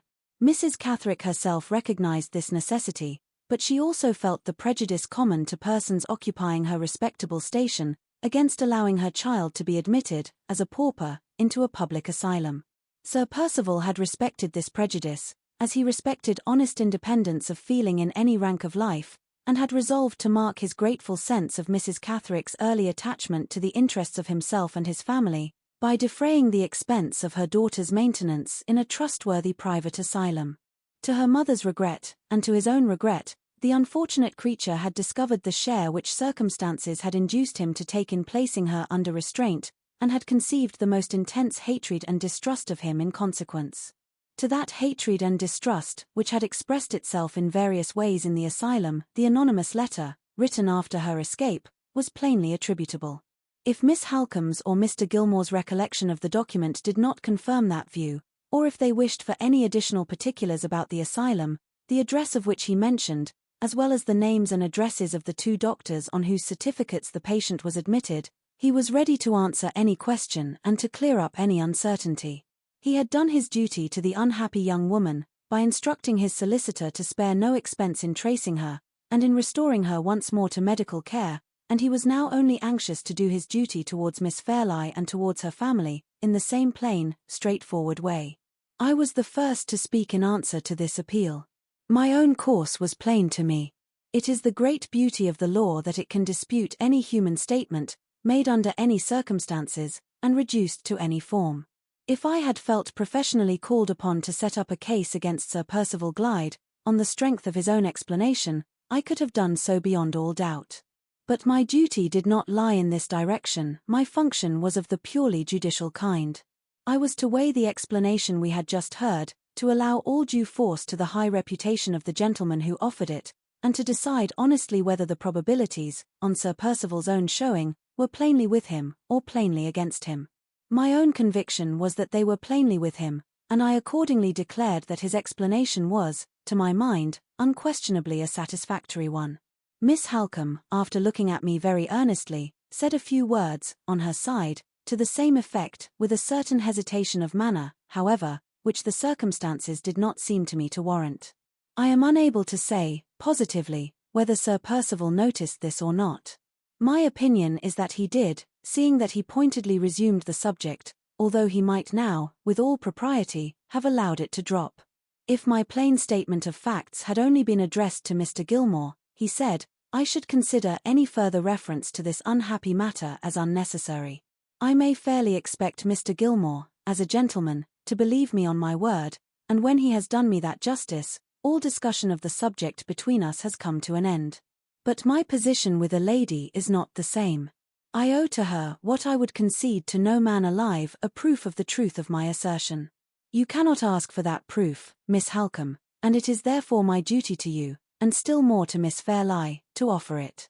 May I beg that you will write at once to the mother of this unfortunate woman, to Mrs. Catherick, to ask for her testimony in support of the explanation which I have just offered to you." I saw Miss Halcombe change colour, and look a little uneasy. Sir Percival's suggestion, politely as it was expressed, appeared to her, as it appeared to me, to point very delicately at the hesitation which her manner had betrayed a moment or two since. "I hope, Sir Percival, you don't do me the injustice to suppose that I distrust you," she said quickly. "Certainly not, Miss Halcombe. I make my proposal purely as an act of attention to you. Will you excuse my obstinacy if I still venture to press it?" He walked to the writing table as he spoke, drew a chair to it, and opened the paper case. "Let me beg you to write the note," he said, "as a favor to me. It need not occupy you more than a few minutes. You have only to ask Mrs. Catherick 2 questions. First, if her daughter was placed in the asylum with her knowledge and approval. Secondly, if the share I took in the matter was such as to merit the expression of her gratitude towards myself. Mr. Gilmore's mind is at ease on this unpleasant subject, and your mind is at ease. Pray set my mind at ease also by writing the note. You oblige me to grant your request, Sir Percival, when I would much rather refuse it." With those words Miss Halcombe rose from her place and went to the writing table. Sir Percival thanked her, handed her a pen, and then walked away towards the fireplace. Miss Fairlie's little Italian greyhound was lying on the rug. He held out his hand, and called to the dog good-humouredly. "Come, Nina," he said, "we remember each other, don't we?" The little beast, cowardly and cross-grained, as pet dogs usually are, looked up at him sharply, shrank away from his outstretched hand, whined, shivered, and hid itself under a sofa. It was scarcely possible that he could have been put out by such a trifle as a dog's reception of him, but I observed, nevertheless, that he walked away towards the window very suddenly. Perhaps his temper is irritable at times. If so, I can sympathize with him. My temper is irritable at times too. Miss Halcombe was not long in writing the note. When it was done she rose from the writing table, and handed the open sheet of paper to Sir Percival. He bowed, took it from her, folded it up immediately without looking at the contents, sealed it, wrote the address, and handed it back to her in silence.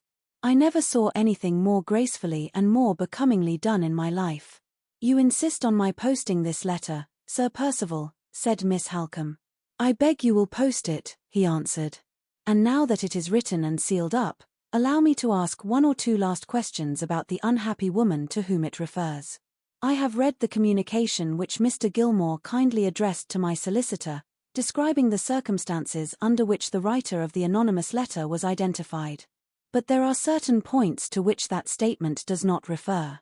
Did Anne Catherick see Miss Fairlie?" "Certainly not," replied Miss Halcombe. "Did she see you?" "No. She saw nobody from the house then, except a certain Mr. Hartright, who accidentally met with her in the churchyard here?" "Nobody else. Mr. Hartright was employed at Limmeridge as a drawing master, I believe. Is he a member of one of the watercolour societies?" "I believe he is," answered Miss Halcombe. He paused for a moment, as if he was thinking over the last answer, and then added, "Did you find out where Anne Catherick was living, when she was in this neighbourhood?" "Yes. At a farm on the moor, called Todd's Corner. It is a duty we all owe to the poor creature herself to trace her," continued Sir Percival. "She may have said something at Todd's Corner which may help us to find her. I will go there and make inquiries on the chance. In the meantime, as I cannot prevail on myself to discuss this painful subject with Miss Fairlie, may I beg, Miss Halcombe, that you will kindly undertake to give her the necessary explanation, deferring it of course until you have received the reply to that note." Miss Halcombe promised to comply with his request. He thanked her, nodded pleasantly, and left us, to go and establish himself in his own room. As he opened the door, the cross-grained greyhound poked out her sharp muzzle from under the sofa, and barked and snapped at him. "A good morning's work, Miss Halcombe," I said, as soon as we were alone. "Here is an anxious day well ended already." "Yes," she answered, "no doubt. I am very glad your mind is satisfied." "My mind? Surely, with that note in your hand, your mind is at ease too?" "Oh yes, how can it be otherwise? I know the thing could not be," she went on, speaking more to herself than to me, "but I almost wish Walter Hartright had stayed here long enough to be present at the explanation, and to hear the proposal to me to write this note." I was a little surprised, perhaps a little piqued also, by these last words. Events, it is true, connected Mr. Hartright very remarkably with the affair of the letter, I said, and I readily admit that he conducted himself, all things considered, with great delicacy and discretion. But I am quite at a loss to understand what useful influence his presence could have exercised in relation to the effect of Sir Percival's statement on your mind or mine. "It was only a fancy," she said absently. "There is no need to discuss it, Mr. Gilmore. Your experience ought to be, and is, the best guide I can desire." I did not altogether like her thrusting the whole responsibility, in this marked manner, on my shoulders. If Mr. Fairlie had done it, I should not have been surprised. But resolute, clear-minded Miss Halcombe was the very last person in the world whom I should have expected to find shrinking from the expression of an opinion of her own. "If any doubts still trouble you," I said, "why not mention them to me at once? Tell me plainly, have you any reason to distrust Sir Percival Glyde?" "None whatever." "Do you see anything improbable, or contradictory, in his explanation?" "How can I say I do, after the proof he has offered me of the truth of it? Can there be better testimony in his favor, Mr. Gilmore, than the testimony of the woman's mother?" "None better. If the answer to your note of inquiry proves to be satisfactory, I for one cannot see what more any friend of Sir Percival's can possibly expect from him." "Then we will post the note," she said, rising to leave the room, "and dismiss all further reference to the subject until the answer arrives. Don't attach any weight to my hesitation. I can give no better reason for it than that I have been over-anxious about Laura lately, and anxiety, Mr. Gilmore, unsettles the strongest of us." She left me abruptly, her naturally firm voice faltering as she spoke those last words. A sensitive, vehement, passionate nature, a woman of 10,000 in these trivial, superficial times. I had known her from her earliest years, I had seen her tested, as she grew up, in more than one trying family crisis, and my long experience made me attach an importance to her hesitation under the circumstances here detailed, which I should certainly not have felt in the case of another woman. I could see no cause for any uneasiness or any doubt, but she had made me a little uneasy, and a little doubtful, nevertheless. In my youth, I should have chafed and fretted under the irritation of my own unreasonable state of mind. In my age, I knew better, and went out philosophically to walk it off. Chapter 2. We all met again at dinner time. Sir Percival was in such boisterous high spirits that I hardly recognized him as the same man whose quiet tact, refinement, and good sense had impressed me so strongly at the interview of the morning. The only trace of his former self that I could detect reappeared, every now and then, in his manner towards Miss Fairlie. A look or a word from her suspended his loudest laugh, checked his gayest flow of talk, and rendered him all attention to her, and to no one else at table, in an instant. Although he never openly tried to draw her into the conversation, he never lost the slightest chance she gave him of letting her drift into it by accident, and of saying the words to her, under those favorable circumstances, which a man with less tact and delicacy would have pointedly addressed to her the moment they occurred to him. Rather to my surprise, Miss Fairlie appeared to be sensible of his attentions without being moved by them. She was a little confused from time to time when he looked at her, or spoke to her, but she never warmed towards him. Rank, fortune, good breeding, good looks, the respect of a gentleman, and the devotion of a lover were all humbly placed at her feet, and, so far as appearances went, were all offered in vain. On the next day, the Tuesday, Sir Percival went in the morning, taking one of the servants with him as a guide, to Todd's Corner. His inquiries, as I afterwards heard, led to no results. On his return he had an interview with Mr. Fairlie, and in the afternoon he and Miss Halcombe rode out together. Nothing else happened worthy of record. The evening passed as usual. There was no change in Sir Percival, and no change in Miss Fairlie. The Wednesday's post brought with it an event, the reply from Mrs. Catherick. I took a copy of the document, which I have preserved, and which I may as well present in this place. It ran as follows. Madam, I beg to acknowledge the receipt of your letter, inquiring whether my daughter, Anne, was placed under medical superintendence with my knowledge and approval, and whether the share taken in the matter by Sir Percival Glyde was such as to merit the expression of my gratitude towards that gentleman. Be pleased to accept my answer in the affirmative to both those questions, and believe me to remain, your obedient servant, Jane Anne Catherick.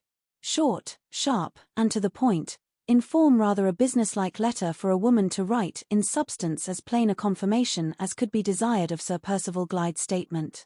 This was my opinion, and with certain minor reservations, Miss Halcombe's opinion also. Sir Percival, when the letter was shown to him, did not appear to be struck by the sharp, short tone of it. He told us that Mrs. Catherick was a woman of few words, a clear-headed, straightforward, unimaginative person, who wrote briefly and plainly, just as she spoke. The next duty to be accomplished, now that the answer had been received, was to acquaint Miss Fairlie with Sir Percival's explanation. Miss Halcombe had undertaken to do this, and had left the room to go to her sister, when she suddenly returned again, and sat down by the easy chair in which I was reading the newspaper. Sir Percival had gone out a minute before to look at the stables, and no one was in the room but ourselves. I suppose we have really and truly done all we can, she said, turning and twisting Mrs. Catherick's letter in her hand. If we are friends of Sir Percival's, who know him and trust him, we have done all, and more than all, that is necessary, I answered, a little annoyed by this return of her hesitation. But if we are enemies who suspect him, that alternative is not even to be thought of, she interposed. We are Sir Percival's friends, and if generosity and forbearance can add to our regard for him, we ought to be Sir Percival's admirers as well. You know that he saw Mr. Fairlie yesterday, and that he afterwards went out with me. Yes. I saw you riding away together. We began the ride by talking about Anne Catherick, and about the singular manner in which Mr. Hartright met with her. But we soon dropped that subject, and Sir Percival spoke next, in the most unselfish terms, of his engagement with Laura.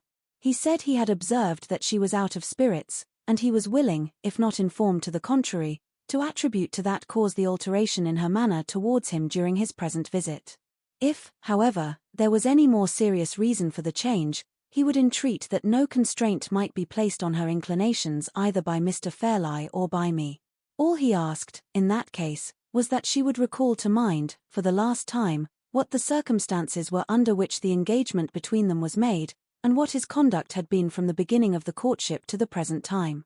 If, after due reflection on those two subjects, she seriously desired that he should withdraw his pretensions to the honor of becoming her husband, and if she would tell him so plainly with her own lips, he would sacrifice himself by leaving her perfectly free to withdraw from the engagement.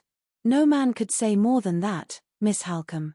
As to my experience, few men in his situation would have said as much. She paused after I had spoken those words, and looked at me with a singular expression of perplexity and distress. I accuse nobody, and I suspect nothing, she broke out abruptly. But I cannot and will not accept the responsibility of persuading Laura to this marriage. That is exactly the course which Sir Percival Glyde has himself requested you to take, I replied in astonishment. He has begged you not to force her inclinations. And he indirectly obliges me to force them, if I give her his message. How can that possibly be? Consult your own knowledge of Laura, Mr. Gilmore. If I tell her to reflect on the circumstances of her engagement, I at once appeal to two of the strongest feelings in her nature, to her love for her father's memory, and to her strict regard for truth. You know that she never broke a promise in her life, you know that she entered on this engagement at the beginning of her father's fatal illness, and that he spoke hopefully and happily of her marriage to Sir Percival Glyde on his deathbed. I own that I was a little shocked at this view of the case. Surely, I said, you don't mean to infer that when Sir Percival spoke to you yesterday he speculated on such a result as you have just mentioned? Her frank, fearless face answered for her before she spoke. Do you think I would remain an instant in the company of any man whom I suspected of such baseness as that? She asked angrily. I liked to feel her hearty indignation flash out on me in that way. We see so much malice and so little indignation in my profession. In that case, I said, excuse me if I tell you, in our legal phrase, that you are traveling out of the record. Whatever the consequences may be, Sir Percival has a right to expect that your sister should carefully consider her engagement from every reasonable point of view before she claims her release from it. If that unlucky letter has prejudiced her against him, go at once, and tell her that he has cleared himself in your eyes and in mine. What objection can she urge against him after that? What excuse can she possibly have for changing her mind about a man whom she had virtually accepted for her husband more than 2 years ago?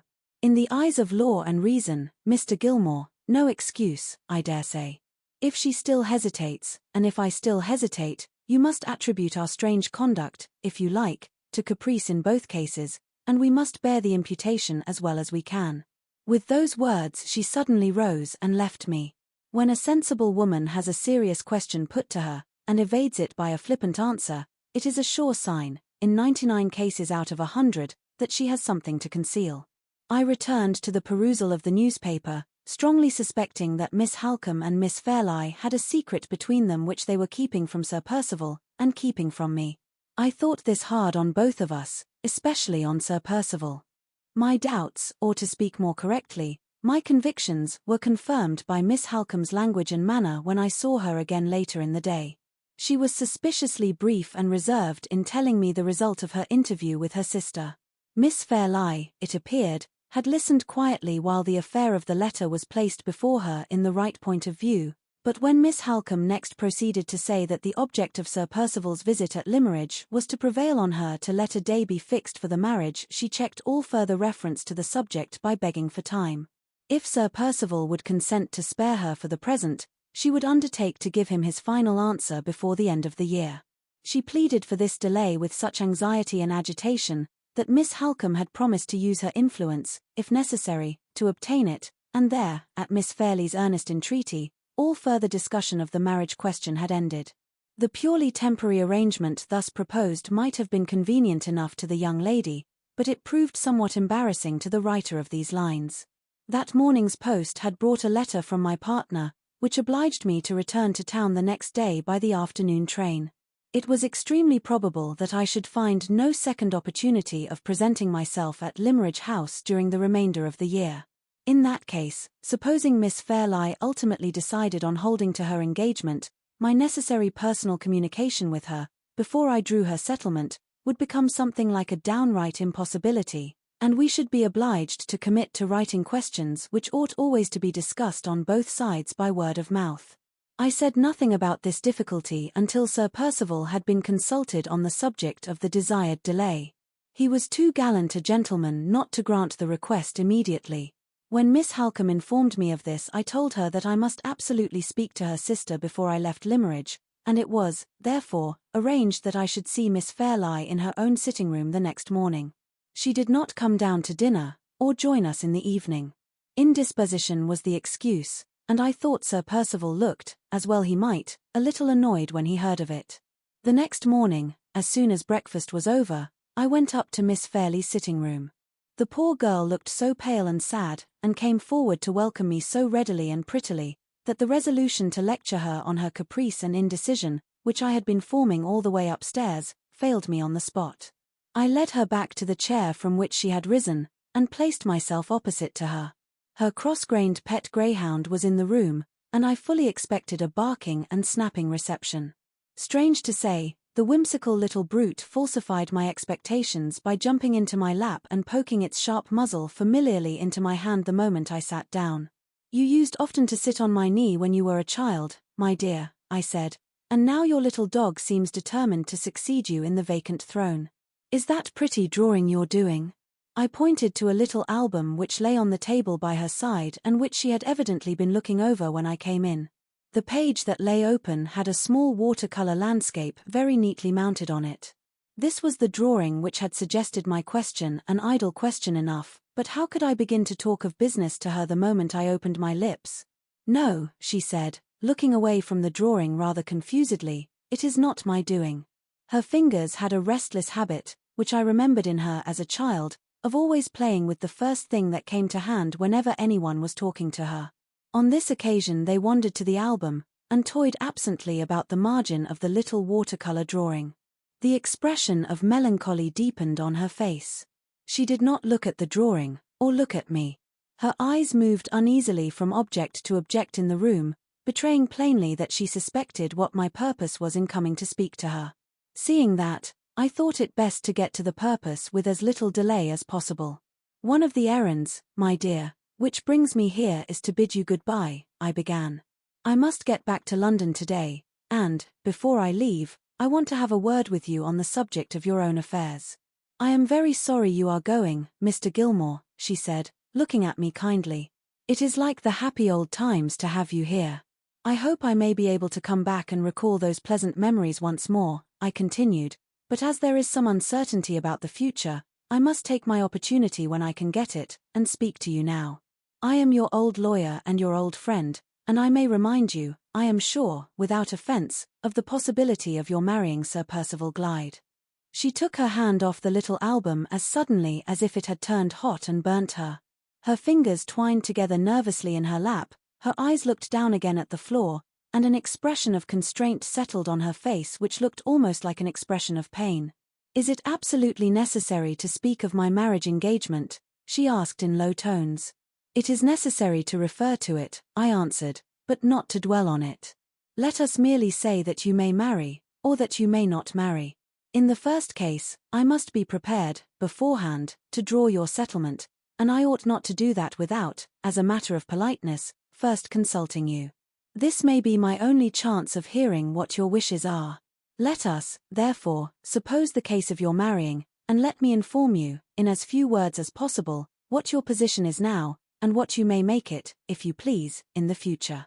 I explained to her the object of a marriage settlement, and then told her exactly what her prospects were in the first place, on her coming of age, and in the second place, on the decease of her uncle, marking the distinction between the property in which she had a life interest only, and the property which was left at her own control. She listened attentively, with the constrained expression still on her face, and her hands still nervously clasped together in her lap. "And now," I said in conclusion, "tell me if you can think of any condition which, in the case we have supposed, you would wish me to make for you, subject, of course, to your guardian's approval, as you are not yet of age." She moved uneasily in her chair, then looked in my face on a sudden very earnestly. "If it does happen," she began faintly, "if you are married," I added, helping her out. "Don't let him part me from Marian," she cried, with a sudden outbreak of energy. "Oh, Mr. Gilmore, pray make it law that Marian is to live with me. Under other circumstances I might, perhaps, have been amused at this essentially feminine interpretation of my question, and of the long explanation which had preceded it. But her looks and tones, when she spoke, were of a kind to make me more than serious, they distressed me.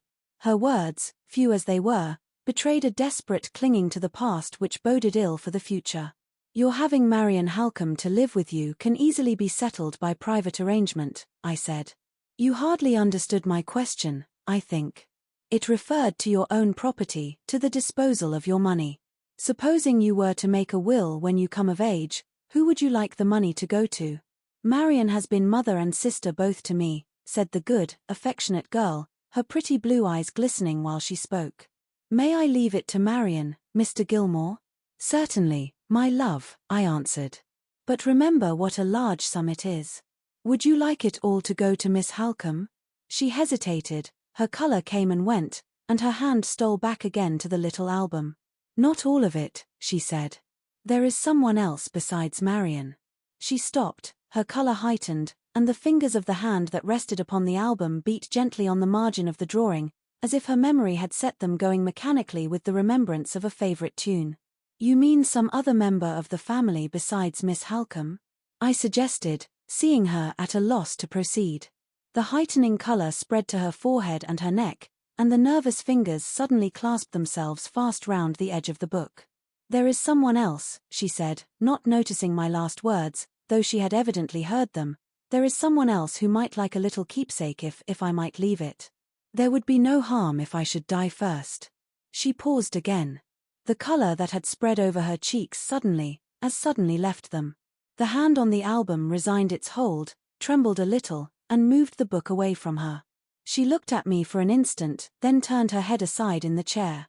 Her handkerchief fell to the floor as she changed her position, and she hurriedly hid her face from me in her hands. Sad. To remember her, as I did, the liveliest, happiest child that ever laughed the day through, and to see her now, in the flower of her age and her beauty, so broken and so brought down as this. In the distress that she caused me, I forgot the years that had passed, and the change they had made in our position towards one another. I moved my chair close to her, and picked up her handkerchief from the carpet, and drew her hands from her face gently. "Don't cry, my love," I said, and dried the tears that were gathering in her eyes with my own hand, as if she had been the little Laura Fairlie of 10 long years ago. It was the best way I could have taken to compose her. She laid her head on my shoulder, and smiled faintly through her tears. "I am very sorry for forgetting myself," she said artlessly. "I have not been well. I have felt sadly weak and nervous lately, and I often cry without reason when I am alone. I am better now. I can answer you as I ought, Mr. Gilmore, I can indeed." "No, no, my dear," I replied, "we will consider the subject as done with for the present. You have said enough to sanction my taking the best possible care of your interests, and we can settle details at another opportunity.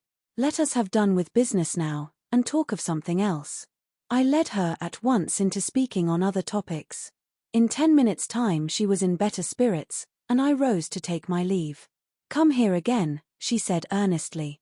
"I will try to be worthier of your kind feeling for me and for my interests if you will only come again." Still clinging to the past, that past which I represented to her, in my way, as Miss Halcombe did in hers. It troubled me sorely to see her looking back, at the beginning of her career, just as I look back at the end of mine. "If I do come again, I hope I shall find you better," I said, "better and happier." "God bless you, my dear." She only answered by putting up her cheek to me to be kissed. Even lawyers have hearts, and mine ached a little as I took leave of her. The whole interview between us had hardly lasted more than half an hour. She had not breathed a word, in my presence, to explain the mystery of her evident distress and dismay at the prospect of her marriage, and yet she had contrived to win me over to her side of the question, I neither knew how nor why.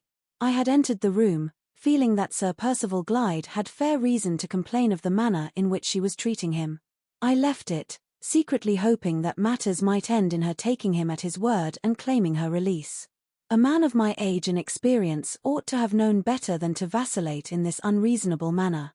I can make no excuse for myself, I can only tell the truth, and say, so it was. The hour for my departure was now drawing near. I sent to Mr. Fairlie to say that I would wait on him to take leave if he liked, but that he must excuse my being rather in a hurry.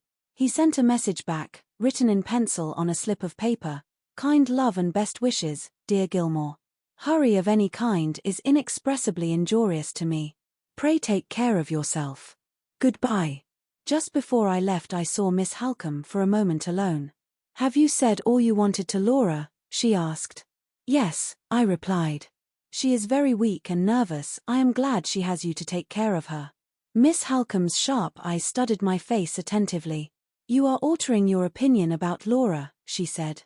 "You are readier to make allowances for her than you were yesterday.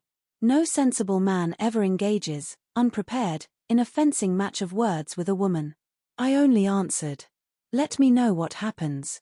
I will do nothing till I hear from you." She still looked hard in my face. "I wish it was all over, and well over, Mr. Gilmore, and so do you." With those words she left me. Sir Percival most politely insisted on seeing me to the carriage door. "If you are ever in my neighbourhood," he said, "pray don't forget that I am sincerely anxious to improve our acquaintance. The tried and trusted old friend of this family will be always a welcome visitor in any house of mine. A really irresistible man, courteous, considerate, delightfully free from pride, a gentleman, every inch of him." As I drove away to the station I felt as if I could cheerfully do anything to promote the interests of Sir Percival Glyde, anything in the world, except drawing the marriage settlement of his wife. Chapter 3. A week passed, after my return to London, without the receipt of any communication from Miss Halcombe. On the 8th day a letter in her handwriting was placed among the other letters on my table.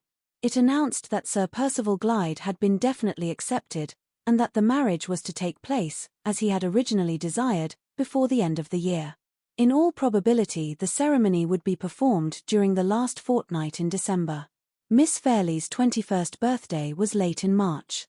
She would, therefore, by this arrangement, become Sir Percival's wife about 3 months before she was of age. I ought not to have been surprised, I ought not to have been sorry, but I was surprised and sorry, nevertheless.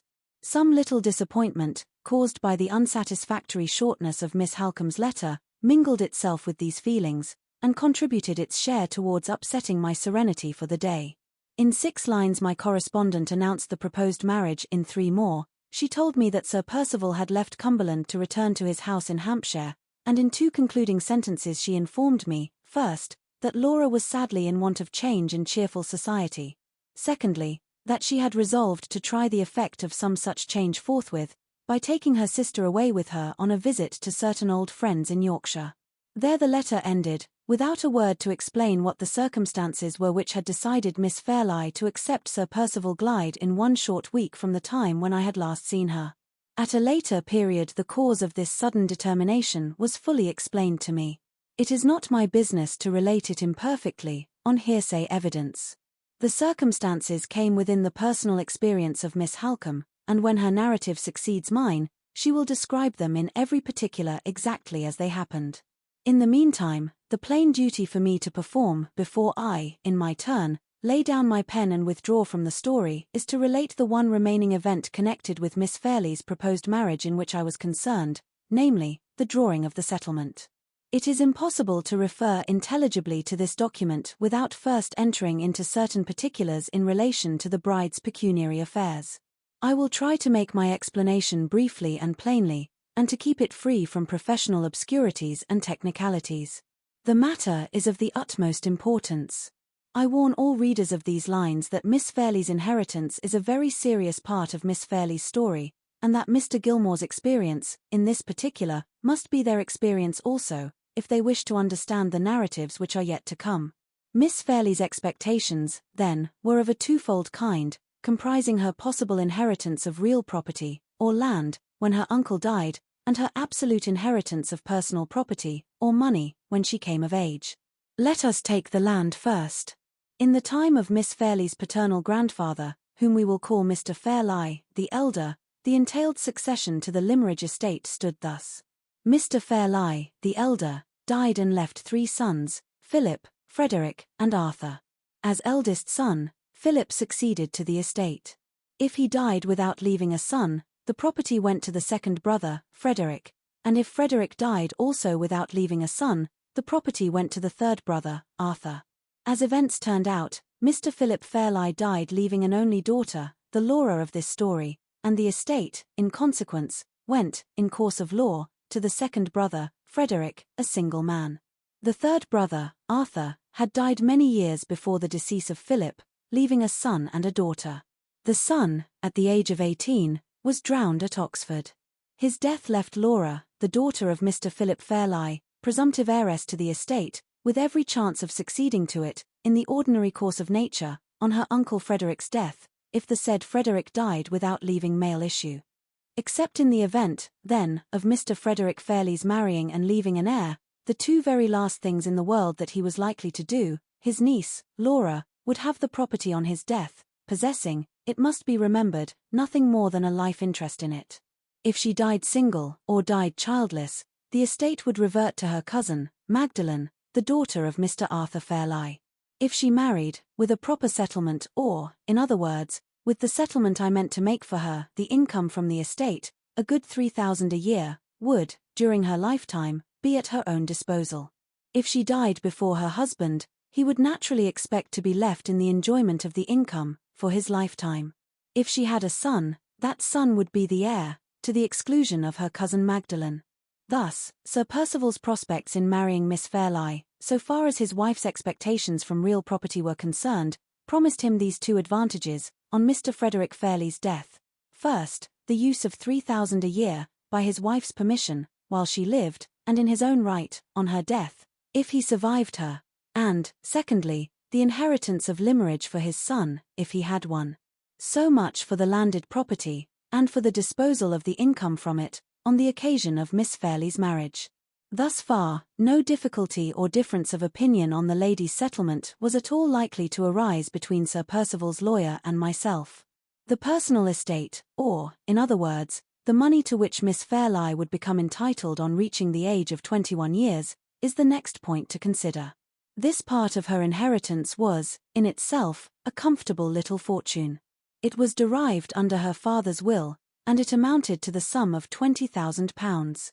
Besides this, she had a life interest in £10,000 more, which latter amount was to go, on her decease, to her Aunt Eleanor, her father's only sister. It will greatly assist in setting the family affairs before the reader in the clearest possible light, if I stop here for a moment, to explain why the aunt had been kept waiting for her legacy until the death of the niece. Mr. Philip Fairlie had lived on excellent terms with his sister Eleanor, as long as she remained a single woman.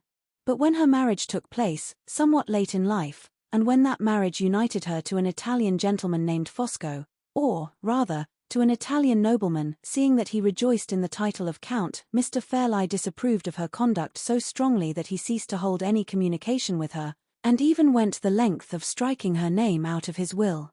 The other members of the family all thought this serious manifestation of resentment at his sister's marriage more or less unreasonable.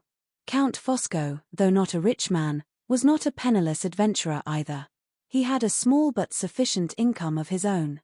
He had lived many years in England, and he held an excellent position in society. These recommendations, however, availed nothing with Mr. Fairlie. In many of his opinions he was an Englishman of the old school, and he hated a foreigner simply and solely because he was a foreigner. The utmost that he could be prevailed on to do, in after years, mainly at Miss Fairlie's intercession, was to restore his sister's name to its former place in his will, but to keep her waiting for her legacy by giving the income of the money to his daughter for life, and the money itself, if her aunt died before her, to her cousin Magdalen. Considering the relative ages of the two ladies, the aunt's chance, in the ordinary course of nature, of receiving the £10,000, was thus rendered doubtful in the extreme, and Madame Fosco resented her brother's treatment of her as unjustly as usual in such cases, by refusing to see her niece, and declining to believe that Miss Fairlie's intercession had ever been exerted to restore her name to Mr. Fairlie's will. Such was the history of the £10,000. Here again no difficulty could arise with Sir Percival's legal adviser. The income would be at the wife's disposal, and the principal would go to her aunt or her cousin on her death. All preliminary explanations being now cleared out of the way, I come at last to the real knot of the case, to the £20,000. This sum was absolutely Miss Fairlie's own on her completing her 21st year, and the whole future disposition of it depended, in the first instance, on the conditions I could obtain for her in her marriage settlement. The other clauses contained in that document were of a formal kind, and need not be recited here. But the clause relating to the money is too important to be passed over. A few lines will be sufficient to give the necessary abstract of it. My stipulation in regard to the £20,000 was simply this: the whole amount was to be settled so as to give the income to the lady for her life, afterwards to Sir Percival for his life, and the principal to the children of the marriage. In default of issue, the principal was to be disposed of as the lady might by her will direct, for which purpose I reserved to her the right of making a will. The effect of these conditions may be thus summed up. If Lady Glyde died without leaving children, her half-sister Miss Halcombe, and any other relatives or friends whom she might be anxious to benefit, would, on her husband's death, divide among them such shares of her money as she desired them to have. If, on the other hand, she died leaving children, then their interest, naturally and necessarily, superseded all other interests whatsoever. This was the clause, and no one who reads it can fail, I think, to agree with me that it meted out equal justice to all parties. We shall see how my proposals were met on the husband's side. At the time when Miss Halcombe's letter reached me I was even more busily occupied than usual. But I contrived to make leisure for the settlement. I had drawn it, and had sent it for approval to Sir Percival's solicitor, in less than a week from the time when Miss Halcombe had informed me of the proposed marriage. After a lapse of 2 days the document was returned to me, with notes and remarks of the baronet's lawyer. His objections, in general, proved to be of the most trifling and technical kind, until he came to the clause relating to the £20,000. Against this there were double lines drawn in red ink, and the following note was appended to them. Not admissible. The principal to go to Sir Percival Glyde, in the event of his surviving Lady Glyde, and there being no issue. That is to say, not 1 farthing of the £20,000 was to go to Miss Halcombe, or to any other relative or friend of Lady Glyde's.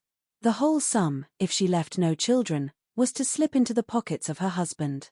The answer I wrote to this audacious proposal was as short and sharp as I could make it. My dear Sir, Miss Fairlie's settlement. I maintain the clause to which you object, exactly as it stands. Yours truly. The rejoinder came back in a quarter of an hour. My dear Sir, Miss Fairlie's settlement. I maintain the red ink to which you object, exactly as it stands. Yours truly. In the detestable slang of the day, we were now both at a deadlock, and nothing was left for it but to refer to our clients on either side. As matters stood, my client, Miss Fairlie, not having yet completed her 21st year, Mr. Frederick Fairlie, was her guardian. I wrote by that day's post, and put the case before him exactly as it stood, not only urging every argument I could think of to induce him to maintain the clause as I had drawn it, but stating to him plainly the mercenary motive which was at the bottom of the opposition to my settlement of the £20,000. The knowledge of Sir Percival's affairs which I had necessarily gained when the provisions of the deed on his side were submitted in due course to my examination, had but too plainly informed me that the debts on his estate were enormous, and that his income, though nominally a large one, was virtually, for a man in his position, next to nothing. The want of ready money was the practical necessity of Sir Percival's existence, and his lawyer's note on the clause in the settlement was nothing but the frankly selfish expression of it. Mr. Fairlie's answer reached me by return of post, and proved to be wandering and irrelevant in the extreme. Turned into plain English, it practically expressed itself to this effect: would dear Gilmore be so very obliging as not to worry his friend and client about such a trifle as a remote contingency? Was it likely that a young woman of 21 would die before a man of 45, and die without children? On the other hand, in such a miserable world as this, was it possible to overestimate the value of peace and quietness? If those two heavenly blessings were offered in exchange for such an earthly trifle as a remote chance of £20,000, was it not a fair bargain? Surely, yes. Then why not make it? I threw the letter away in disgust. Just as it had fluttered to the ground, there was a knock at my door, and Sir Percival's solicitor, Mr. Merriman, was shown in. There are many varieties of sharp practitioners in this world, but I think the hardest of all to deal with are the men who overreach you under the disguise of inveterate good humor. A fat, well-fed, smiling, friendly man of business is of all parties to a bargain the most hopeless to deal with. Mr. Merriman was one of this class. "And how is good Mr. Gilmore?" he began, all in a glow with the warmth of his own amiability.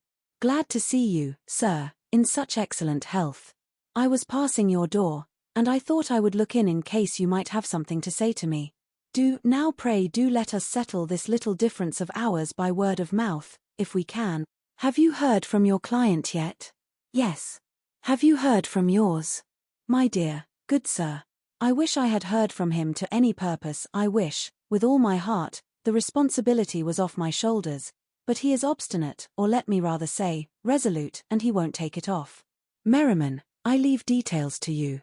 Do what you think right for my interests, and consider me as having personally withdrawn from the business until it is all over."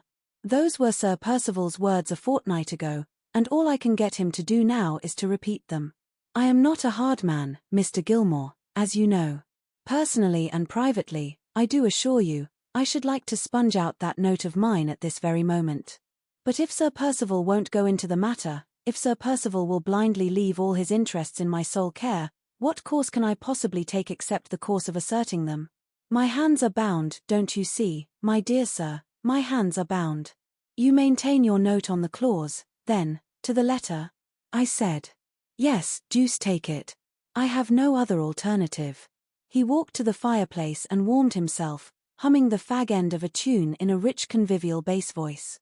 "What does your side say?" he went on. "Now pray tell me, what does your side say?" I was ashamed to tell him. I attempted to gain time, nay, I did worse. My legal instincts got the better of me, and I even tried to bargain. £20,000 is rather a large sum to be given up by the lady's friends at 2 days' notice, I said. "Very true," replied Mr. Merriman, looking down thoughtfully at his boots. Properly put, sir, most properly put. A compromise, recognizing the interests of the lady's family as well as the interests of the husband, might not perhaps have frightened my client quite so much, I went on. Come, come. This contingency resolves itself into a matter of bargaining after all. What is the least you will take? The least we will take, said Mr. Merriman, is £19,999 19 shillings and 11 3 farthings. Ha, ha, ha. Excuse me, Mr. Gilmore. I must have my little joke. Little enough, I remarked. The joke is just worth the odd farthing it was made for. Mr. Merriman was delighted. He laughed over my retort till the room rang again. I was not half so good-humoured on my side. I came back to business, and closed the interview. This is Friday, I said. Give us till Tuesday next for our final answer. By all means, replied Mr. Merriman. Longer, my dear sir, if you like. He took up his hat to go, and then addressed me again. By the way, he said, your clients in Cumberland have not heard anything more of the woman who wrote the anonymous letter, have they? Nothing more, I answered. Have you found no trace of her? Not yet, said my legal friend. But we don't despair. Sir Percival has his suspicions that somebody is keeping her in hiding, and we are having that somebody watched. You mean the old woman who was with her in Cumberland, I said. Quite another party, sir, answered Mr. Merriman. We don't happen to have laid hands on the old woman yet. Our somebody is a man. We have got him close under our eye here in London, and we strongly suspect he had something to do with helping her in the first instance to escape from the asylum. Sir Percival wanted to question him at once, but I said, no. Questioning him will only put him on his guard, watch him, and wait. We shall see what happens. A dangerous woman to be at large, Mr. Gilmore, nobody knows what she may do next. I wish you good morning, sir. On Tuesday next I shall hope for the pleasure of hearing from you. He smiled amiably and went out. My mind had been rather absent during the latter part of the conversation with my legal friend. I was so anxious about the matter of the settlement that I had little attention to give to any other subject, and the moment I was left alone again I began to think over what my next proceeding ought to be. In the case of any other client I should have acted on my instructions, however personally distasteful to me, and have given up the point about the £20,000 on the spot. But I could not act with this businesslike indifference towards Miss Fairlie. I had an honest feeling of affection and admiration for her. I remembered gratefully that her father had been the kindest patron and friend to me that ever man had. I had felt towards her while I was drawing the settlement as I might have felt, if I had not been an old bachelor, towards a daughter of my own, and I was determined to spare no personal sacrifice in her service and where her interests were concerned. Writing a second time to Mr. Fairlie was not to be thought of, it would only be giving him a second opportunity of slipping through my fingers. Seeing him and personally remonstrating with him might possibly be of more use. The next day was Saturday. I determined to take a return ticket and jolt my old bones down to Cumberland, on the chance of persuading him to adopt the just, the independent, and the honourable course. It was a poor chance enough, no doubt, but when I had tried it my conscience would be at ease. I should then have done all that a man in my position could do to serve the interests of my old friend's only child. The weather on Saturday was beautiful, a west wind and a bright sun. Having felt latterly a return of that fullness and oppression of the head, against which my doctor warned me so seriously more than 2 years since, I resolved to take the opportunity of getting a little extra exercise by sending my bag on before me and walking to the terminus in Euston Square. As I came out into Holborn a gentleman walking by rapidly stopped and spoke to me. It was Mr. Walter Hartright. If he had not been the first to greet me I should certainly have passed him. He was so changed that I hardly knew him again. His face looked pale and haggard, his manner was hurried and uncertain, and his dress, which I remembered as neat and gentlemanlike when I saw him at Limmeridge, was so slovenly now that I should really have been ashamed of the appearance of it on one of my own clerks. "Have you been long back from Cumberland?" he asked. "I heard from Miss Halcombe lately. I am aware that Sir Percival Glyde's explanation has been considered satisfactory. Will the marriage take place soon? Do you happen to know, Mr. Gilmore?" He spoke so fast, and crowded his questions together so strangely and confusedly, that I could hardly follow him. However accidentally intimate he might have been with the family at Limmeridge, I could not see that he had any right to expect information on their private affairs, and I determined to drop him, as easily as might be, on the subject of Miss Fairlie's marriage. "Time will show, Mr. Hartright," I said. "Time will show. I dare say if we look out for the marriage in the papers we shall not be far wrong. Excuse my noticing it, but I am sorry to see you not looking so well as you were when we last met." A momentary nervous contraction quivered about his lips and eyes, and made me half reproach myself for having answered him in such a significantly guarded manner. "I had no right to ask about her marriage," he said bitterly. "I must wait to see it in the newspapers like other people. Yes," he went on before I could make any apologies, "I have not been well lately. I am going to another country to try a change of scene and occupation. Miss Halcombe has kindly assisted me with her influence, and my testimonials have been found satisfactory. It is a long distance off, but I don't care where I go, what the climate is, or how long I am away." He looked about him while he said this at the throng of strangers passing us by on either side, in a strange, suspicious manner, as if he thought that some of them might be watching us. "I wish you well through it, and safe back again," I said, and then added, so as not to keep him altogether at arm's length on the subject of the Fairless, "I am going down to Limmeridge today on business. Miss Halcombe and Miss Fairlie are away just now on a visit to some friends in Yorkshire." His eyes brightened, and he seemed about to say something in answer, but the same momentary nervous spasm crossed his face again. He took my hand, pressed it hard, and disappeared among the crowd without saying another word. Though he was little more than a stranger to me, I waited for a moment, looking after him almost with a feeling of regret. I had gained in my profession sufficient experience of young men to know what the outward signs and tokens were of their beginning to go wrong, and when I resumed my walk to the railway I am sorry to say I felt more than doubtful about Mr. Hartright's future. Chapter 4. Leaving by an early train, I got to Limmeridge in time for dinner. The house was oppressively empty and dull.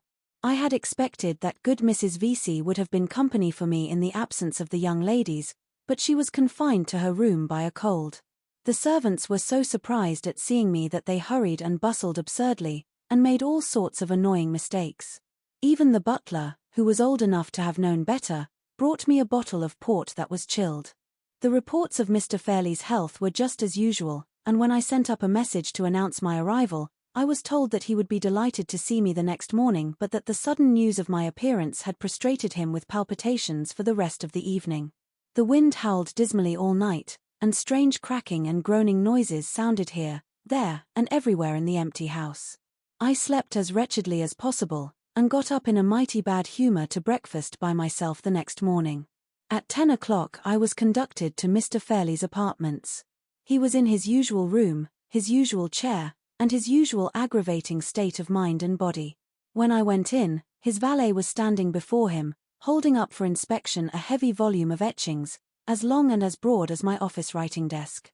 The miserable foreigner grinned in the most abject manner, and looked ready to drop with fatigue, while his master composedly turned over the etchings, and brought their hidden beauties to light with the help of a magnifying glass. "You very best of good old friends," said Mr. Fairlie, leaning back lazily before he could look at me. "Are you quite well? How nice of you to come here and see me in my solitude. Dear Gilmore." I had expected that the valet would be dismissed when I appeared, but nothing of the sort happened.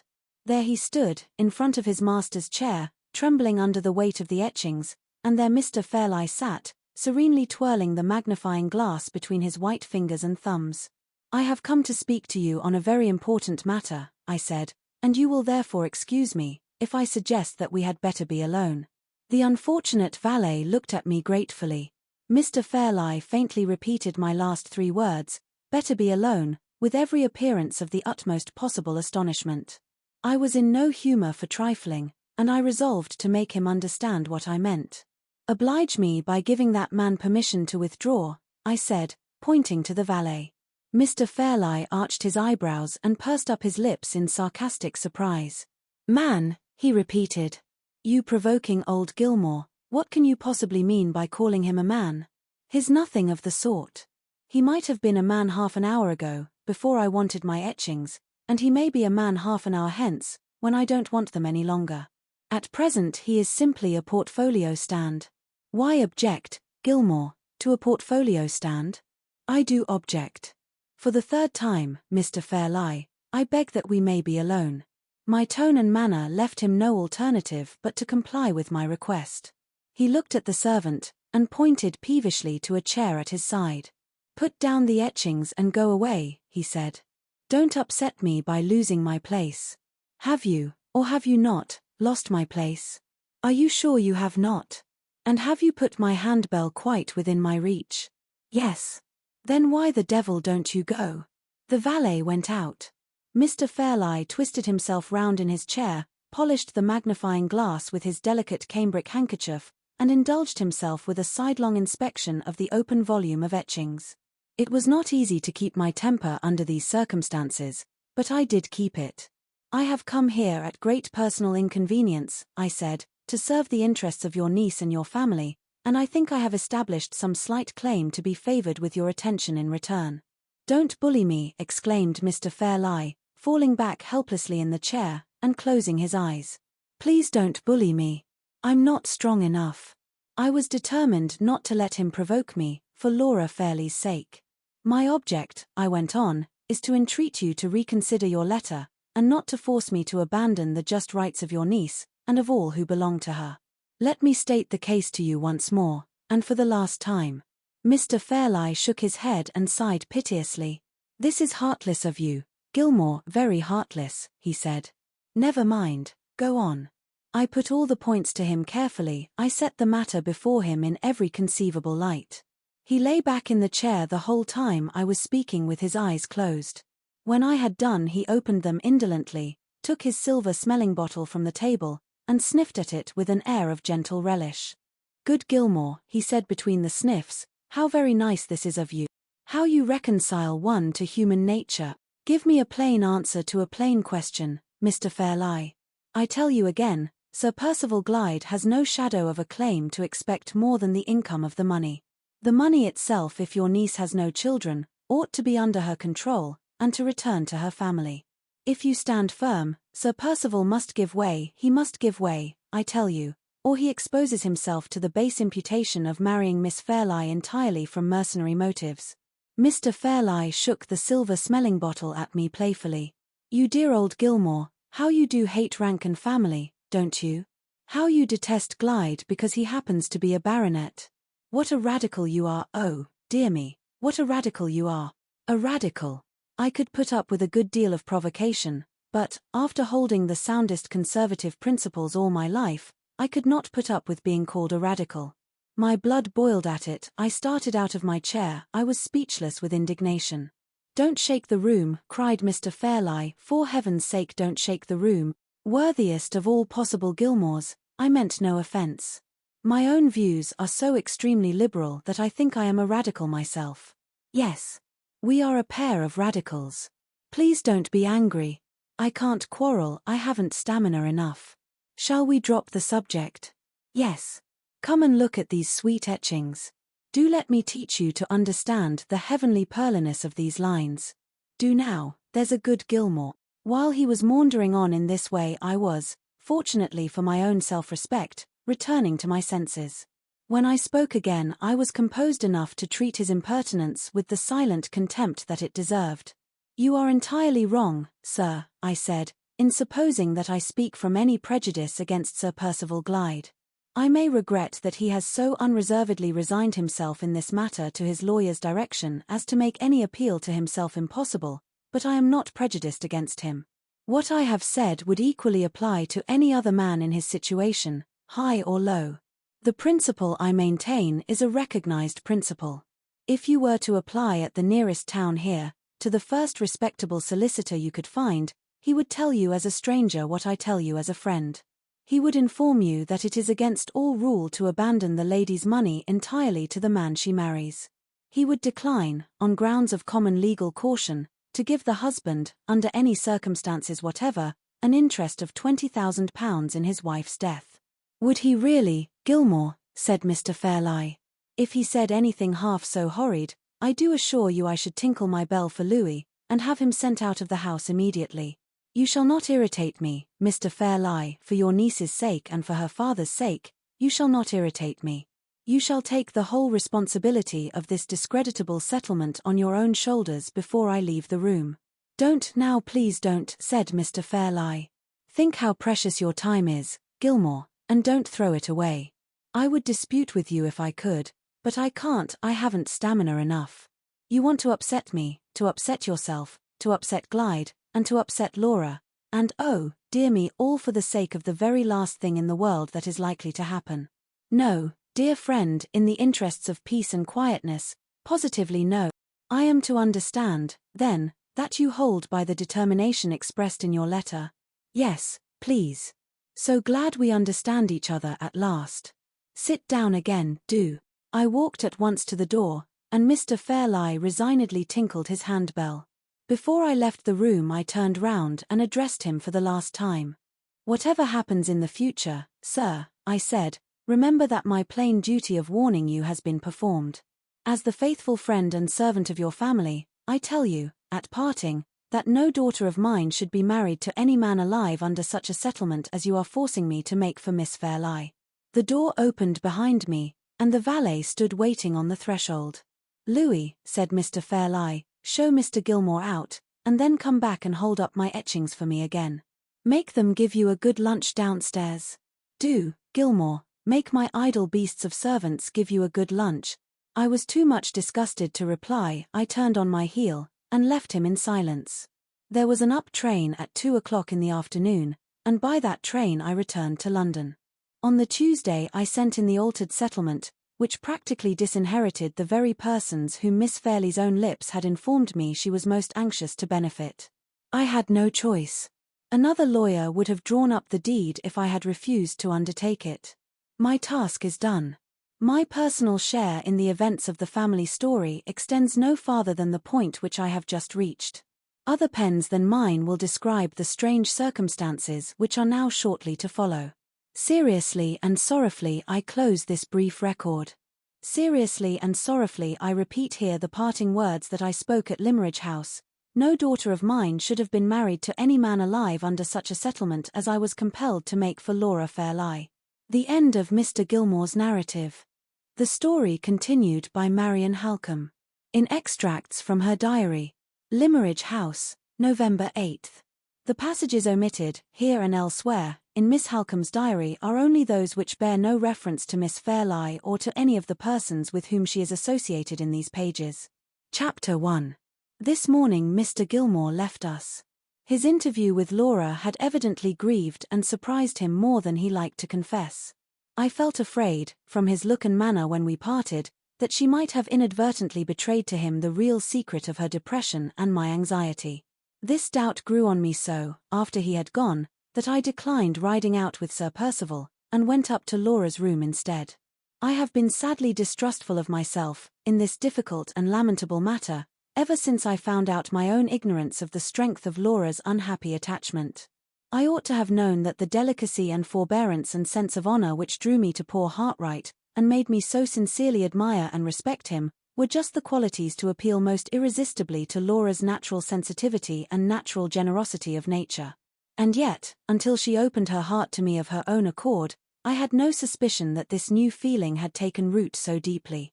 I once thought time and care might remove it.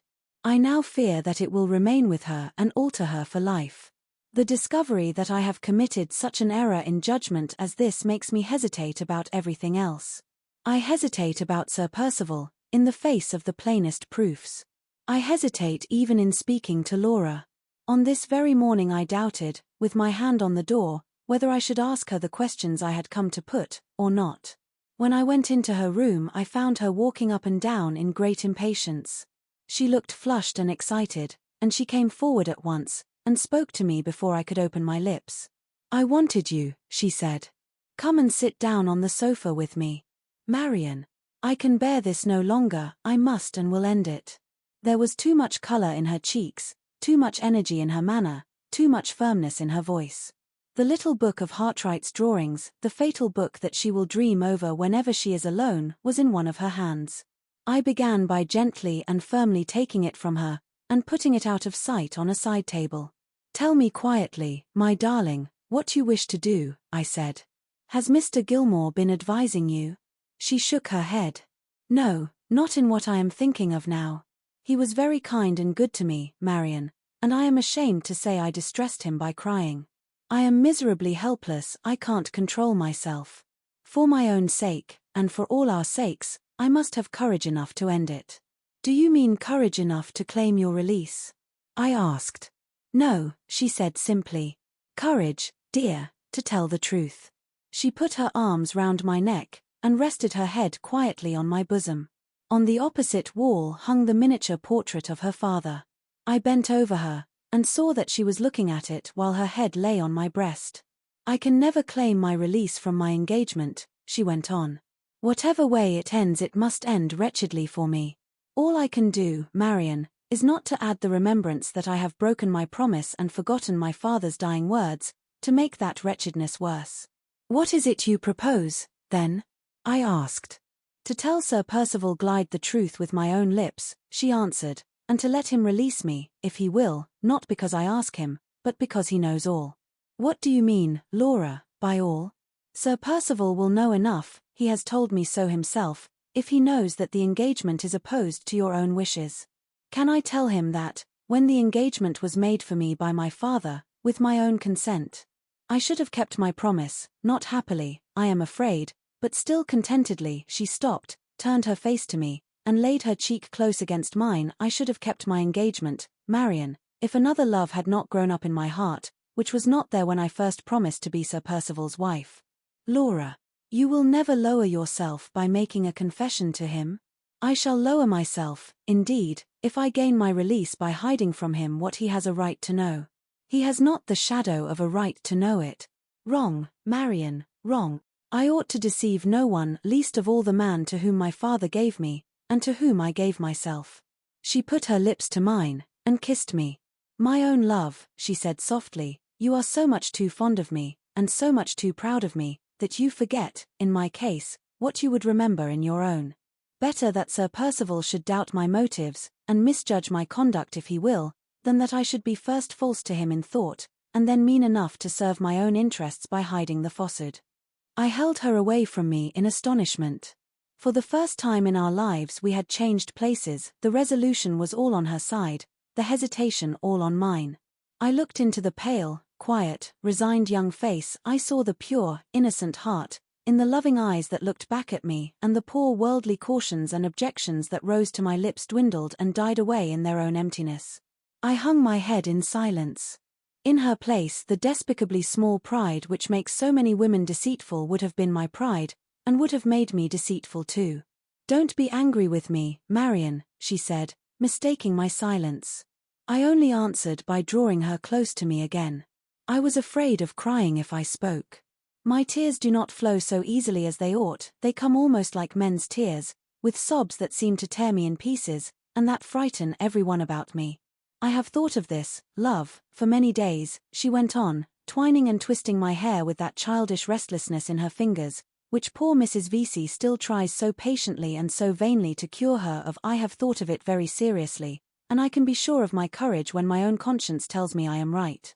Let me speak to him tomorrow in your presence, Marian. I will say nothing that is wrong, nothing that you or I need be ashamed of, but, oh, it will ease my heart so to end this miserable concealment. Only let me know and feel that I have no deception to answer for on my side, and then, when he has heard what I have to say, let him act towards me as he will. She sighed, and put her head back in its old position on my bosom. Sad misgivings about what the end would be weighed upon my mind, but still distrusting myself, I told her that I would do as she wished. She thanked me, and we passed gradually into talking of other things. At dinner she joined us again, and was more easy and more herself with Sir Percival than I have seen her yet. In the evening she went to the piano, choosing new music of the dexterous, tuneless, florid kind. The lovely old melodies of Mozart, which poor Hartright was so fond of, she has never played since he left. The book is no longer in the music stand. She took the volume away herself, so that nobody might find it out and ask her to play from it. I had no opportunity of discovering whether her purpose of the morning had changed or not, until she wished Sir Percival good night, and then her own words informed me that it was unaltered. She said, very quietly, that she wished to speak to him after breakfast, and that he would find her in her sitting room with me. He changed color at those words, and I felt his hand trembling a little when it came to my turn to take it. The event of the next morning would decide his future life, and he evidently knew it. I went in, as usual, through the door between our 2 bedrooms, to bid Laura good night before she went to sleep. In stooping over her to kiss her, I saw the little book of Hartright's drawings half hidden under her pillow, just in the place where she used to hide her favorite toys when she was a child. I could not find it in my heart to say anything, but I pointed to the book and shook my head. She reached both hands up to my cheeks, and drew my face down to hers till our lips met. "Leave it there tonight," she whispered. "Tomorrow may be cruel, and may make me say goodbye to it forever." 9th, the first event of the morning was not of a kind to raise my spirits. A letter arrived for me from poor Walter Hartright. It is the answer to mine describing the manner in which Sir Percival cleared himself of the suspicions raised by Anne Catherick's letter. He writes shortly and bitterly about Sir Percival's explanations, only saying that he has no right to offer an opinion on the conduct of those who are above him. This is sad, but his occasional references to himself grieve me still more. He says that the effort to return to his old habits and pursuits grows harder instead of easier to him every day, and he implores me, if I have any interest, to exert it to get him employment that will necessitate his absence from England, and take him among new scenes and new people. I have been made all the readier to comply with this request by a passage at the end of his letter, which has almost alarmed me. After mentioning that he has neither seen nor heard anything of Anne Catherick, he suddenly breaks off, and hints in the most abrupt, mysterious manner, that he has been perpetually watched and followed by strange men ever since he returned to London. He acknowledges that he cannot prove this extraordinary suspicion by fixing on any particular persons, but he declares that the suspicion itself is present to him night and day. This has frightened me, because it looks as if his one fixed idea about Laura was becoming too much for his mind. I will write immediately to some of my mother's influential old friends in London, and press his claims on their notice. Change of scene and change of occupation may really be the salvation of him at this crisis in his life. Greatly to my relief, Sir Percival sent an apology for not joining us at breakfast. He had taken an early cup of coffee in his own room, and he was still engaged there in writing letters. At 11 o'clock, if that hour was convenient, he would do himself the honour of waiting on Miss Fairlie and Miss Halcombe. My eyes were on Laura's face while the message was being delivered. I had found her unaccountably quiet and composed on going into her room in the morning, and so she remained all through breakfast. Even when we were sitting together on the sofa in her room, waiting for Sir Percival, she still preserved her self-control. "Don't be afraid of me, Marian," was all she said. "I may forget myself with an old friend like Mr. Gilmore, or with a dear sister like you, but I will not forget myself with Sir Percival Glyde." I looked at her, and listened to her in silent surprise. Through all the years of our close intimacy, this passive force in her character had been hidden from me, hidden even from herself, till love found it, and suffering called it forth. As the clock on the mantelpiece struck 11, Sir Percival knocked at the door and came in. There was suppressed anxiety and agitation in every line of his face. The dry, sharp cough, which teases him at most times, seemed to be troubling him more incessantly than ever. He sat down opposite to us at the table, and Laura remained by me. I looked attentively at them both, and he was the palest of the two. He said a few unimportant words, with a visible effort to preserve his customary ease of manner. But his voice was not to be steadied, and the restless uneasiness in his eyes was not to be concealed. He must have felt this himself, for he stopped in the middle of a sentence, and gave up even the attempt to hide his embarrassment any longer. There was just one moment of dead silence before Laura addressed him. "I wish to speak to you, Sir Percival," she said, "on a subject that is very important to us both. My sister is here, because her presence helps me and gives me confidence. She has not suggested one word of what I am going to say. I speak from my own thoughts, not from hers. I am sure you will be kind enough to understand that before I go any farther." Sir Percival bowed. She had proceeded thus far, with perfect outward tranquillity and perfect propriety of manner. She looked at him, and he looked at her. They seemed, at the outset, at least, resolved to understand one another plainly. "I have heard from Marian," she went on, "that I have only to claim my release from our engagement to obtain that release from you. It was forbearing and generous on your part, Sir Percival, to send me such a message. It is only doing you justice to say that I am grateful for the offer, and I hope and believe that it is only doing myself justice to tell you that I decline to accept it." His attentive face relaxed a little. But I saw one of his feet, softly, quietly, incessantly beating on the carpet under the table, and I felt that he was secretly as anxious as ever. "I have not forgotten," she said, "that you asked my father's permission before you honored me with a proposal of marriage. Perhaps you have not forgotten either what I said when I consented to our engagement. I ventured to tell you that my father's influence and advice had mainly decided me to give you my promise. I was guided by my father, because I had always found him the truest of all advisers, the best and fondest of all protectors and friends. I have lost him now, I have only his memory to love, but my faith in that dear dead friend has never been shaken. I believe at this moment, as truly as I ever believed, that he knew what was best, and that his hopes and wishes ought to be my hopes and wishes too." Her voice trembled for the first time. Her restless fingers stole their way into my lap, and held fast by one of my hands. There was another moment of silence, and then Sir Percival spoke. "May I ask," he said, "if I have ever proved myself unworthy of the trust which it has been hitherto my greatest honor and greatest happiness to possess?" "I have found nothing in your conduct to blame," she answered. "You have always treated me with the same delicacy and the same forbearance. You have deserved my trust, and, what is of far more importance in my estimation, you have deserved my father's trust, out of which mine grew. You have given me no excuse, even if I had wanted to find one, for asking to be released from my pledge. What I have said so far has been spoken with the wish to acknowledge my whole obligation to you. My regard for that obligation, my regard for my father's memory, and my regard for my own promise, all forbid me to set the example, on my side, of withdrawing from our present position. The breaking of our engagement must be entirely your wish and your act, Sir Percival, not mine." The uneasy beating of his foot suddenly stopped, and he leaned forward eagerly across the table.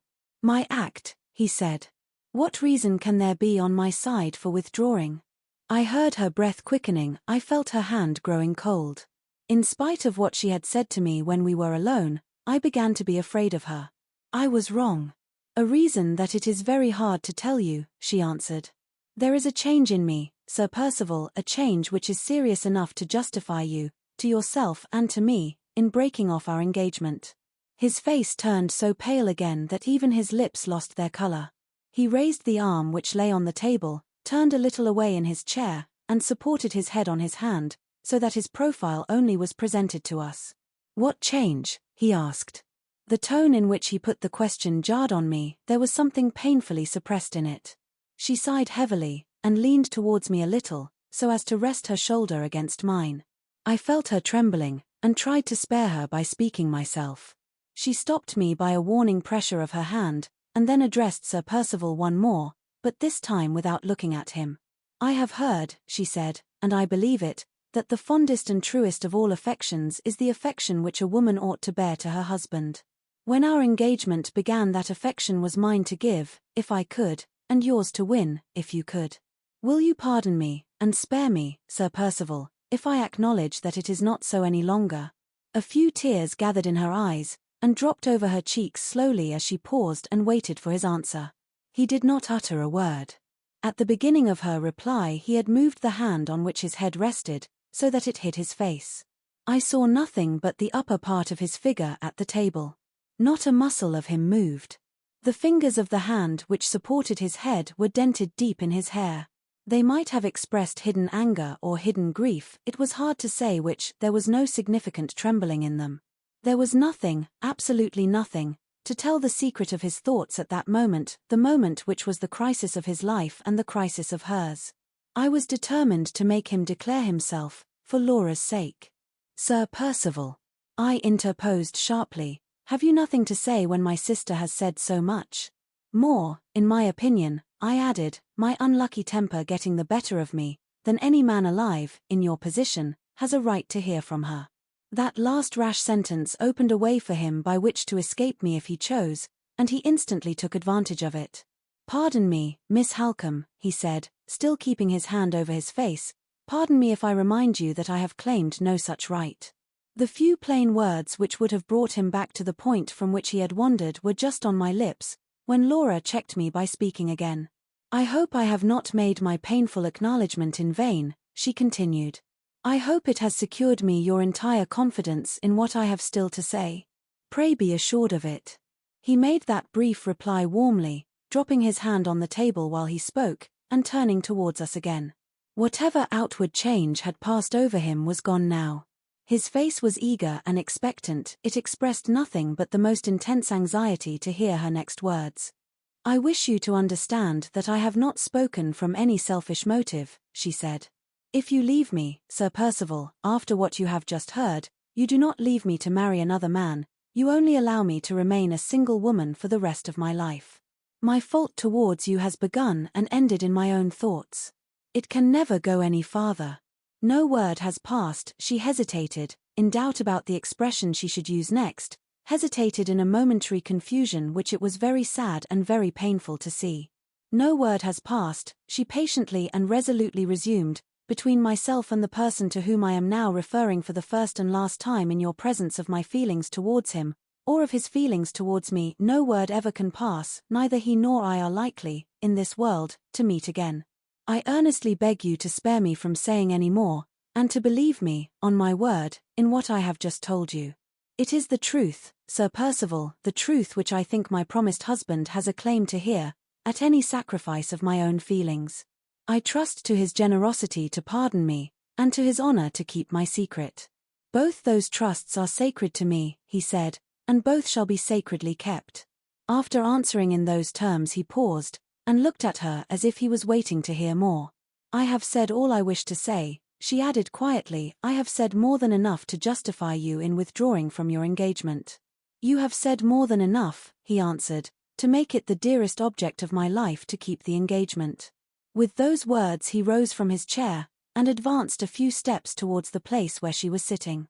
She started violently, and a faint cry of surprise escaped her. Every word she had spoken had innocently betrayed her purity and truth to a man who thoroughly understood the priceless value of a pure and true woman. Her own noble conduct had been the hidden enemy, throughout, of all the hopes she had trusted to it. I had dreaded this from the first. I would have prevented it, if she had allowed me the smallest chance of doing so. I even waited and watched now, when the harm was done, for a word from Sir Percival that would give me the opportunity of putting him in the wrong. "You have left it to me, Miss Fairlie, to resign you," he continued. "I am not heartless enough to resign a woman who has just shown herself to be the noblest of her sex." He spoke with such warmth and feeling, with such passionate enthusiasm, and yet with such perfect delicacy, that she raised her head, flushed up a little, and looked at him with sudden animation and spirit. "No," she said firmly.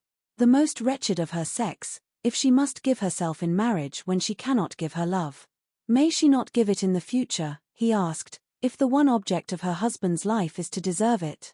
"Never," she answered. "If you still persist in maintaining our engagement, I may be your true and faithful wife, Sir Percival, your loving wife. If I know my own heart, never." She looked so irresistibly beautiful as she said those brave words that no man alive could have steeled his heart against her. I tried hard to feel that Sir Percival was to blame, and to say so, but my womanhood would pity him, in spite of myself. "I gratefully accept your faith and truth," he said. "The least that you can offer is more to me than the utmost that I could hope for from any other woman in the world." Her left hand still held mine, but her right hand hung listlessly at her side. He raised it gently to his lips, touched it with them, rather than kissed it, bowed to me, and then, with perfect delicacy and discretion, silently quitted the room. She neither moved nor said a word when he was gone. She sat by me, cold and still, with her eyes fixed on the ground. I saw it was hopeless and useless to speak, and I only put my arm round her, and held her to me in silence. We remained together so for what seemed a long and weary time, so long and so weary, that I grew uneasy and spoke to her softly, in the hope of producing a change. The sound of my voice seemed to startle her into consciousness. She suddenly drew herself away from me and rose to her feet. "I must submit, Marian, as well as I can," she said. "My new life has its hard duties, and one of them begins today." As she spoke she went to a side table near the window, on which her sketching materials were placed, gathered them together carefully, and put them in a drawer of her cabinet. She locked the drawer and brought the key to me. "I must part from everything that reminds me of him," she said. "Keep the key wherever you please, I shall never want it again." Before I could say a word, she had turned away to her bookcase, and had taken from it the album that contained Walter Hartright's drawings. She hesitated for a moment, holding the little volume fondly in her hands, then lifted it to her lips and kissed it. "Oh, Laura, Laura," I said, not angrily, not reprovingly, with nothing but sorrow in my voice, and nothing but sorrow in my heart. "It is the last time, Marian," she pleaded. "I am bidding it goodbye forever." She laid the book on the table and drew out the comb that fastened her hair. It fell, in its matchless beauty, over her back and shoulders, and dropped round her, far below her waist. She separated one long, thin lock from the rest, cut it off, and pinned it carefully, in the form of a circle, on the first blank page of the album. The moment it was fastened, she closed the volume hurriedly, and placed it in my hands. "You write to him and he writes to you," she said. "While I am alive, if he asks after me, always tell him I am well, and never say I am unhappy. Don't distress him, Marian, for my sake, don't distress him. If I die first, promise you will give him this little book of his drawings, with my hair in it. There can be no harm, when I am gone, in telling him that I put it there with my own hands. And say, oh, Marian, say for me, then, what I can never say for myself, say I loved him." She flung her arms round my neck, and whispered the last words in my ear with a passionate delight in uttering them which it almost broke my heart to hear. All the long restraint she had imposed on herself gave way in that last outburst of tenderness. She broke from me with hysterical vehemence, and threw herself on the sofa in a paroxysm of sobs and tears that shook her from head to foot.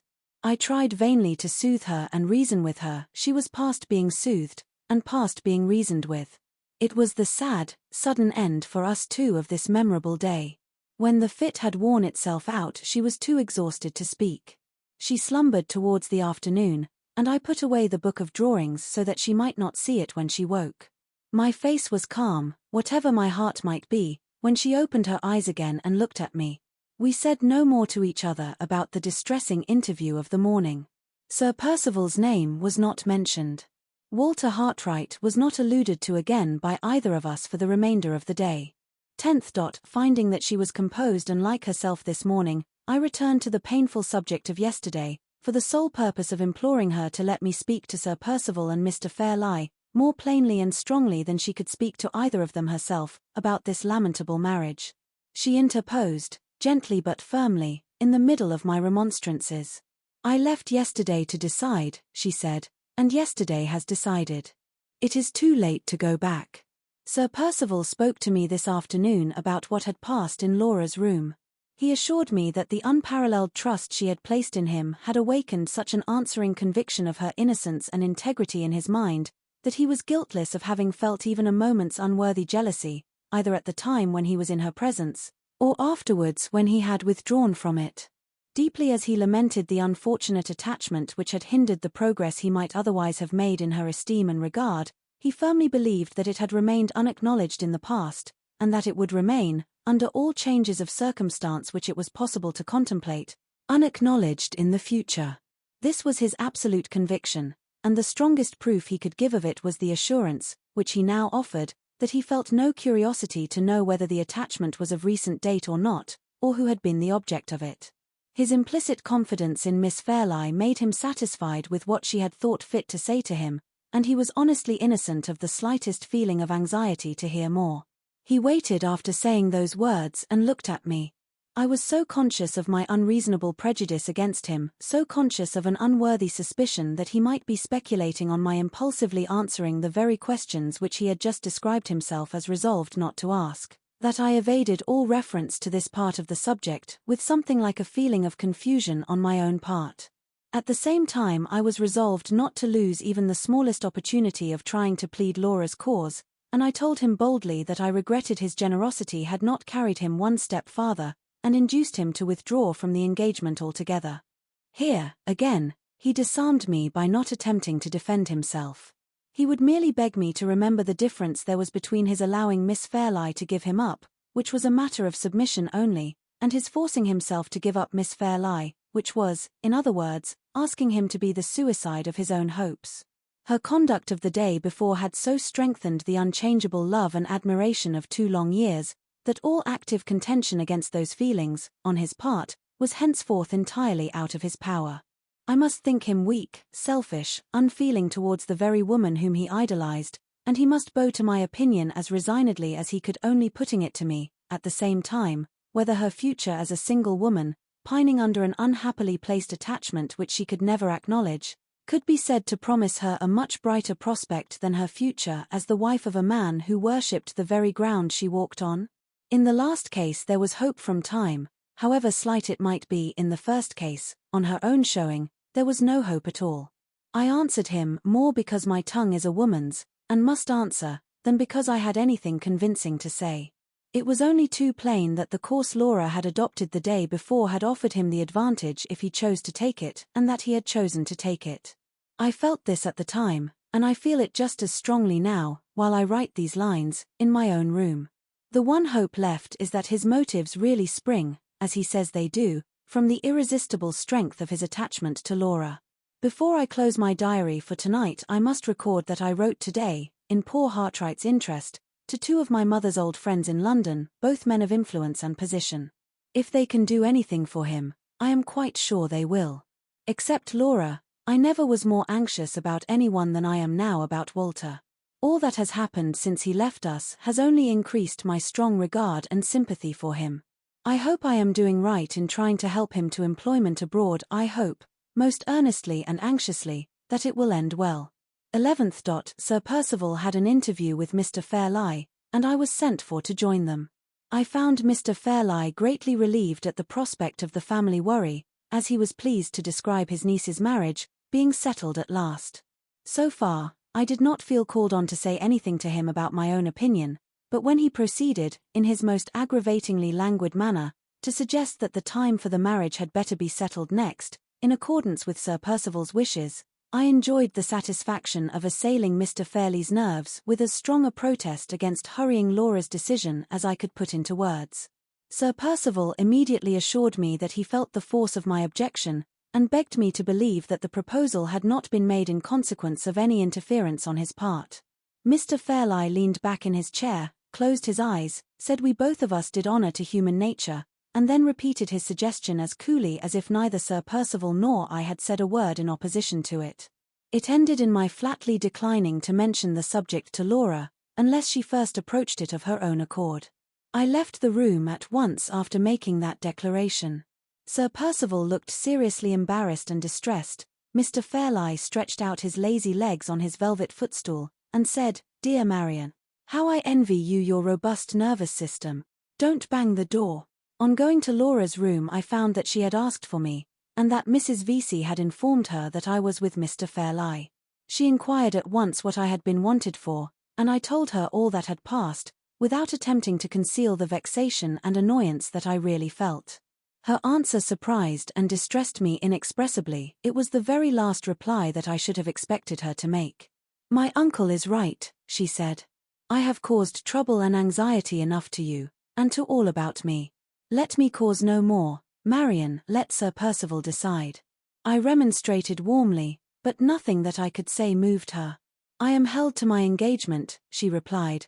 "I have broken with my old life. The evil day will not come the less surely because I put it off. No, Marian.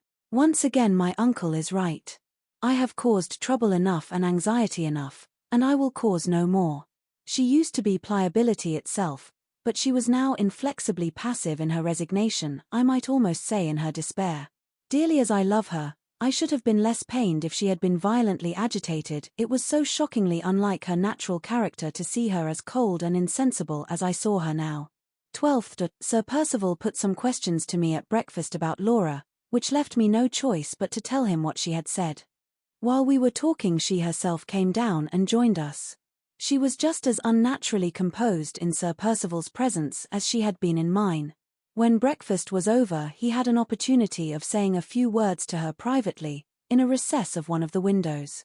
They were not more than 2 or 3 minutes together, and on their separating she left the room with Mrs. Vesey, while Sir Percival came to me. He said he had entreated her to favor him by maintaining her privilege of fixing the time for the marriage at her own will and pleasure. In reply, she had merely expressed her acknowledgements, and had desired him to mention what his wishes were to Miss Halcombe. I have no patience to write more. In this instance, as in every other, Sir Percival has carried his point with the utmost possible credit to himself, in spite of everything that I can say or do. His wishes are now what they were, of course, when he first came here, and Laura, having resigned herself to the one inevitable sacrifice of the marriage, remains as coldly hopeless and enduring as ever. In parting with the little occupations and relics that reminded her of Hartright, she seems to have parted with all her tenderness and all her impressibility. It is only 3 o'clock in the afternoon while I write these lines, and Sir Percival has left us already, in the happy hurry of a bridegroom, to prepare for the bride's reception at his house in Hampshire. Unless some extraordinary event happens to prevent it, they will be married exactly at the time when he wished to be married, before the end of the year. My very fingers burn as I write it. 13th. A sleepless night, through uneasiness about Laura. Towards the morning I came to a resolution to try what change of scene would do to rouse her. She cannot surely remain in her present torpor of insensibility, if I take her away from Limmeridge and surround her with the pleasant faces of old friends. After some consideration I decided on writing to the Arnolds, in Yorkshire. They are simple, kind-hearted, hospitable people, and she has known them from her childhood. When I had put the letter in the post-bag I told her what I had done. It would have been a relief to me if she had shown the spirit to resist an object. But no, she only said, "I will go anywhere with you, Marion. I dare say you are right, I dare say the change will do me good." 14th. I wrote to Mr. Gilmore, informing him that there was really a prospect of this miserable marriage taking place, and also mentioning my idea of trying what change of scene would do for Laura. I had no heart to go into particulars. Time enough for them when we get nearer to the end of the year. 15th. 3 letters for me. The first, from the Arnolds, full of delight at the prospect of seeing Laura and me. The second, from one of the gentlemen to whom I wrote on Walter Hartright's behalf, informing me that he has been fortunate enough to find an opportunity of complying with my request. The third, from Walter himself, thanking me, poor fellow, in the warmest terms, for giving him an opportunity of leaving his home, his country, and his friends. A private expedition to make excavations among the ruined cities of Central America is, it seems, about to sail from Liverpool. The draftsman who had been already appointed to accompany it has lost heart, and withdrawn at the 11th hour, and Walter is to fill his place. He is to be engaged for 6 months certain, from the time of the landing in Honduras, and for a year afterwards, if the excavations are successful, and if the funds hold out. His letter ends with a promise to write me a farewell line when they are all on board ship, and when the pilot leaves them. I can only hope and pray earnestly that he and I are both acting in this matter for the best. It seems such a serious step for him to take, that the mere contemplation of it startles me. And yet, in his unhappy position, how can I expect him or wish him to remain at home? 16th. The carriage is at the door. Laura and I set out on our visit to the Arnolds today. Polesdean Lodge, Yorkshire. 23rd. A week in these new scenes and among these kind-hearted people has done her some good, though not so much as I had hoped. I have resolved to prolong our stay for another week at least. It is useless to go back to Limmeridge till there is an absolute necessity for our return. 24th. Sad news by this morning's post. The expedition to Central America sailed on the 21st. We have parted with a true man, we have lost a faithful friend. Walter Hartright has left England. 25th. Sad news yesterday, ominous news today. Sir Percival Glyde has written to Mr. Fairlie, and Mr. Fairlie has written to Laura and me, to recall us to Limmeridge immediately. What can this mean? Has the day for the marriage been fixed in our absence? Chapter 2. Limmeridge House. November 27th. My forebodings are realized. The marriage is fixed for the 22nd of December. The day after we left for Polesdean Lodge, Sir Percival wrote, it seems, to Mr. Fairlie, to say that the necessary repairs and alterations in his house in Hampshire would occupy a much longer time in completion than he had originally anticipated. The proper estimates were to be submitted to him as soon as possible, and it would greatly facilitate his entering into definite arrangements with the workpeople, if he could be informed of the exact period at which the wedding ceremony might be expected to take place. He could then make all his calculations in reference to time, besides writing the necessary apologies to friends who had been engaged to visit him that winter, and who could not, of course, be received when the house was in the hands of the workmen. To this letter Mr. Fairlie had replied by requesting Sir Percival himself to suggest a day for the marriage, subject to Miss Fairlie's approval, which her guardian willingly undertook to do his best to obtain. Sir Percival wrote back by the next post, and proposed, in accordance with his own views and wishes from the first, the latter part of December, perhaps the 22nd, or 24th, or any other day that the lady and her guardian might prefer. The lady not being at hand to speak for herself, her guardian had decided, in her absence, on the earliest day mentioned, the 22nd of December, and had written to recall us to Limmeridge in consequence. After explaining these particulars to me at a private interview yesterday, Mr. Fairlie suggested, in his most amiable manner, that I should open the necessary negotiations today. Feeling that resistance was useless, unless I could first obtain Laura's authority to make it, I consented to speak to her, but declared, at the same time, that I would on no consideration undertake to gain her consent to Sir Percival's wishes. Mr. Fairlie complimented me on my excellent conscience, much as he would have complimented me, if he had been out walking, on my excellent constitution, and seemed perfectly satisfied, so far, with having simply shifted one more family responsibility from his own shoulders to mine. This morning I spoke to Laura as I had promised.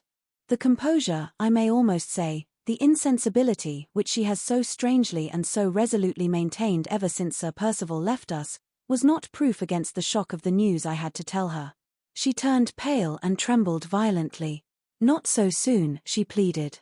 "Oh, Marian, not so soon." The slightest hint she could give was enough for me. I rose to leave the room, and fight her battle for her at once with Mr. Fairlie. Just as my hand was on the door, she caught fast hold of my dress and stopped me. "Let me go," I said. "My tongue burns to tell your uncle that he and Sir Percival are not to have it all their own way." She sighed bitterly, and still held my dress. "No," she said faintly. "Too late, Marian, too late." "Not a minute too late," I retorted. "The question of time is our question, and trust me, Laura, to take a woman's full advantage of it." I unclasped her hand from my gown while I spoke, but she slipped both her arms round my waist at the same moment, and held me more effectually than ever. "It will only involve us in more trouble and more confusion," she said. "It will set you and my uncle at variance, and bring Sir Percival here again with fresh causes of complaint." "So much the better," I cried out passionately. "Who cares for his causes of complaint? Are you to break your heart to set his mind at ease? No man under heaven deserves these sacrifices from us women. Men. They are the enemies of our innocence and our peace, they drag us away from our parents' love and our sisters' friendship, they take us body and soul to themselves, and fasten our helpless lives to theirs as they chain up a dog to his kennel. And what does the best of them give us in return? Let me go, Laura, I'm mad when I think of it." The tears, miserable, weak, women's tears of vexation and rage, started to my eyes. She smiled sadly, and put her handkerchief over my face to hide for me the betrayal of my own weakness, the weakness of all others which she knew that I most despised. "Oh, Marian," she said. "You crying. Think what you would say to me, if the places were changed, and if those tears were mine. All your love and courage and devotion will not alter what must happen, sooner or later. Let my uncle have his way.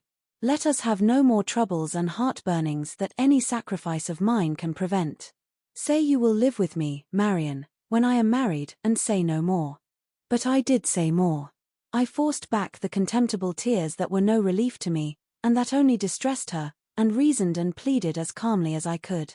It was of no avail. She made me twice repeat the promise to live with her when she was married, and then suddenly asked a question which turned my sorrow and my sympathy for her into a new direction. "While we were at Polesdean," she said, "you had a letter, Marian." Her altered tone, the abrupt manner in which she looked away from me and hid her face on my shoulder, the hesitation which silenced her before she had completed her question, all told me, but too plainly, to whom the half-expressed inquiry pointed. "I thought, Laura, that you and I were never to refer to him again," I said gently. "You had a letter from him," she persisted. "Yes," I replied, "if you must know it."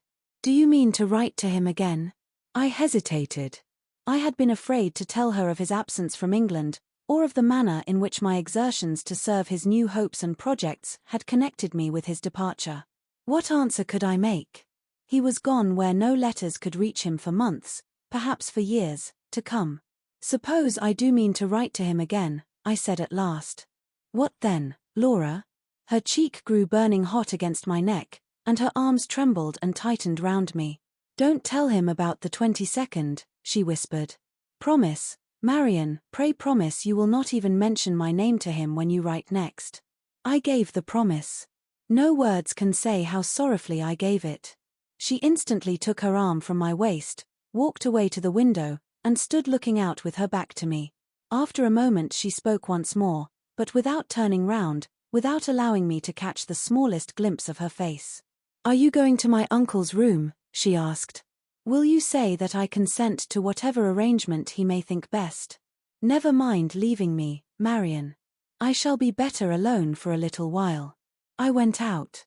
If, as soon as I got into the passage, I could have transported Mr. Fairlie and Sir Percival Glyde to the uttermost ends of the earth by lifting one of my fingers, that finger would have been raised without an instant's hesitation. For once my unhappy temper now stood my friend. I should have broken down altogether and burst into a violent fit of crying, if my tears had not been all burnt up in the heat of my anger. As it was, I dashed into Mr. Fairlie's room, called to him as harshly as possible, Laura consents to the 22nd, and dashed out again without waiting for a word of answer. I banged the door after me, and I hope I shattered Mr. Fairlie's nervous system for the rest of the day.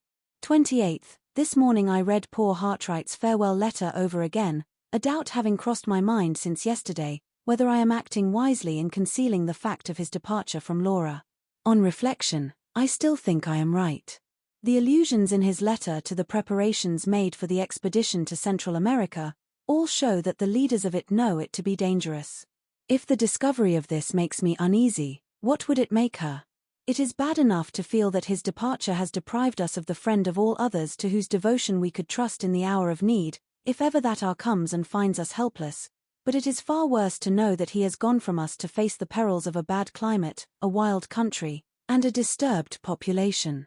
Surely it would be a cruel candor to tell Laura this, without a pressing and a positive necessity for it. I almost doubt whether I ought not to go a step farther, and burn the letter at once, for fear of its one day falling into wrong hands. It not only refers to Laura in terms which ought to remain a secret forever between the writer and me, but it reiterates his suspicion, so obstinate, so unaccountable, and so alarming that he has been secretly watched since he left Limmeridge.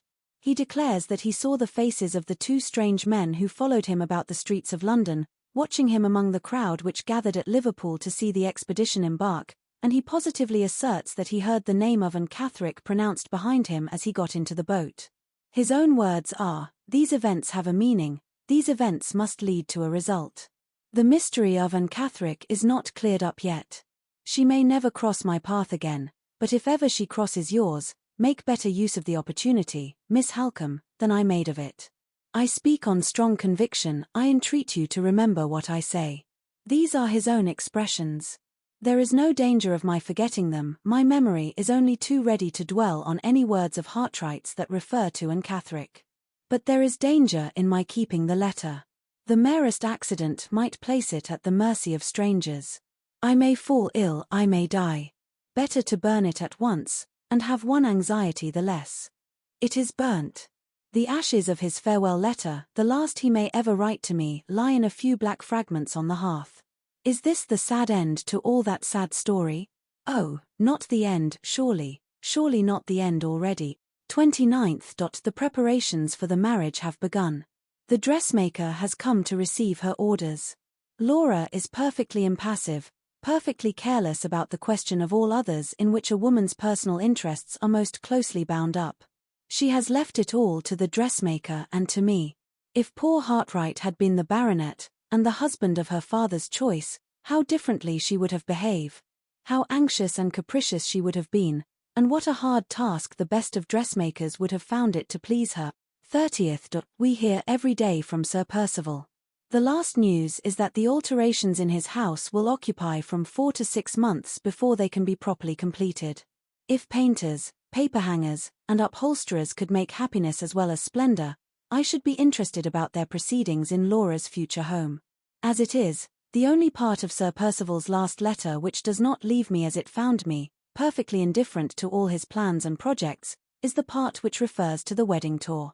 He proposes, as Laura is delicate, and as the winter threatens to be unusually severe, to take her to Rome, and to remain in Italy until the early part of next summer. If this plan should not be approved, he is equally ready, although he has no establishment of his own in town, to spend the season in London, in the most suitable furnished house that can be obtained for the purpose. Putting myself and my own feelings entirely out of the question, which it is my duty to do, and which I have done, I, for one, have no doubt of the propriety of adopting the first of these proposals. In either case, a separation between Laura and me is inevitable. It will be a longer separation, in the event of their going abroad, than it would be in the event of their remaining in London, but we must set against this disadvantage the benefit to Laura, on the other side, of passing the winter in a mild climate, and more than that, the immense assistance in raising her spirits, and reconciling her to her new existence, which the mere wonder and excitement of travelling for the first time in her life in the most interesting country in the world, must surely afford. She is not of a disposition to find resources in the conventional gaieties and excitements of London. They would only make the first oppression of this lamentable marriage fall the heavier on her. I dread the beginning of her new life more than words can tell, but I see some hope for her if she travels, none if she remains at home. It is strange to look back at this latest entry in my journal, and to find that I am writing of the marriage and the parting with Laura, as people write of a settled thing. It seems so cold and so unfeeling to be looking at the future already in this cruelly composed way. But what other way is possible, now that the time is drawing so near? Before another month is over our heads, she will be his Laura instead of mine. His Laura. I am as little able to realize the idea which those two words convey. My mind feels almost as dulled and stunned by it, as if writing of her marriage were like writing of her death. December 1st. A sad, sad day, a day that I have no heart to describe at any length. After weakly putting it off last night, I was obliged to speak to her this morning of Sir Percival's proposal about the wedding tour. In the full conviction that I should be with her wherever she went, the poor child, for a child she is still in many things, was almost happy at the prospect of seeing the wonders of Florence and Rome and Naples. It nearly broke my heart to dispel her delusion, and to bring her face to face with the hard truth. I was obliged to tell her that no man tolerates a rival, not even a woman rival, in his wife's affections, when he first marries, whatever he may do afterwards. I was obliged to warn her that my chance of living with her permanently under her own roof depended entirely on my not arousing Sir Percival's jealousy and distrust by standing between them at the beginning of their marriage, in the position of the chosen depositary of his wife's closest secrets. Drop by drop I poured the profaning bitterness of this world's wisdom into that pure heart and that innocent mind, while every higher and better feeling within me recoiled from my miserable task. It is over now. She has learnt her inevitable lesson. The simple illusions of her girlhood are gone, and my hand has stripped them off. Better mine than his, that is all my consolation, better mine than his. So the first proposal is the proposal accepted.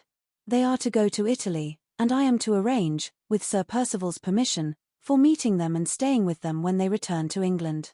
In other words, I am to ask a personal favour, for the first time in my life, and to ask it of the man of all others to whom I least desire to owe a serious obligation of any kind. Well, I think I could do even more than that, for Laura's sake. Second. On looking back, I find myself always referring to Sir Percival in disparaging terms. In the turn affairs have now taken, I must and will root out my prejudice against him. I cannot think how it first got into my mind. It certainly never existed in former times. Is it Laura's reluctance to become his wife that has set me against him? Have Hartright's perfectly intelligible prejudices infected me without my suspecting their influence? Does that letter of Anne Catherick's still leave a lurking distrust in my mind, in spite of Sir Percival's explanation, and of the proof in my possession of the truth of it? I cannot account for the state of my own feelings. The one thing I am certain of is, that it is my duty, doubly my duty now, not to wrong Sir Percival by unjustly distrusting him. If it has got to be a habit with me always to write of him in the same unfavourable manner, I must and will break myself of this unworthy tendency, even though the effort should force me to close the pages of my journal till the marriage is over. I am seriously dissatisfied with myself. I will write no more today. December 16th. A whole fortnight has passed, and I have not once opened these pages. I have been long enough away from my journal to come back to it with a healthier and better mind, I hope, so far as Sir Percival is concerned. There is not much to record of the past 2 weeks. The dresses are almost all finished, and the new travelling trunks have been sent here from London. Poor dear Laura hardly leaves me for a moment all day, and last night, when neither of us could sleep, she came and crept into my bed to talk to me there. I shall lose you so soon, Marian, she said. I must make the most of you while I can. They are to be married at Limmeridge Church, and thank heaven, not one of the neighbours is to be invited to the ceremony. The only visitor will be our old friend, Mr. Arnold, who is to come from Polesdean to give Laura away, her uncle being far too delicate to trust himself outside the door in such inclement weather as we now have.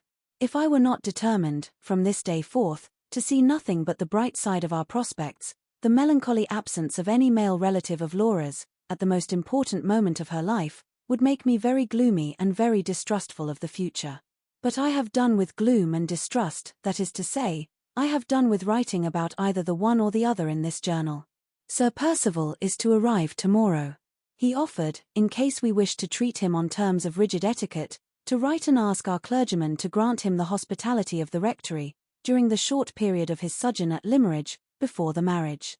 Under the circumstances, neither Mr. Fairlie nor I thought it at all necessary for us to trouble ourselves about attending to trifling forms and ceremonies.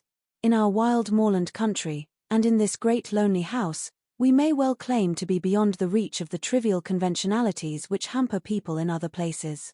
I wrote to Sir Percival to thank him for his polite offer, and to beg that he would occupy his old rooms, just as usual, at Limmeridge House. 17th. He arrived today, looking, as I thought, a little worn and anxious, but still talking and laughing like a man in the best possible spirits. He brought with him some really beautiful presents in jewellery, which Laura received with her best grace, and, outwardly at least, with perfect self-possession. The only sign I can detect of the struggle it must cost her to preserve appearances at this trying time, expresses itself in a sudden unwillingness, on her part, ever to be left alone. Instead of retreating to her own room, as usual, she seems to dread going there. When I went upstairs today, after lunch, to put on my bonnet for a walk, she volunteered to join me, and again, before dinner, she threw the door open between our 2 rooms, so that we might talk to each other while we were dressing. "Keep me always doing something," she said. "Keep me always in company with somebody. Don't let me think, that is all I ask now, Marian, don't let me think." This sad change in her only increases her attractions for Sir Percival. He interprets it, I can see, to his own advantage. There is a feverish flush in her cheeks, a feverish brightness in her eyes, which he welcomes as the return of her beauty and the recovery of her spirits.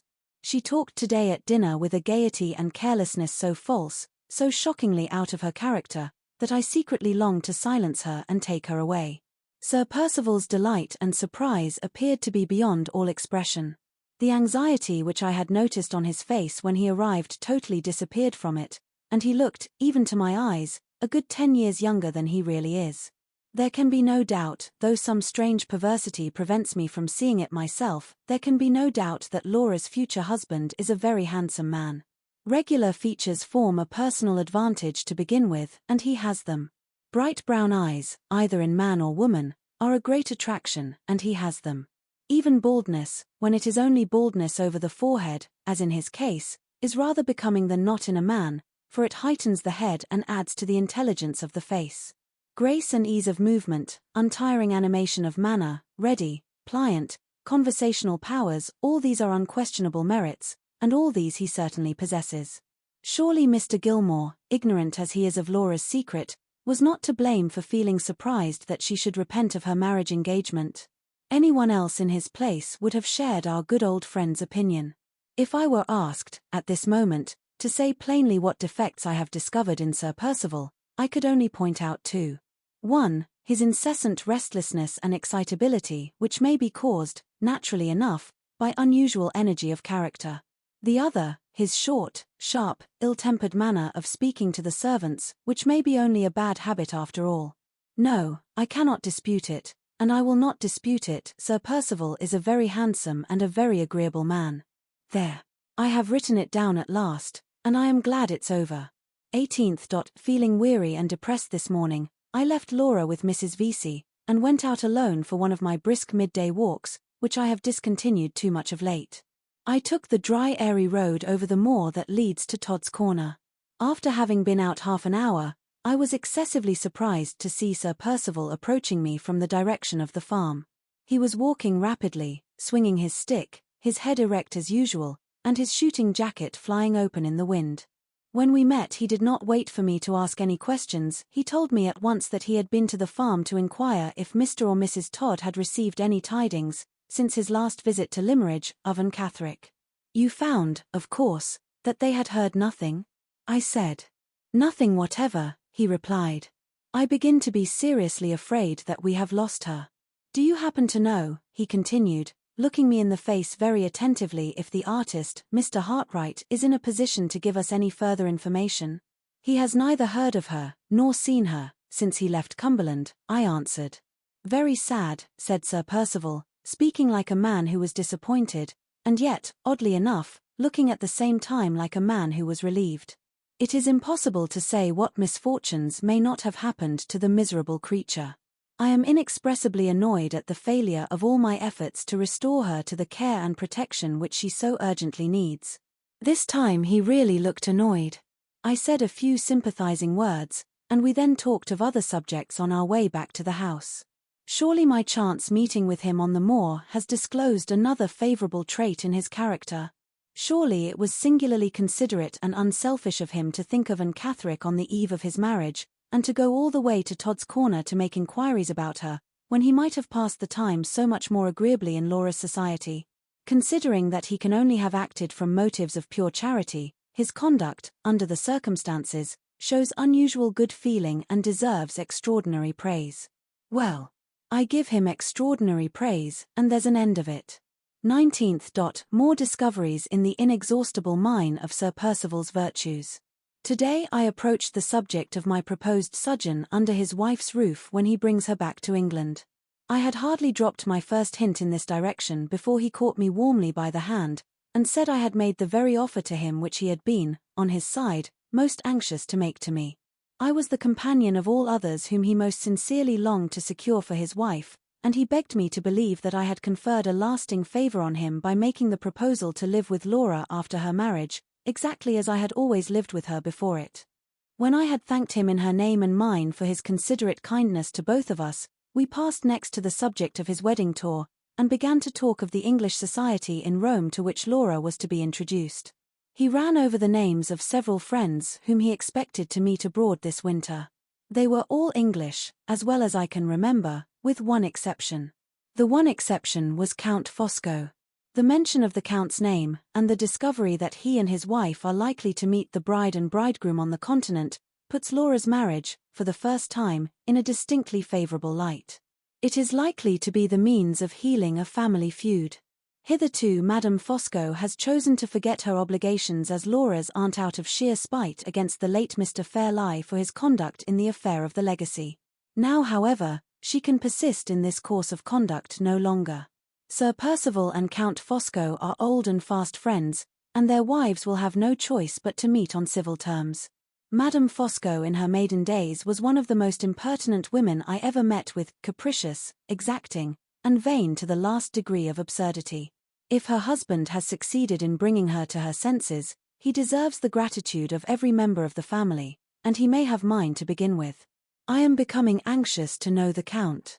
He is the most intimate friend of Laura's husband, and in that capacity he excites my strongest interest. Neither Laura nor I have ever seen him. All I know of him is that his accidental presence, years ago, on the steps of the Trinita del Monte at Rome, assisted Sir Percival's escape from robbery and assassination at the critical moment when he was wounded in the hand, and might the next instant have been wounded in the heart. I remember also that, at the time of the late Mr. Fairlie's absurd objections to his sister's marriage, the Count wrote him a very temperate and sensible letter on the subject, which, I am ashamed to say, remained unanswered. This is all I know of Sir Percival's friend. I wonder if he will ever come to England. I wonder if I shall like him. My pen is running away into mere speculation. Let me return to sober matter of fact. It is certain that Sir Percival's reception of my venturesome proposal to live with his wife was more than kind, it was almost affectionate. I am sure Laura's husband will have no reason to complain of me if I can only go on as I have begun. I have already declared him to be handsome, agreeable, full of good feeling towards the unfortunate and full of affectionate kindness towards me. Really, I hardly know myself again, in my new character of Sir Percival's warmest friend. 20th. I hate Sir Percival. I flatly deny his good looks. I consider him to be eminently ill-tempered and disagreeable, and totally wanting in kindness and good feeling. Last night the cards for the married couple were sent home. Laura opened the packet and saw her future name in print for the first time. Sir Percival looked over her shoulder familiarly at the new card which had already transformed Miss Fairlie into Lady Glyde, smiled with the most odious self-complacency, and whispered something in her ear. I don't know what it was Laura has refused to tell me, but I saw her face turn to such a deadly whiteness that I thought she would have fainted. He took no notice of the change, he seemed to be barbarously unconscious that he had said anything to pain her. All my old feelings of hostility towards him revived on the instant, and all the hours that have passed since have done nothing to dissipate them. I am more unreasonable and more unjust than ever. In 3 words, how glibly my pen writes them, in 3 words, I hate him. 21st. Have the anxieties of this anxious time shaken me a little, at last? I have been writing, for the last few days, in a tone of levity which, heaven knows, is far enough from my heart, and which it has rather shocked me to discover on looking back at the entries in my journal. Perhaps I may have caught the feverish excitement of Laura's spirits for the last week. If so, the fit has already passed away from me, and has left me in a very strange state of mind. A persistent idea has been forcing itself on my attention, ever since last night, that something will yet happen to prevent the marriage. What has produced this singular fancy? Is it the indirect result of my apprehensions for Laura's future? Or has it been unconsciously suggested to me by the increasing restlessness and irritability which I have certainly observed in Sir Percival's manner as the wedding day draws nearer and nearer? Impossible to say. I know that I have the idea, surely the wildest idea, under the circumstances, that ever entered a woman's head, but try as I may, I cannot trace it back to its source. This last day has been all confusion and wretchedness. How can I write about it? And yet, I must write. Anything is better than brooding over my own gloomy thoughts. Kind Mrs. Vesey, whom we have all too much overlooked and forgotten of late, innocently caused us a sad morning to begin with. She has been, 4 months past, secretly making a warm Shetland shawl for her dear pupil, a most beautiful and surprising piece of work to be done by a woman at her age and with her habits. The gift was presented this morning, and poor warm-hearted Laura completely broke down when the shawl was put proudly on her shoulders by the loving old friend and guardian of her motherless childhood. I was hardly allowed time to quiet them both, or even to dry my own eyes, when I was sent for by Mr. Fairlie, to be favoured with a long recital of his arrangements for the preservation of his own tranquillity on the wedding day. Dear Laura was to receive his present, a shabby ring, with her affectionate uncle's hair for an ornament, instead of a precious stone, and with a heartless French inscription inside, about congenial sentiments and eternal friendship. Dear Laura was to receive this tender tribute from my hands immediately, so that she might have plenty of time to recover from the agitation produced by the gift before she appeared in Mr. Fairlie's presence. Dear Laura was to pay him a little visit that evening, and to be kind enough not to make a scene. Dear Laura was to pay him another little visit in her wedding dress the next morning, and to be kind enough, again, not to make a scene. Dear Laura was to look in once more, for the 3rd time, before going away, but without harrowing his feelings by saying when she was going away, and without tears, in the name of pity, in the name of everything, dear Marion, that is most affectionate and most domestic, and most delightfully and charmingly self-composed, without tears. I was so exasperated by this miserable selfish trifling, at such a time, that I should certainly have shocked Mr. Fairlie by some of the hardest and rudest truths he has ever heard in his life, if the arrival of Mr. Arnold from Polesdean had not called me away to new duties downstairs. The rest of the day is indescribable. I believe no one in the house really knew how it passed. The confusion of small events, all huddled together one on the other, bewildered everybody. There were dresses sent home that had been forgotten, there were trunks to be packed and packed again, there were presents from friends far and near, friends high and low. We were all needlessly hurried, all nervously expectant of the morrow. Sir Percival, especially, was too restless now to remain 5 minutes together in the same place. That short, sharp cough of his troubled him more than ever. He was in and out of doors all day long, and he seemed to grow so inquisitive on a sudden, that he questioned the very strangers who came on small errands to the house. Add to all this, the one perpetual thought in Laura's mind and mine, that we were to part the next day, and the haunting dread, unexpressed by either of us, and yet ever present to both, that this deplorable marriage might prove to be the one fatal error of her life and the one hopeless sorrow of mine. For the first time in all the years of our close and happy intercourse we almost avoided looking each other in the face, and we refrained, by common consent, from speaking together in private through the whole evening. I can dwell on it no longer. Whatever future sorrows may be in store for me, I shall always look back on this 21st of December as the most comfortless and most miserable day of my life.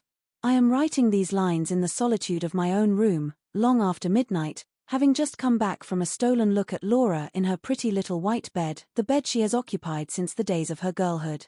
There she lay, unconscious that I was looking at her, quiet, more quiet than I had dared to hope, but not sleeping. The glimmer of the nightlight showed me that her eyes were only partially closed, the traces of tears glistened between her eyelids. My little keepsake, only a brooch, lay on the table at her bedside, with her prayer book, and the miniature portrait of her father which she takes with her wherever she goes. I waited a moment, looking at her from behind her pillow, as she lay beneath me, with one arm and hand resting on the white coverlid, so still, so quietly breathing, that the frill on her night-dress never moved. I waited, looking at her, as I have seen her thousands of times, as I shall never see her again, and then stole back to my room. My own love, with all your wealth, and all your beauty, how friendless you are. The one man who would give his heart's life to serve you is far away, tossing, this stormy night, on the awful sea. Who else is left to you? No father, no brother, no living creature but the helpless, useless woman who writes these sad lines, and watches by you for the morning, in sorrow that she cannot compose, in doubt that she cannot conquer. Oh, what a trust is to be placed in that man's hands tomorrow. If ever he forgets it, if ever he injures a hair of her head. The 22nd of December. 7 o'clock. A wild, unsettled morning. She has just risen, better and calmer, now that the time has come, than she was yesterday. 10 o'clock. She is dressed.